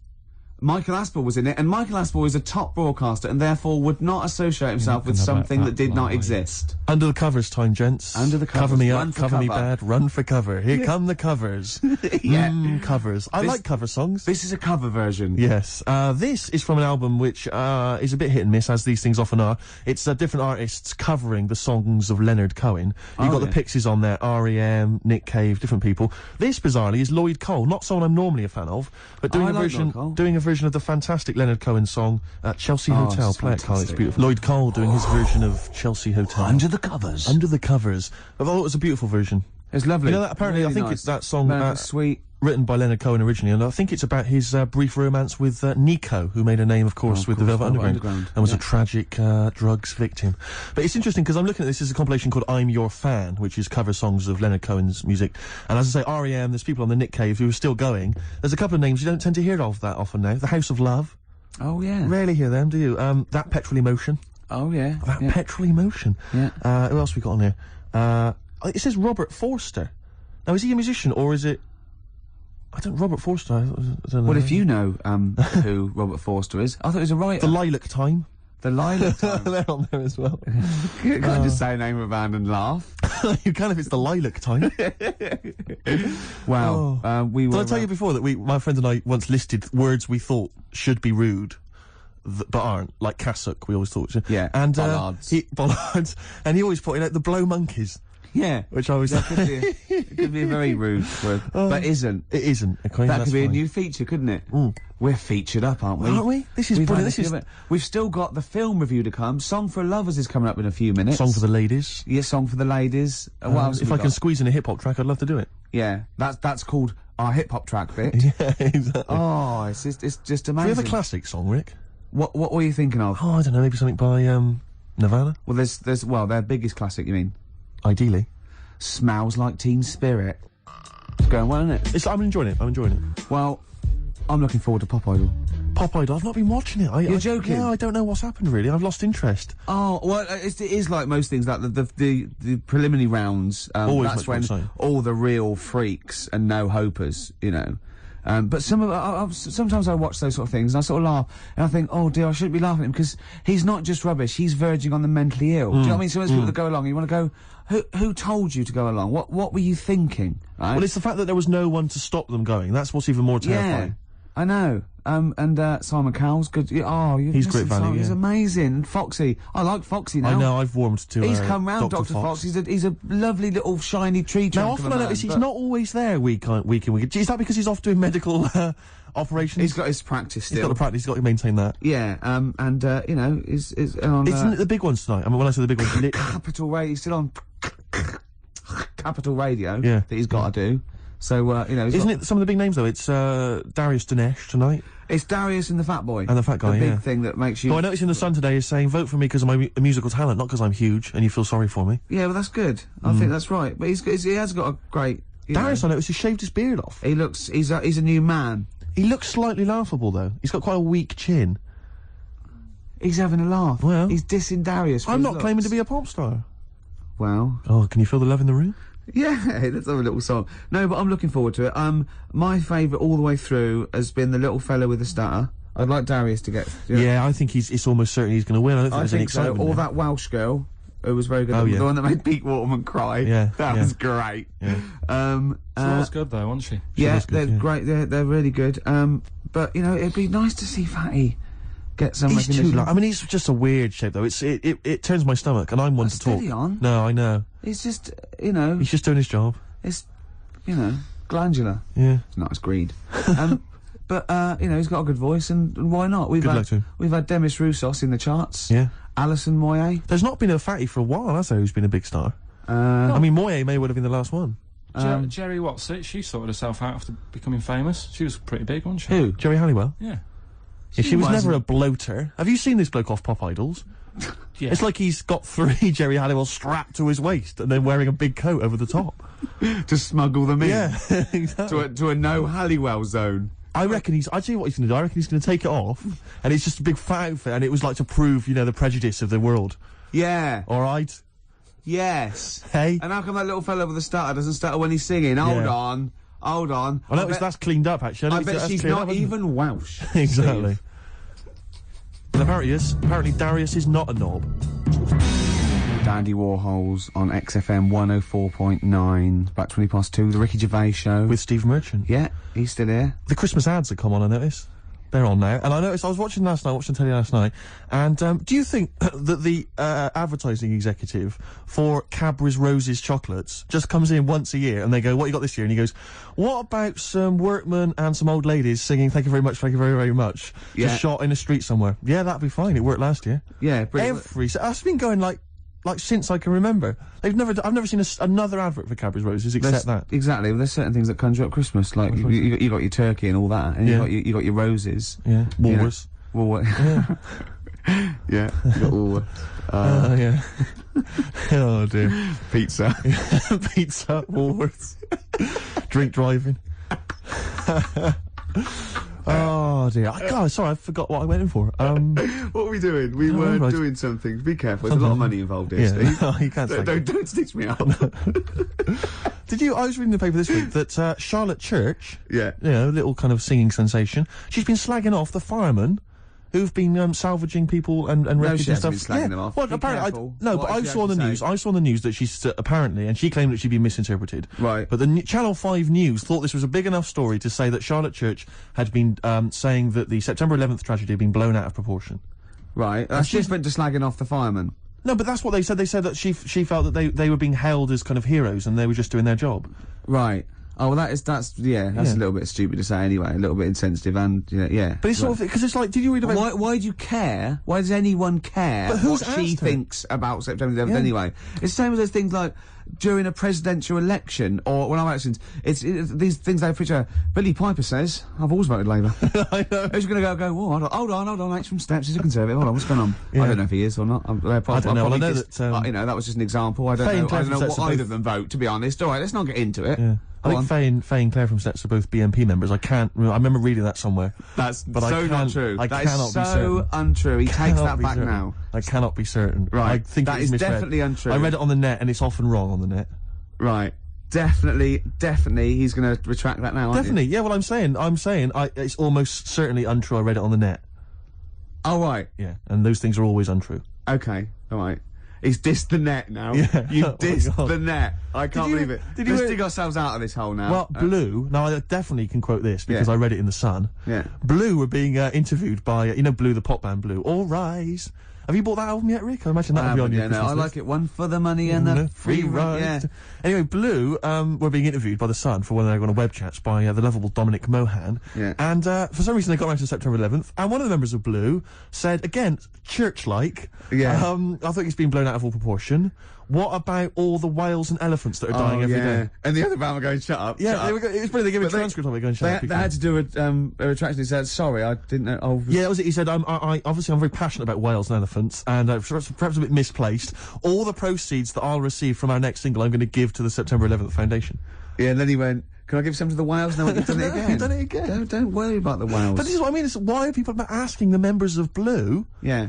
You know, or Atomic Kitten, what Yeah. they think about September the 11th. I know. They should just be working in a chippy, those people. They're lucky to be on the telly. The Atomic Kitten girls, really, I mean, do they not look like they should be in a chip shop? Or just hanging around outside an offie drinking Diamond White cider? They will be soon. They will be soon. Don't worry. Although Hearsay's new single, I've dissed Hearsay before, but they've come out with a little poppy thing. I think. Can I they do surprise you, all right. Rick? I Go prefer on. Liberty. I prefer Liberty as well. Yeah, a little bit funky, a little bit with down with the kids. Yeah. Anyway, XFM 104.9. Once again, our opinions on current pop bands. Yeah, if you'd like to have your... Hold on, though. Go on, shoot. Isn't it about time for, a hip-hop track? Have we got it? Can you dig it up? Song for the Lovers would be good. Song for the Lovers, let's have that. I'll do that now. The song for the Now, this is a beautiful song. It's by Simon and Garfunkel. It's only 1 minute 49 long. It's called April Come She Will. It's the song for the lovers. Play it, Rick. April Come She Will. Simon and Garfunkel. Isn't that beautiful? Beautiful little song. See, I'd quite like to put out a compilation, like Song for the Lovers, maybe, you know what I mean? But I'm worried, obviously the title's ironic, we're taking the mickey out of those things, but quite serious about all the songs we play. Yeah, exactly. I'm worried about people perceive it a bit like Simon Bates' R-Tune album or something. Steve Wright's Sunday Love Songs. Yeah. But, lovely. song. Yeah. When you think that you listen to like some dance track, you buy it and it's like 5 minutes long, the same thing, repetitive beats. Yeah. And then you hear that, 1.5 minutes, classic. Do you know what I mean? Hey, have I made my point, Rick? I I've think done it, so. yeah. Oh, the youngsters today. If anyone knows what my point was there, please give us a call. phone in and he's made it well. Yeah. Carl, what have you got lined up for us? Some R.E.M. I don't know about Strokes on XFM 104.9. It's the Ricky Gervais Show with me, Steve Merchant, Karl Pilkington. The K-Man. Well, it's time for I think people wait for this now. I never knew, really, since I was doing the show, that I actually had a bit of a knack for film reviews. Right. Do you know what I mean? Yeah. Because I discovered talent, Yeah. I mean, I'll probably be asked soon by Brian Norman or Jonathan Ross to do something on that sort of thing, or maybe my own film. So I don't know. TV or... The clock's ticking, it's only a matter of time. Yeah, okay. This week I've chosen... well, wait a minute, let's play the jingle. Okay. The film review and that. Brilliant. Yeah, Ricky Gervais. Yeah. Yeah, okay, here we go. This week I've chosen My Left Foot. Right. Okay. Now, My Left Foot is a film about a bloke called Daniel Day-Lewis, who's all mental, except for his left foot, right? And he has arguments. I can't remember, he has arguments with his dad, so I wasn't watching it properly. But even though he's mental apart from the foot, he does stuff with the foot that we could do all over, and he uses that to his best. I think he might write a book or something off paint. And the moral of this story is, even if you've only got a foot that works, you can still win prizes because it won the Oscar. Okay. Am I right in saying that you're bringing a book out of these collected, maybe for the Christmas market? I think I might. Yeah. I see there's obvious great market films there. reviewed, sort of, with it's a different outlook on it, A different approach. I don't just sort of like stray. Well, I'll tell you what, it's an approach that doesn't really use grammar, which you don't see that often in film reviews. But no, once again, what would you give it out of 10? I didn't really concentrate. I can't remember a lot about it, but it won an Oscar. So I think it won an Oscar or something. So 9. Okay, jolly good. That was My Left Foot, which is probably available on sell-through video, maybe in a bargain bin. $5.99, probably on TV this Christmas. That's to be confirmed. Eels, fresh feeding on XFM 104. It's going well, isn't it? I'm enjoying it. Yeah. 20 minutes to go. I think more of an up show. We've played some great hits and great songs today, haven't we? We've had some great features. A new feature. That film sounds good. Looking forward to that. That'll run and run. Yep. Song for the Lovers. If there are any record companies out there that want to put out a compilation of my songs for lovers, that's good. Anyone who wants me to do a film, any film you want. Yeah. Reviewed. Yeah, reviewed, yeah. I would finish a sentence. Yeah, no, ideally. Because otherwise it was anyone who wants me to do a film. Well, of course, being a top actor, you'd have probably appeared in a film. Sure, okay, yeah. And that... Jolly good, yeah. Okay. Well, you're running out of steam, I can tell. You're running out. Yeah. Go on. Carl, have you seen it yet? I know you probably haven't, Rick. Cliff Richard's video for his new single. Yep. It's amazing, isn't it? Oh, it's bad, isn't it? I saw it on Lorraine Kelly in the morning, Sky One. Great show. And, and it's amazing. He's done a version of Somewhere Over the Rainbow, but he's combined that. No. He's combined that with, what was it? It's, Oh, What a Wonderful World. I wasn't really listening. I was looking at the pictures and I couldn't believe it's What a Wonderful World and combined with Somewhere Over the Rainbow. So right? he's done two classic songs, two songs that have been done definitively by artists in the past. He's tried to combine them with a kind of Yamaha keyboard sound in the background. What was his last year's one? It was Lord's Prayer with Over the Old Lang Syne. He's just obsessed with combining two songs. Like, they're not good enough as they are. People get bored. We better combine them. Yeah, yeah. It's like a mega mix, like a Cliff mega mix. Only right, the video is unbelievable. It's him flying through. It's all kind of sort of 2D animation, kind of almost sort of a collage of buildings and high-rise flats and that. Kids see him floating by. Yeah. They wave, they point to each other. They can't believe their luck. There goes Sir Cliff. They're going, who's that? Exactly. He was around in the 50s. And he's got a little one-dimensional Cliff with a kind of angelic glow flying through the sky. Just bringing happiness to people as he sings. Oh, he does. His real face kind of every so often kind of appearing and wonder where his real face is. And it's one of the worst songs and one of the worst videos I've ever seen. I mean, I know people slag off Cliff and it's an easy target, but he actually deserves it because he's shameful. Yeah, he's embarrassing. So, yeah. He's embarrassing. I mean, and he's arrogant. Well, everything's a disguised boast. I mean, I liked Devil Woman. I liked Miss Unites. I liked Wired for Sound, and I like tall speakers and small speakers. I like all sizes speakers. You know that. You'll vouch for me on that. Yeah. And he sang about it, which is good. And I'm often Wired for Sound, right? Carrie doesn't live here anymore. Where's she gone? She's just another message on a payphone wall. It's a story. But lately, I haven't had a lot of time for him. Awful. I remember he was on something on one chat show, and I think it was Des or Michael Asper or something. And I said, so you've had something? He said, yeah. He said, well, everyone knows that Elvis sold more records after his death than when he was alive. Little dig there against Elvis. He goes, well, I've just overtaken his record for sales in the UK. Right, so he sets up that Elvis is only selling because he's dead. Yeah. And anyway, I've still beaten him in the UK. And I just think, yeah. And where'd you get the quiff from and the way to sing? Where'd you get that from, Cliff? Where did you think of that? But it's those people he's just desperate for the credibility that he's never going to have. I like it when he went round last year going, they're not playing my record, they're not playing my record, they're not playing. Oh, go on, play it. Number one. Yeah. Fooled you. It was number one. The Millennium Prayer. I know. Yeah. Well, it was. It was the Millennium, wasn't it? It was, but I don't know who's buying it. I mean, I know you seem to claim it's some kind of like 60-year-old women, but they're not. Are they really a commercial force now? Yes. Oh, yeah. Carl seems to know that. Well, like when you're born, you're a little baby, wrinkly and stuff. When you get older, you sort of morph into a baby again, and you go through the same phases. So when you're young, you buy singles. You get old, you got nothing to do all day. You got all your pension money. What will I buy? Cliff Richard's on the telly. Here's my video. Buy me song. You see, that started off as quite a sensible point because I actually think they do it. But what was all that alien stuff about when you're born, you go wrinkly and you go wrinkly again? So sometimes you mix like normal things that human beings say with I don't know what. Well, look, when you're a baby, you've got a little bald head, no teeth. You get old. What happens? Are you a philosopher? You're an official philosopher. Because, I mean, it sounds like it. Oh, Carl, play a record. You're a gem. You're a diamond. XFM 104.9. Good to hear the Happy Mondays again. We're nearly through. We are indeed. We've had a little bit of chat. We've had a few laughs. We've had a few tears. We have indeed. We've introduced a new feature. Looking forward to that next week. Yeah, so soon it's just going to be wall-to-wall features, isn't it? It's going to be, well, I had an idea for a feature which you didn't seem to like, which was something old, something new, something borrowed, something blue. Well, explain it. And something old, an old song. Something new, a new song. Yeah. Something borrowed, a cover version. Yeah. And something blue, just a melancholy and beautiful song. Right, okay, but does it have to be all four, or can it be anyone? No, it's all four. You can play that over the course of the show. Or maybe just have 4 songs in a row, and that's that section. So like a feature would be like this is either an old song or like a new song. Yeah, that's good. I think we've done that a few times. No, it's not. We've not covered that. Well, what's the difference? I'm playing a song from a film. Just because you give it a title, it's just a song from a film. You could play that anyway, couldn't you? Brilliant. It's all nonsense. You see, cheers, Carl. Brilliant. Yeah, my ideas are good, aren't they? Because they're not only sort of accessible, but there's a little bit of depth there. I think it's fair enough to let him have his little feature at the end of the show, though. Just, you know what I mean? Keep him happy, this song for the lovers.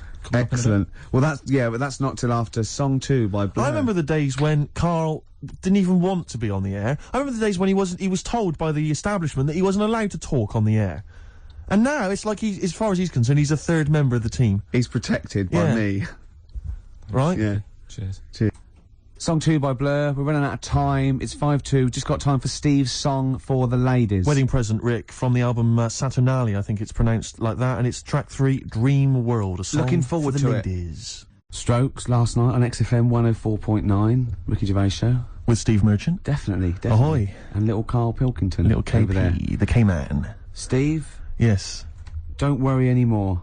Okay. I've procured some great gifts to give away. I was tired Really? of seeing all these other people getting gifts and that, and it was Yeah. all going to that O'Doddle and O'Diddley. Diddley, yeah. And Anderson and Sturgis. Or at least she steals them herself. Well, at least she steals herself to sell them to feed the habit, and that's Yeah. fine. I don't mind that, because he's No. industrious. Exactly. But I have got Feeder, Echo Park. I've got the Essential Bob Dylan. Now that is a good giveaway. That's a great giveaway. And Reloaded 3. Where did you buy these yourself? No, little Carl found them. I have to say, Carl, you've done an absolute dynamite job here, mate. This is great prizes. And I thought we could play that trivia quiz where we're the challenge. If they get Right. someone to catch us out, maybe, or a question. Like You've confused me slightly. Explain again. Well, we could play a little trivia quiz, couldn't we? Right. And then we could sell the fish. Use out the the words that you need to man. complete the sentence, And Rick. then... And we could do this... this What's the quiz? I don't know. You've not thought this through. Coldplay and Yellow. You've got to keep talking, Rick. We're on the radio. I got bored. Did you? XFM 104.9. Yeah, with Steve Merchant. What I was saying was... Yes. We could have a little trivia quiz, right? This is how it works. Their phone in, yeah? Right? And they'll pitch a question to us two, right? We won't know it. They'll tell Carl, and Carl write down the answer, yeah? Or on his email, right? And then it might be something like, who was the first woman MP? And write down the answer, and they go, okay, Steve Ricky, who was the first woman MP? We'll write it down. You know, I mean, you'll write down something like the Queen. Yeah. And I'll write down Britney Spears. Yeah. And they go, well, Ricky says Britney Spears. And the answer is, did that you see? Yes. And then whoever's... So they phone in, or can they email as well? They can email as well, Steve. Right. Okay, so let me just try and clarify this, because I didn't really follow that, and I know what the competition is. Right. People listening, phone in or email in with a question, a trivia question. It could be about anything. I don't right? do game shows. But one which we may be able to get, right? They phone in with that, or they email it in. But only Carl knows the answer. He asks us here in the studio the question. Ricky and I write it down independently. We hand it to Carl. We see who's got the right answer. It's like 15-1, but 2-1. And the great thing is that the best question that we'll vote on at the very end of the show can win these 3 CDs. We've got Feeder, Echo Park, the Essential Bob Dylan. That's a 2 CD set, Rick. Maybe keep the questions highbrow to show our intellect, not things like pop and trivia and... Good idea. And we've also got this big compilation, Reloaded 3. That's also a 2 CD compilation. We'll start phoning and emailing now. Phoning, like emailing go with berserk. your trivia Absolutely questions go berserk. For Gervais. I'm best Merchant. at science. Well, don't start Well, don't giving say hints. That's that. not That's fair, just because not I'll say fair I'm best because- at films if they want me Yeah, to but I've win. already said don't do trivia and entertainment and that. Well, they should do. don't- They should do no. trivia entertainment. Music and films is what they should do. No, they shouldn't. Or because old that's stupid. TV. That's the cliche of XFM listeners, and I know they're more intelligent than that. They're not. They're not, Rick. They're- They're stupid people. They're stupid people, and they only know about a few things. Garbage, Cherry Lips on XFM 104.9. Well, either they really want those CDs, or they want to embarrass us. Because the phone lines are going mad. And They are Carl's going mad. taking- We didn't even give out the phone number or the email, Rick. Shall I just give it out now? Well, obviously don't need to. Well, I ought to anyway, for those on that didn't hear it, but didn't know it already. Of it. 08700 800 1234. Sorry, that's not 08700 08700, because I started again because I sort of fluffed slightly. Yeah, go on. 08700 800 1234. And when he says he fluffed, like, that's not how he got into television. Exactly. ricky.gervais@xfm.co.uk if you want to email the question, and only Carl can see the screen, so there's no cheating. Probably people don't know what fluffing is, do they? No, I don't think so, Rick. Carl, have you had a question? What, already? Are we doing it now? Should we do it now? might as well. I think we should just drip them in throughout the course of the show. Yeah, you could one dripping them in. Go on. Ask us a right. question. I thought this was a good one. It's from Clive. Go on in. Clive, we got a listener called Clive. Wow. That's all right. Who was the first James Bond? Oh, it's Right. his film one. I know No, that. but wait a minute, wait a minute. I know this ambiguity because we've talked about We've it. talked about this ambiguity before. You see, he might be deliberately embarrassing us because the old myth is that someone played it on radio Yeah, that we all know and love. Yeah. Now, he should have specified, did he mean the film James Bond, the first film James Bond? Can I just say, we won't count this one, because the definitive one, I've talked to Glyn about it as well, it's Dr. No was the first one of the team that we... Sean Connery. So Sean Connery's the first screen James Bond. So we agree on that, even if we're both wrong. What did he say it is? I bet he said it was Bob Holness who played him on radio in, like, the 1950s. He didn't say the radio bit, but he said Bob Holness. From Blockbusters. Yeah. And I was drawing a little Blockbuster thing. That's really spooky. That's weird, isn't it? But the thing about that is I'm worried if it might be a myth. It may be a myth. I don't think it is. It's that we can't... 1 point to me, then. No. Yes. No. Well, did you know it? Did you know it? We talked about it. No rubbish. Yeah, but if we talked about it, did I say it to you? No, we agreed that it was Sean Connery because it just like we didn't count Casino Royale because you said it wasn't by the same team. And yeah, but that wouldn't have been the first James Bond anyway because that came later in the series. No, Rick. No. Don't play the music. There's no way. That's clearly a point. You didn't know it was Bob Holness. He meant it was Bob Holness. I knew the answer. 1-0. Well, fun-loving criminals, Scooby snacks. Anyway. It doesn't matter, because we both agreed once in a pub that the right answer is Sean Connery. Yeah, but wait a minute, Rick, the point's not that. The man phoned in with a question, and the answer the man was after was Bob Holness. Oh, okay. And that's the answer I'll tell you what, the answer I was after was me. But that's nonsense, Rick. He's the question master, the man who phoned in. That's ludicrous. You to face the facts. You can't say what number am I thinking of. It's got to be the real answer. No, but I knew the answer he was after. Oh, brilliant. Yes, because that's, even if he's got it wrong, it's such common parlance now that Bob Holness was the first James Bond that I knew the answer. Face the facts. Right, give us another question, Carl. Jeez. Give us another question. Guy's a bad loser, isn't he? I had a good one here, but... You've forgotten it? Or... I sort of scribbled it down. This is brilliant, isn't it? Hang on a minute. We can edit this out, can't we? It's not live, is this? It's only a piler. It's gonna... This is going to look great when it comes out. Go on. Which food... Yeah. Carl, you now making up the question. No, it's just that I sort of took down the important bits. But this is amazing. This is amazing radio. Go on. Which food kind of doesn't make you fat? Jeez. What kind of a question is that? Oh, this is... No, it is proper. I love imagine this on the Weakest Link. What kind of food doesn't sort of make you... I mean, it doesn't make you fat. Okay, do you want basically no sort of calories in it? Celery. Water. Well, I mean, what do you mean? Do you mean a vegetable? No, do you mean you're right. Apparently, it uses up more calories to bite it than. Yeah, but wait a minute, Rick. One all. No, it's not 1 all because you're supposed to write it down. You didn't know. But you didn't. What do you mean I didn't know? You're supposed to write it down. That's the whole point. We're writing things down. You said water. You said water! But that's because I thought we weren't taking the question seriously, because he didn't know what he's talking about! 1 all! We got to set the rules, this is bit too much like Portishead, for my liking. Was it? Yeah. I quite enjoyed it. Beat a band. Well, that's because Portishead are from your neck of the woods, isn't it? Was it? Portishead, I think you'll find. Yeah, I embarrassed myself. Right, another question, quick. Is this question a real question with a definitive answer? Or is it like, what is my most comfortable chair? I don't know why people aren't going to maybe like Trivia Pursuit or something, just getting a question off that and then... Because they're a little bit more discerning than that, Steve. Have you heard the questions? They don't know what they're talking about. This is stuff they've overheard in pubs. Go on, ask it, Carl. I look at the Carl takes down and goes, what's that? I know. What am I meant to write? Go on then, ask this one. Right, what sort... No. The Pope. Yeah.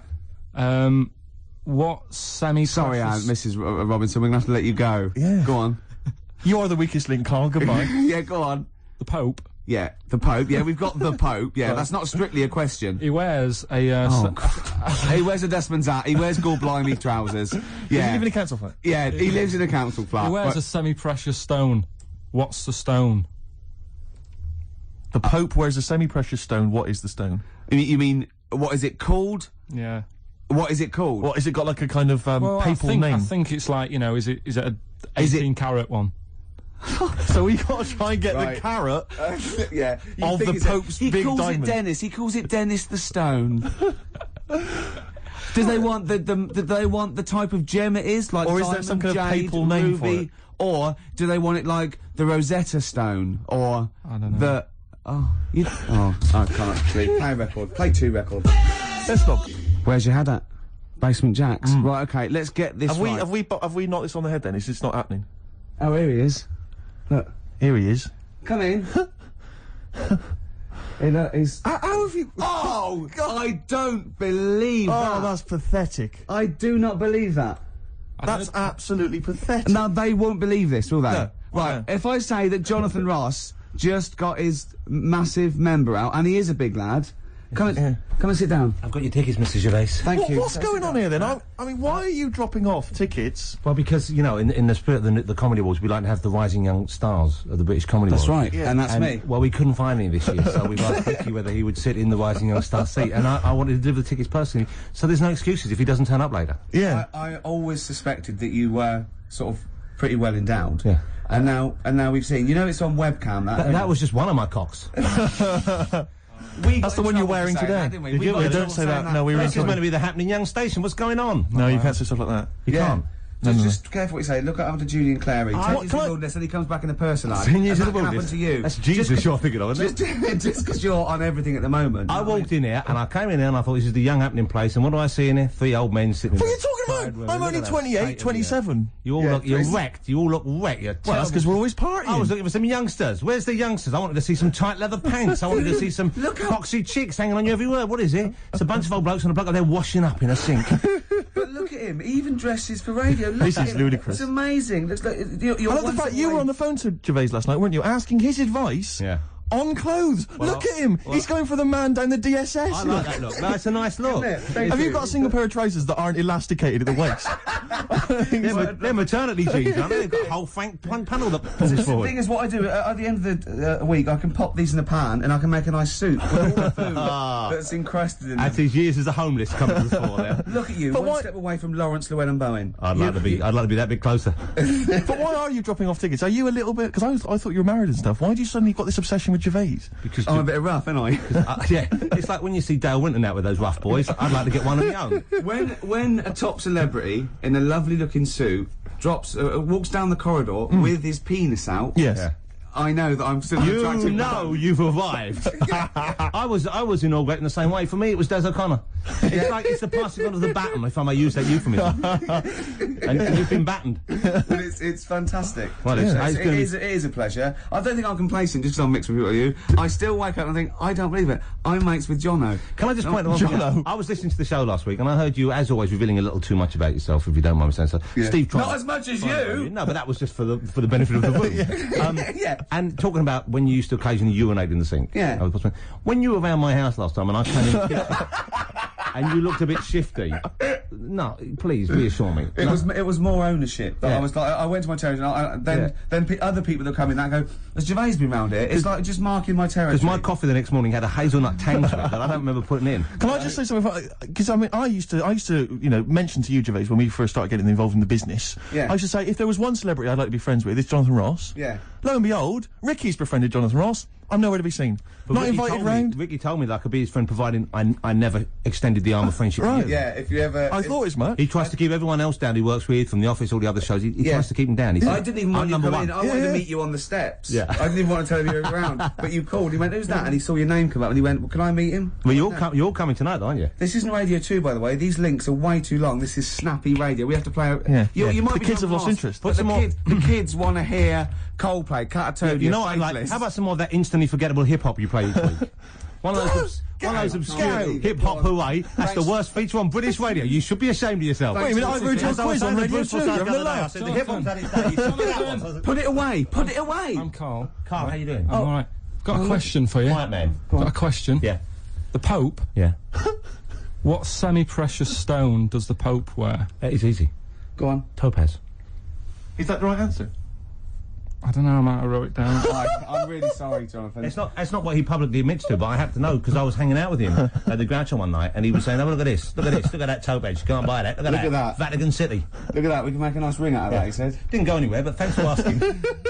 I better go. I've got to go. I've got to go and buy some winkle pickers. Thank you very much. Okay. Enjoy it. Stephen. Yes. Carl, I wish I could say it'd been a pleasure, but actually it was quite creepy. See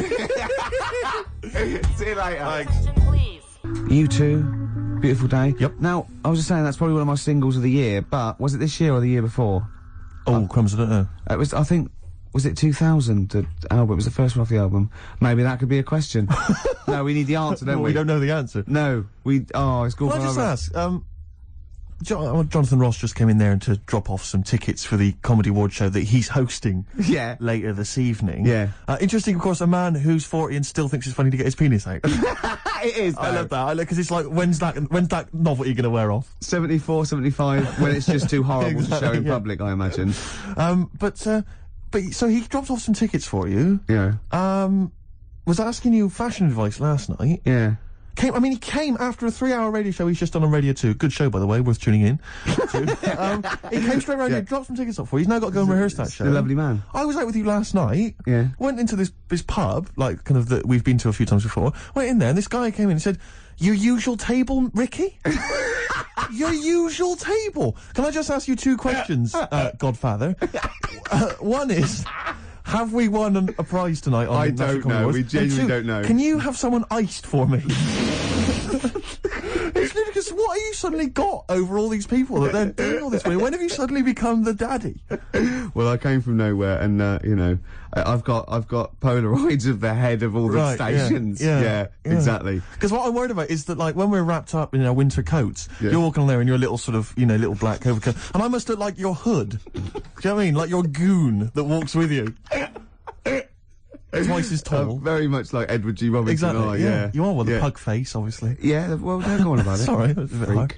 All right. No, I don't know. You just wow. That. We've knocked it. Even Jonathan Ross couldn't save this show. No. It is the only A celebrity I know. Yeah, I'm all out of ideas. I thought we'd have a trivia game. That's rubbish because he can't read or write. Yeah, and that's what is it? So are we knocking the trivia game on? Yeah. Should we, let's have one final question. What's the answer? I don't know. I don't know. For the Pope one. I don't know. We couldn't even figure out the question, Carl. What's the stone? What's the stone? Hang on a minute. Just entertain yourselves at home while Carl looks for the question. Anthurst. Amethyst. Amethyst. Yeah. Amthurst. No, she was the first woman MP, I think you'll find. Amthurst. Ruby or Diamondo. So have you got maybe a final question? That's still Carl, one on it. Okay, do a decider and then we knock this on the head. Yeah. Go on then. What?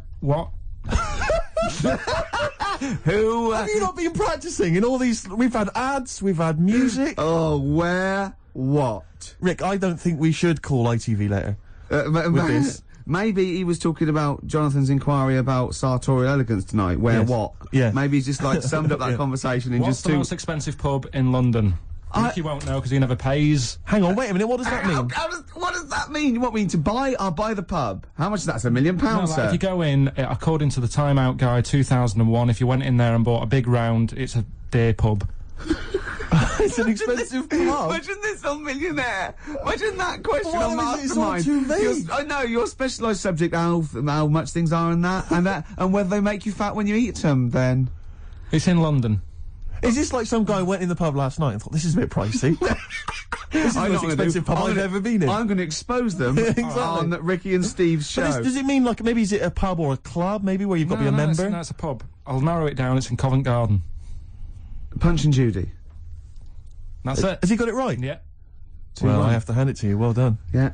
So brilliant. So who was that? Who was that question from? Because maybe they should get these 3 CDs. Let's give them that. Who is it, Carl? There's no way of verifying that. That's probably libelous. They've probably made the Time Out Guide. Okay. All right. Carl, who was it? What are you moaning for? You got it right. Yeah, I won. Yeah. Carl, I won. Carl, who was it that won? Well, listen, they know, so they've won. Yeah. Right. This is genius radio. This is brilliant. I tell you what's letting us down? Him. I know. KP the P-Man. When he was just doing the press buttons and it was cool. Now we let him on the air because we thought it was funny. We quite like him. He's digging a grave for us. Right, listen, this is a new feature I've introduced called Songs I'd Like to Play on the radio. And oh, this is falling apart.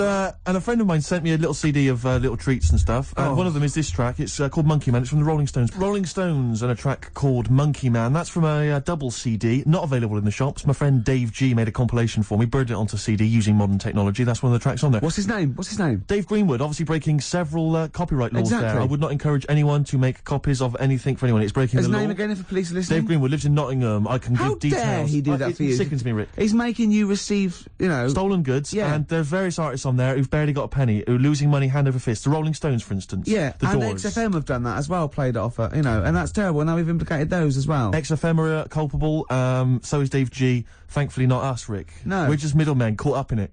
You know what I mean? Yeah. Mr. Biggs behind this. There's always and Mr. we're just Biggs, pawns in his game.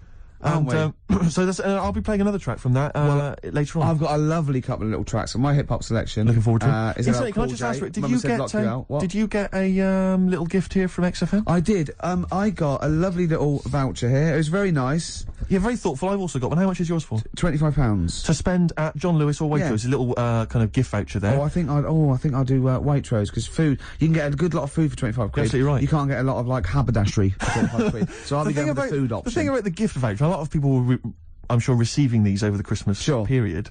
The thing about the gift voucher is it's like here's £25, but I've limited where you can spend it. It's like they don't want to give money because that's go. Say this is like money, but not as versatile. Exactly. You can't spend it in as many places. But it's the thing is that surely the thing about a gift is, you know, you don't want people to know how much it was. Unless you're letting them make their ideas up for next year. Yeah. Like, you know what I mean? If an aunt gives you, like, you know, a single, like a step single, and you've given her 25 quid at the body shop, you're saying, you know how much that single costs. Exactly. So do I. I'm not going to say, right? Yeah. Let's make up the difference next year, Sally, aren't we? You know what I mean? Let's spend 50 quid on me next year.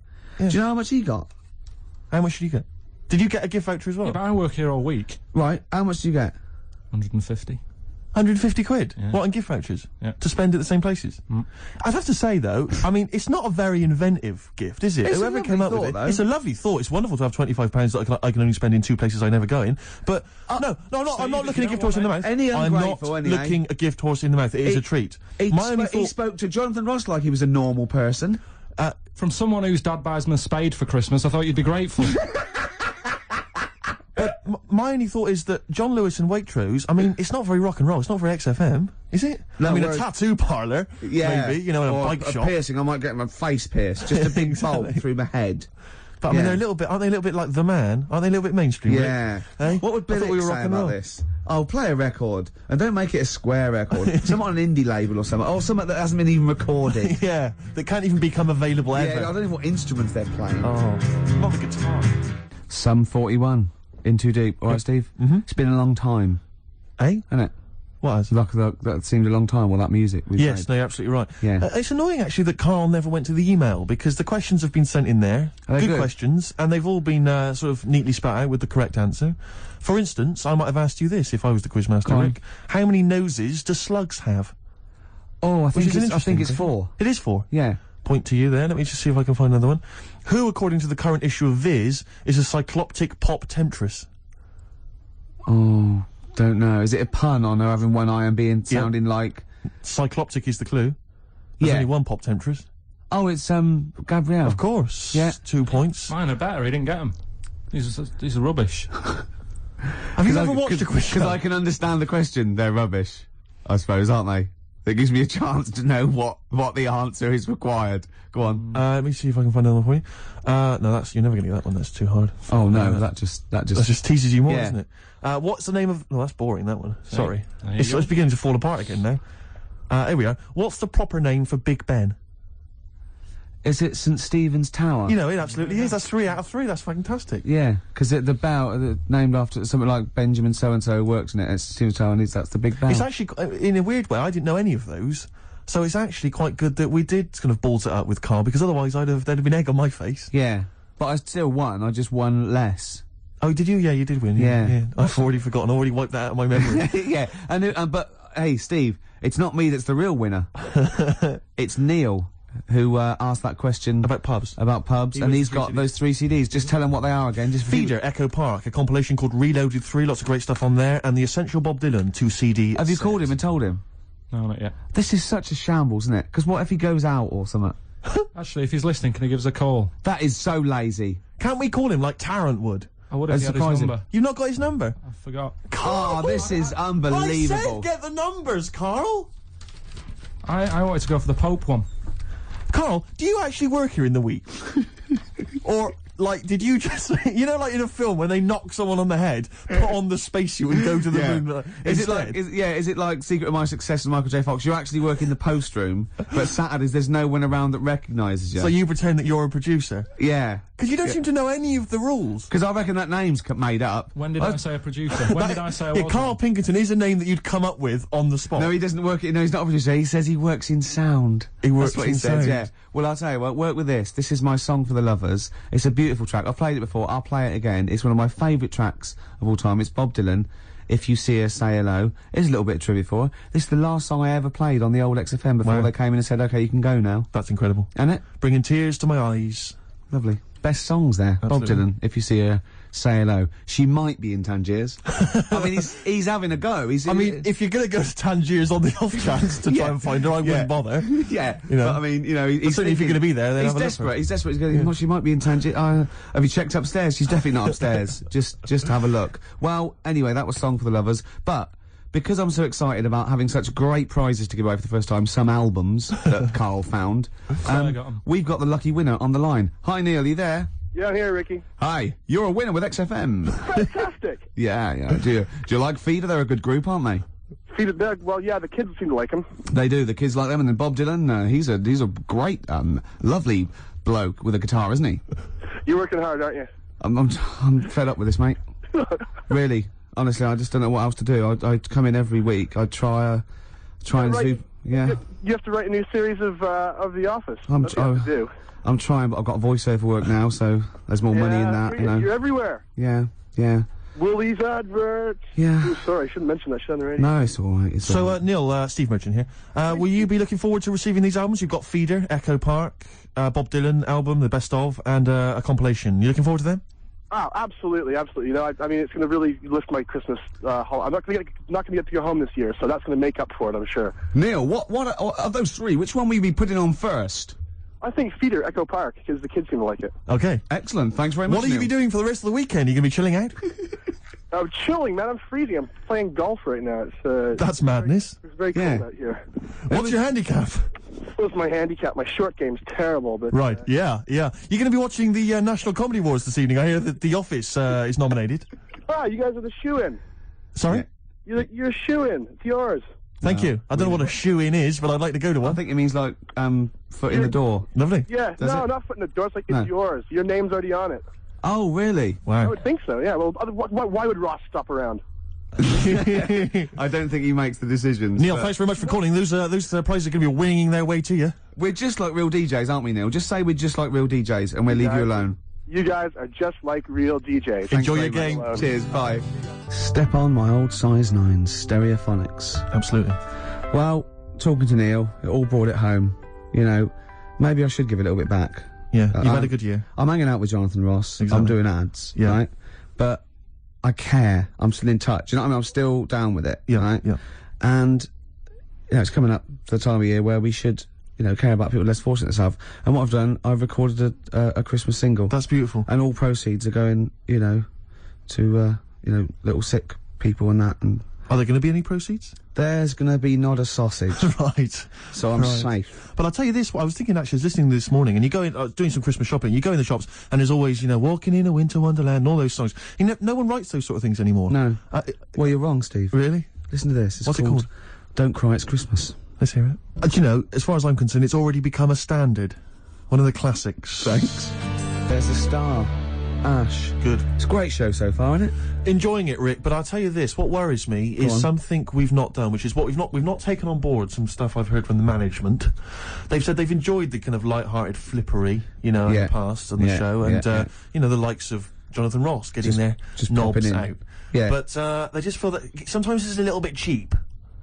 Rick, No, a little bit crass, and they just want us to way? perhaps be a little bit more highbrow at times, a little Well, bit look more at that, 'cause I thoughtful. mean... Well, you're a smart guy. I am, yeah. Well, I've proved that with Clugs having 4 noses at Stephen's Tower. Can I ask you, Rick, about politics? What do you want to know? What do you want to know? Because I'm a political person. I thought as much. Go on. What on the politics? What do you make of who to vote for? Vote for the government, whoever's in the government. Yeah. That's the it. Liberals ever? No, not if they're not in government. No, okay. What about the foot and mouth, which a lot of people are worried about? Don't worry about it. No? No. Recession is hit, and a lot of people are losing their jobs. What should they do about it? Get another one. Get another job? Yeah. And I'll tell you what, this is, I mean, you can have this for free. If you do lose your job or something, get another one, but get one that's even better than the one you lost. Right. Okay, good advice. Yeah. Maybe if you were just like kind of the post boy before, like Carl. Get in charge of the company, get a manager's job. Right, become director general or something. More money. Good. And don't lose that one. Okay. And, what else is concerning people? No, we get calls all the time, Rick, to the station. People saying, I'm worried about the war in Afghanistan. Yeah. What do you make of the war? Is it one of your favourites? Well, no. My favourite, all war's bad. My favourite. I'm putting you on the spot here. What is your favourite? Falklands. Is it really? Yeah. Is it? The Falklands War? It was a range war. What does that mean? Do you know what that means, Carl? Yeah, I remember that. Yeah. I remember drawing pictures at school of that. Yeah, it means that our missiles could go sort of 17 kilometres, and the Argentines only had missiles that go like, 9 kilometres. So we just parked our boats about 12, 13 kilometres off it, and we were shelling them. Shelling it out of there, right? And theirs were falling in the water. Yeah. So it's the war equivalent of holding a midget at arm's length. Right, and he's trying to punch you. And he can't reach and you're just kicking him in the balls at will. That was, Rick, a lot of people talk about WW1 as being the Great War. Was it a great war for you? No, it was a good war. It wasn't a great war. Right. What's the problem for you? Well, I liked the bayonets and the trenches and all that stuff, but I could have done without the poetry. Right. Only because the poetry's a little bit bent. Okay. And, what I'm saying is the only time that it isn't bent in a war. But, there's beautiful, but there's one now I remember, it goes, we are the dead, once we lived, felt dawn on our face, but now we lie in Flanders fields. Be honest, if you'd have had a gun in your hand instead of a pen, you might be alive you today. wouldn't be dead, and the war would have been over by Christmas. Absolutely. High five. Yeah. Oh, so that's losers. politics, Carl. Any other questions, Carl, you want to solve? Any high economics, I've done economics. Because, yes, the economical. Anything else? I just think you should look after yourself. You know what I mean? Carl, I've just got something to say to you. Hip hop, hooray! Hey. Let's play my hip hop track. Whoa! Hey! Put your hands in the air. Yay! Move them round like you just don't care. Yeah, you're not even bothered. I'm playing an old school track this week, Rick. I'm Excellent. going back in time, rewinding the track. How are you spelling school, Steve? Oh, with a K. Go on. Ever heard of anything by Digital Underground? The Humpty Dance, you might The remember. Humpty Dance. Do you remember that? That was a fellow sat on the wall. Yeah. Yeah. And he was getting dissed by the police, and he fell, and he broke all up, and the King's horses shouldn't have really been sent to repair an egg. They couldn't do it because of their hooves. Anyway, Digital Underground, for those that don't remember, was an Oakland group led by Shock G and Chop Master J. Go on. But of course, most famous now for the fact that they featured Tupac Shakur. Love him. Where he first began. You'll hear him on this track. It's called, which one have I chosen here? I think it's called The Same Song. Have a listen. By your youth. Well, he's scared of the youth. He's scared of the fact that I'm down with it, the homers and the bitches and the hoes. Yeah. Because he's not with that, you know? He looks dapper. If they saw him in the street walking down like a ponce, they'd just laugh and jeer, but probably rhythmically. Yeah. You know, and he couldn't come back at anything. And you'd be high-fiving and Oh, everything. they'd be loving me. you. I think he was intimidated by your style. I think he's jealous of you, to be honest. Do you know, I think what he's probably most jealous of is the looks. Yeah, I think Do you know what I mean? I got the new haircut because we might be on the telly later. He didn't mention that, did he? Did he? Well, he's never seen the old one. You've kept him from me. He's got nothing to compare it with. But that was a great hip-hop selection there. Yeah, lovely. Even though I say so yourself. Rick, we've had a couple of people, because they've listened to your dissection of current politics and economicals. Yeah. And they've got a couple of questions for you. Go on. We've had one from Jimmy Ruffin. He says, what becomes of the broken-hearted? Oh dear. That is a difficult one. I don't think I've got time to go into that because it's a very delicate problem. Can you answer this one from the KLF? What time is love? Any ideas? Listen, keep those questions coming in for Ricky Gervais. You may be able to sort them out later. Have we got a song to play, Carl? Let's whack it on. Still to come, the song for this. It's not the end of the world. Super furry animals. Absolutely beautiful. XFM 104.9. Rick, you going to do your film review for us? We've got time for it, I think. I'm not, no. Why not? I'm not going to do it anymore. You're not going to do it anymore? No. You love it, don't you? No, it's great, and I just think it's time, I did a dozen, but I did all the films that I would give like 9 or, 10 out of 10 for. I don't want to drop the standards. Right. I don't want to start doing films that are 8 out of 10. Yeah. You see? Yeah. That's where a lot of film reviewers go wrong. Yeah, Ross being one of them. Yeah, I've seen them go, oh, this is worth 7. Don't do it then. Yeah. If it's no good, don't do it. Know it yourself. No. Sure. So no more film reviews? No. Oh. Until a great film comes out. Sure, okay. Like Braveheart 2 or something. Yeah. Which would be, 9 now. Quite an eventful. Yeah. I'd have thought. Yeah. So 9 for that. In well, advance. Rick, it's almost the end of the show, and still got time for the song for the ladies. I can't but wait. Carl won't be here next week. Oh, where's he going? Where are you heading, Carl? Going away for Christmas? Tell us. What? It's a secret. What you want? Well, in case your fans try and track you down. What? You going taking pictures of planes in Greece? What? Political? Rob your house. don't Satirical, Steve. Satirical. Where are you going? What are you doing? If I tell you what, if I was caught in a foreign country and the government got said no, it's okay, they were train spotting or plane spotting, I go, no, I am a spy. Exactly. No, I am a spy. No, it's all right. You were train spotting. I wasn't spying. Please. I saw you at the Doctor Who convention as well. No, probably an assassin or something. I think. Yeah. I'm probably an assassin. Carl, where are you going, mate? Tell us. Come on, we haven't you're got not time. meant to say when. What's it here? What? People rob your house if. Yeah, we didn't say tell us your address, tell us where you leave the key, and then tell us you're going on holiday. We said where you going on holiday. Barbados. Oh yeah? Ooh, showing off. Yeah. Boasting. I'll tell you what, Steve, what I'd like to see, and a lot of the listeners right there too, pop round there now, touch him for Christmas. Shall I touch him for Christmas? Touch him any way you like for Christmas. Can Love I just him for introduce the Christmas. song for the ladies before? Well, love him for Christmas, though. Can I just say yes, what but the as song long is? as you love and touch We're going to leave him. you with the excellent Tim Buckley, of course, father of Jeff. I'm just going to be and, watching, but this is a love track him. that was Look at his also- little face. Also on that CD that my friend Dave sent me earlier, so if you don't like it, blame him. Yeah. While he's been arrested by the copyright police. And it's called Buzz in Fly. Let me touch you, Carl.